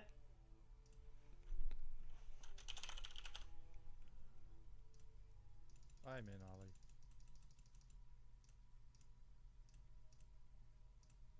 Doesn't matter what any of these things are. Don't care. Dudine Drew, what's going on? Looking forward to We doing the ogre wall? Says, I'm sorry for the delayed start. Not asking for much, are you? Hey, I was the first one in. Woohoo! Dummern. Dummern is the beginning of a phrase. Literally the first one in. I did it, guys. Be from the south, would you? I did it. Well, I see Big Cat in here. I see Criddles in here. Derelict, what's going on? Is that the big cat?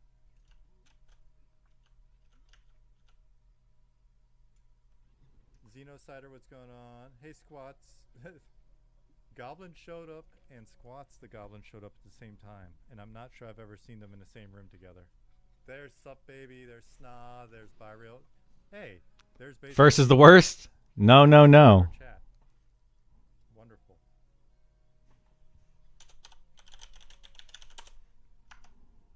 Aloth, what's going on? Mozio actually asked a question. Let me pay attention. You've been asked this multiple times probably, but is this test just... The zone's not up? It may go longer. It may go longer. Which zone? Goblin King, what's going on? You took PTO for today's test? Uh-oh.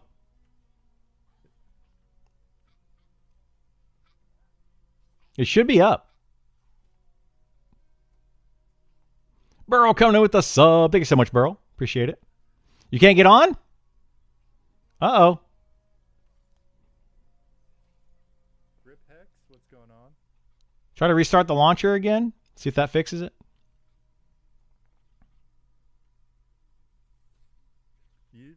Wolverine, you should be able to enter.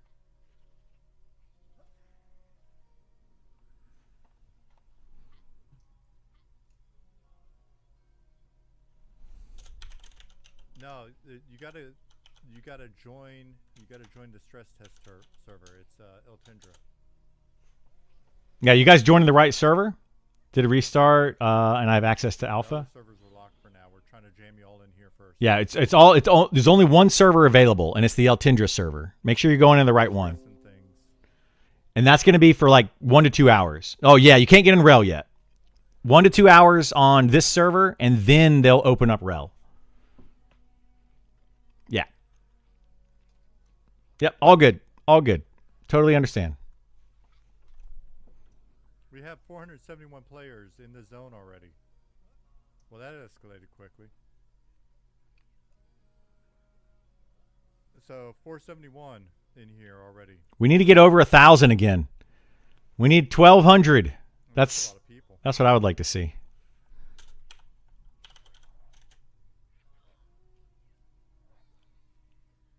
Yeah, we may actually be able to break something at this rate. Yeah. Encrypt said I'm seeing 525. Yeah, because it's going up real fast. It's 536.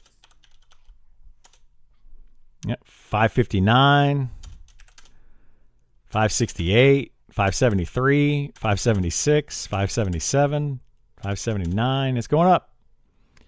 Going up, up, up. I'm on fire.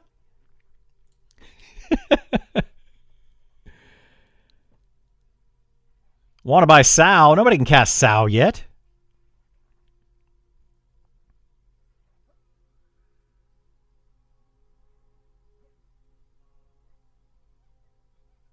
That makes sense, Chip. Tell Isar you said hello. You want to be frenemies with him. What? Did it just get quiet in my chat? Or did the stress test... I don't know who that is. Ulo? Who's Ulo, Isar? I see people moving around in game, but not in Twitch chat. There we go. We're at 649. Too busy smacking skeletons. I was hoping that'd be the case. I hope you guys just got quiet because you're already running around in game and enthralled. 664 according to Grafana. 702 according to in-game. At some point we gotta fix the floaty jump. That drives me bonkers.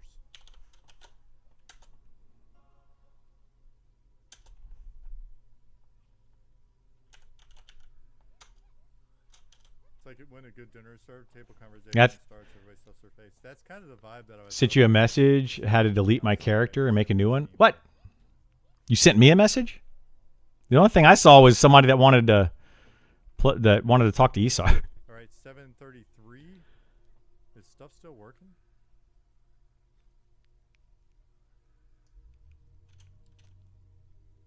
Oh, Discord message. Oops.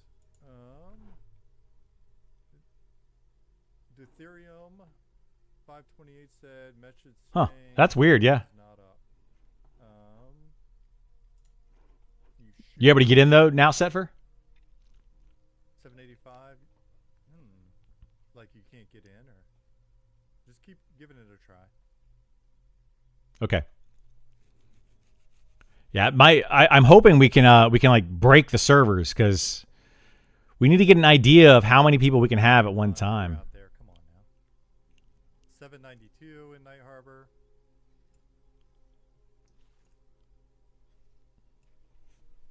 I also tried to enter the elf town to learn it better, but apparently you can't. Yeah, it's probably just Night Harbor for this test, I'm not. because they want to jam as many people as they can into one zone. This is what they did in the last stress test like this, is they put as many people as they possibly could, and their goal was to get over 1,000 in one zone. It worked fine until they had about 600, and then it just went to crap. But it didn't completely crash. It just went to like crap at that point. Very laggy.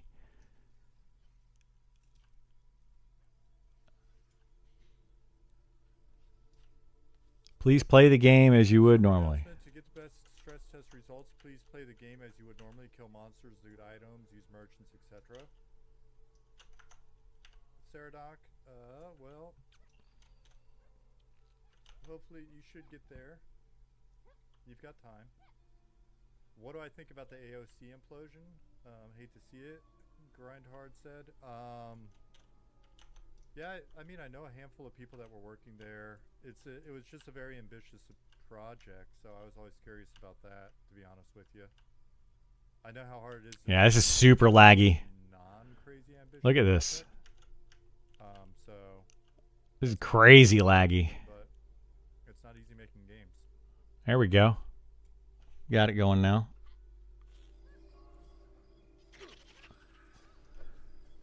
That's why we're starting humbly and small, and then we'll work our way towards crazy ambition. How does one log out? Bottom right corner. This little button right here. And then you hit camp, or you can type in /camp That being said, I'm stuck. as a command, /camp. You want me to summon you? Got to account for us who's still at work. Yeah. We look at it, 900? Mine's EQ in 1999. That's exactly how this game is played. 907. Yeah. Yeah, for us, I mean, What named mob could we all go punch to death? you know, when you're building, Named mob? when you're building a game, you're also, if you're not going into it with the team you've worked with before, I don't know. here, I'll summon you. Then you're building a team. Level 1 raid? Yeah. You're building a game. The bat at Necro area? I mean, yeah, we could try to get into the, at daytime, we could get into the cemetery. That thing would absolutely destroy us. And each one of those things has unique challenges. Are we at 947?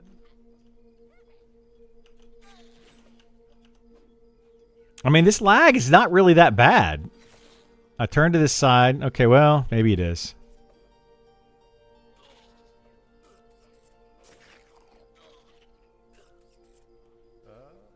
Yeah, like this mob's not even turning around.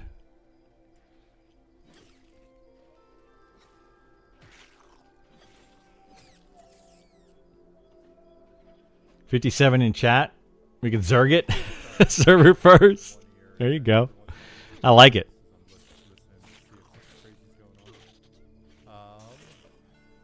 There's Shinny. Hey, Shinny. Mob's not moving at 978 players in.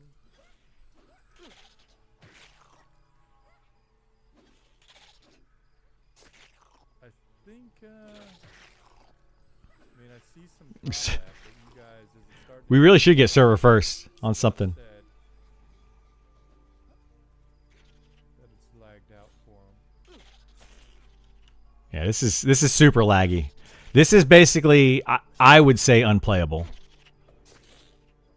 And this is where like they're not going to be able to make it much better, but the zone not crashing Stuff really know the is huge. Yeah, I was able to buff myself.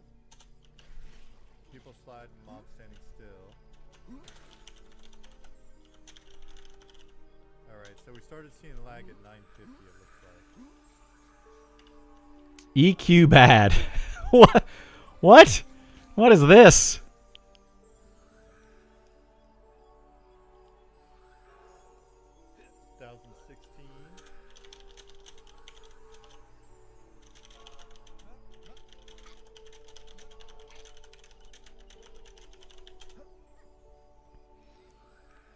Server first grub fist. 1,000 people in a zone and it doesn't go. You're checking for the named? Go for it. Completely kaput.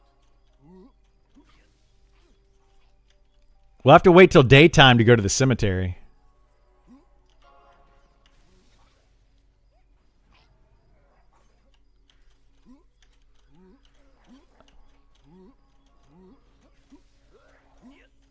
So 1,026 people.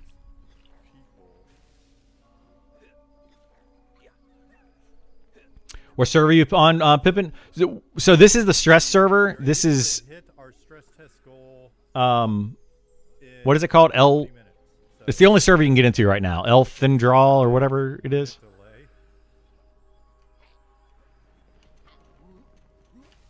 delay. Elandral, something like that. Elandra. I don't know. It's the only server you can get into right now. I play on the Rel server though for the open test. So I've got a level like 30 something fighter and 30 something cleric that I play for the open test. Can I make the UI bigger? Oh, for what? Chat? Hey, Chip. It depends. Some things you can make bigger, yes. I think that we would hit Like you can right click, scale window. with people that are more capable of that based on their Like you can make it. stuff if we You can make it bigger. just kind of opened it up normally with the previous servers, or is the fear that it'll be too diluted?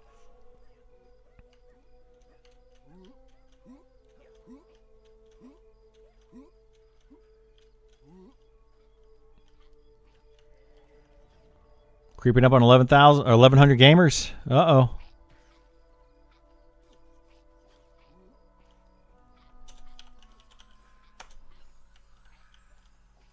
Yep, we're almost there.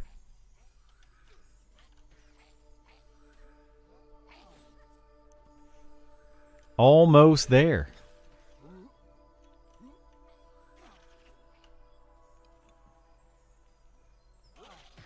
Tessa Blue asked if mobs are no longer spawning. I think we've probably hit the point that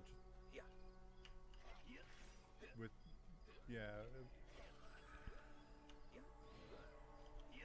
okay. Ollie was taking a memory snapshot, which caused everything to freeze. But we're probably gonna take another profile of what's going on, and then we'll probably open the gates to the regular servers. Because what we want you to do is we've got some improvements that are going to be dealing with things like inventory and Oh, thank goodness. stuff and being in bags and having a chance. Inventory is so bad. We were able to hit 1,000 people really quickly here. Thank you for that. That gives us some good information. But then if we release the hounds into the other servers, then we should be able to see you playing around in like a normal state. Click drag makes window bigger. Yeah, so if you're trying to do this, that's going to make the window bigger. If you right click, go down to scale window, you can make everything bigger.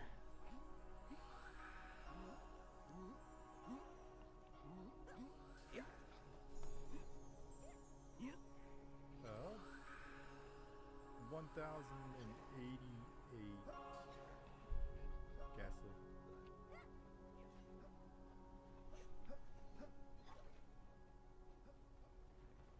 And you know, most of us that played EverQuest back in the day probably need this larger text these days.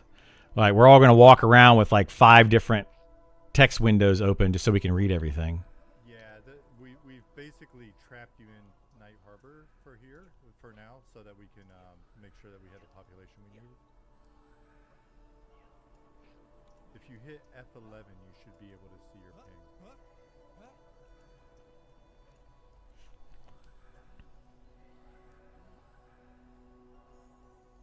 What is my ping right now? Let's see. Ugh.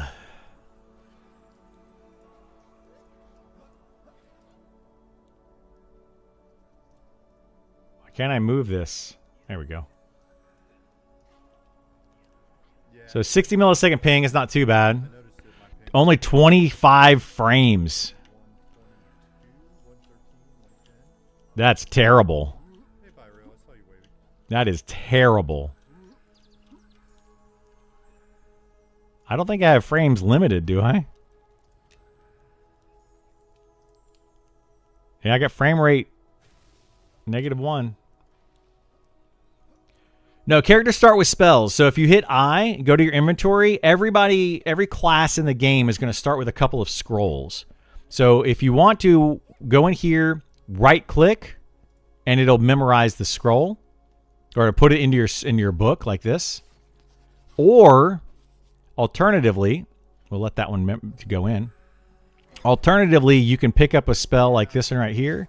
FPS-wise, you're rendering a lot of people in here. It's Pick up this one right here, and then you can just place it into your spell book. but then tossing in another. So you can put it wherever you want. If you have a spell caster, you're also going to have one that says book. So you have skills, innates, and then book. 1132 in the zone. Stress test done in record time. All right, stress test is done in record time. Is the announcement. We've gotten the data that we need. We will open up the other servers. Cool. Yeah, you can submit bugs by doing /bug in game. We even give you a nice little interface and stuff. So please pick the correct category. When you pick a category, What were the numbers? you subcategory Like right around 1100. as accurate as possible, and it helps. Ping is F11 set for. And then it's always going to be in the top right corner.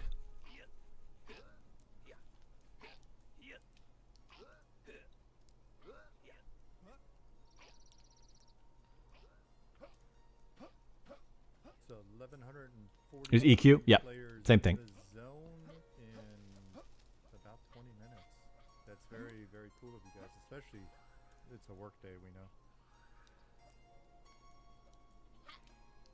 This is going to be the issue, I think, on the start of early access, right? Early access is going to bring in more than 1,100 players. This is one server, and they brought in 1,100 players to it.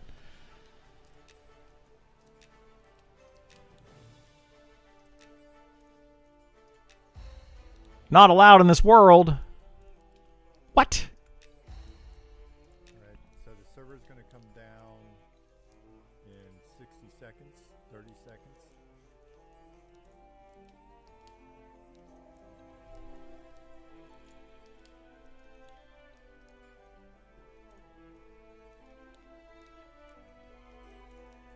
Okay.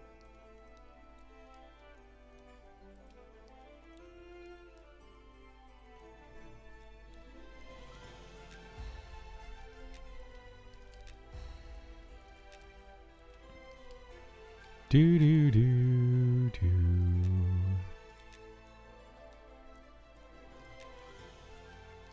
Knight says, good day to pick for everyone trying to min-max the PTO. Today was just one of those days for people to, oh yeah, because of the holidays, sure. Which server do we go to now? Just go to whatever server you've got a character on or you want to be on. I think they're going to open up a new server, by the way. Oh, none of you will be in this zone. I think they're opening up a new server.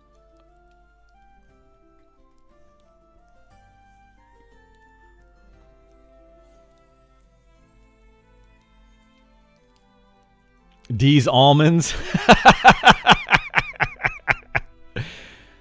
That's funny.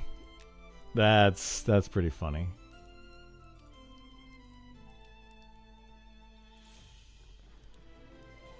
I hope they spin up like 50 shards on launch. We'll see. I mean, the thing is, from what I understand from talking to Sean, is they're able to, as they get a lot of players, just spin up a new server. So they're just going to keep doing it while they're adding in players, and then have them on different, Servers will be coming up whatchamacallit, like server clusters, so that when they need to, they can descale them too. Grip Pack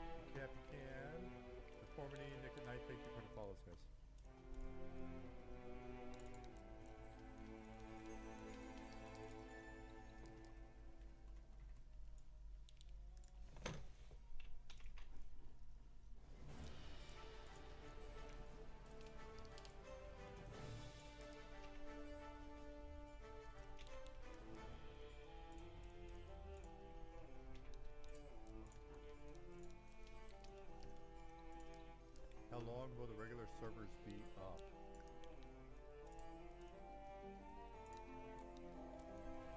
Unsure on that. I wouldn't be surprised if we go a little bit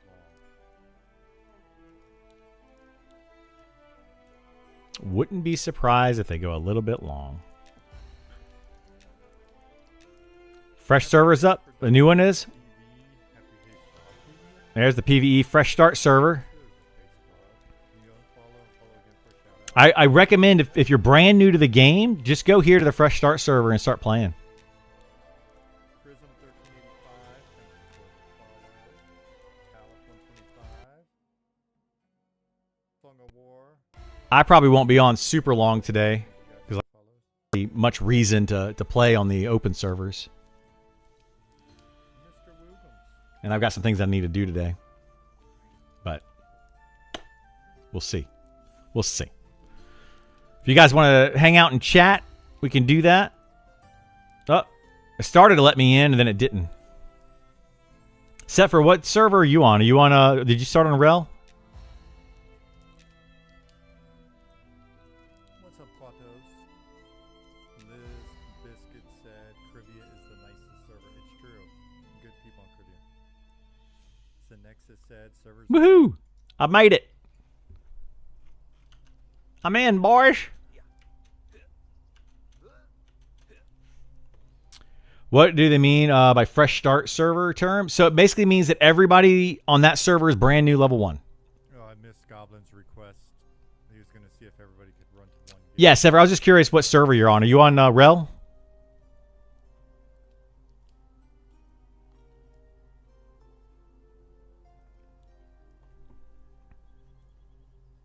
Rel is open. 123 players are on Rel already. Fresh start does not equal the ultimate server? No, not necessarily. You're on Krivia? If you guys want to hop on that. Yeah, I've got a fighter on Krivia that I played for a little bit. Will help us in this play test, stress test, to use your existing character. We want to get a little bit of load on the existing. Where should we go? We can go check stuff out. Anything you all want to see? Cleric just max wisdom and charisma. Just wisdom. Wisdom, and then I would say leftover points put in stamina. When you're on if you're creating a brand new character, I would say wisdom and stamina for a cleric.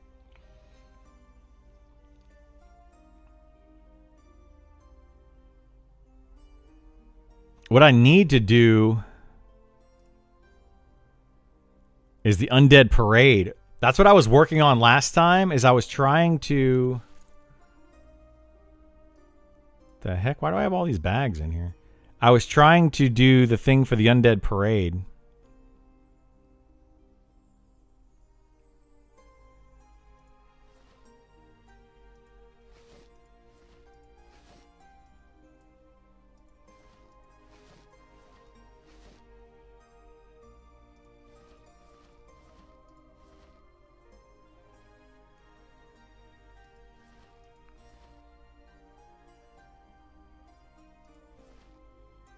Playtest is up. Yep, it's up right now. You can get in and play. I'm going to walk around the Elf Town some, learn better than I had before. Yeah, the Elf Town can be a little bit confusing for sure. Absolutely be a bit confusing.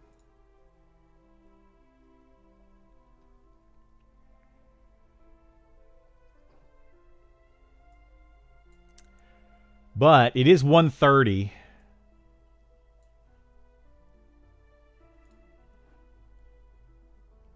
I might have to head out for a little bit because I wasn't really going to play this stress test that much. Because I've got some real life things that I need to do.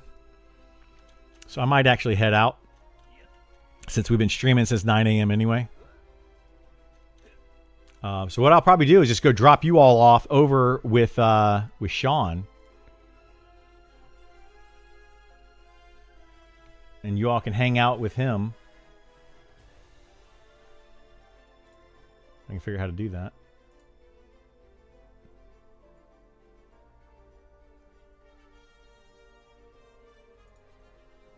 This is scheduled to run. It's only supposed to run for like 8 hours today, but they might go a little longer. So they might go a little bit longer. We'll see.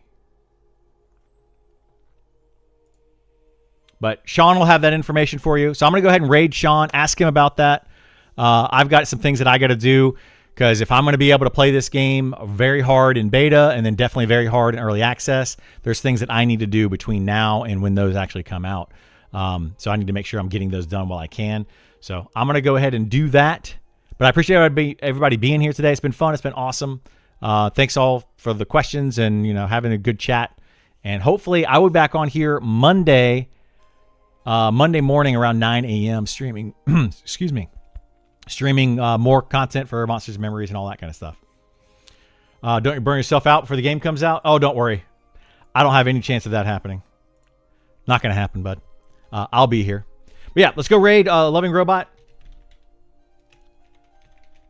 And I will see you all on Monday at 9 a.m. Take care. Have a good one. See you next time.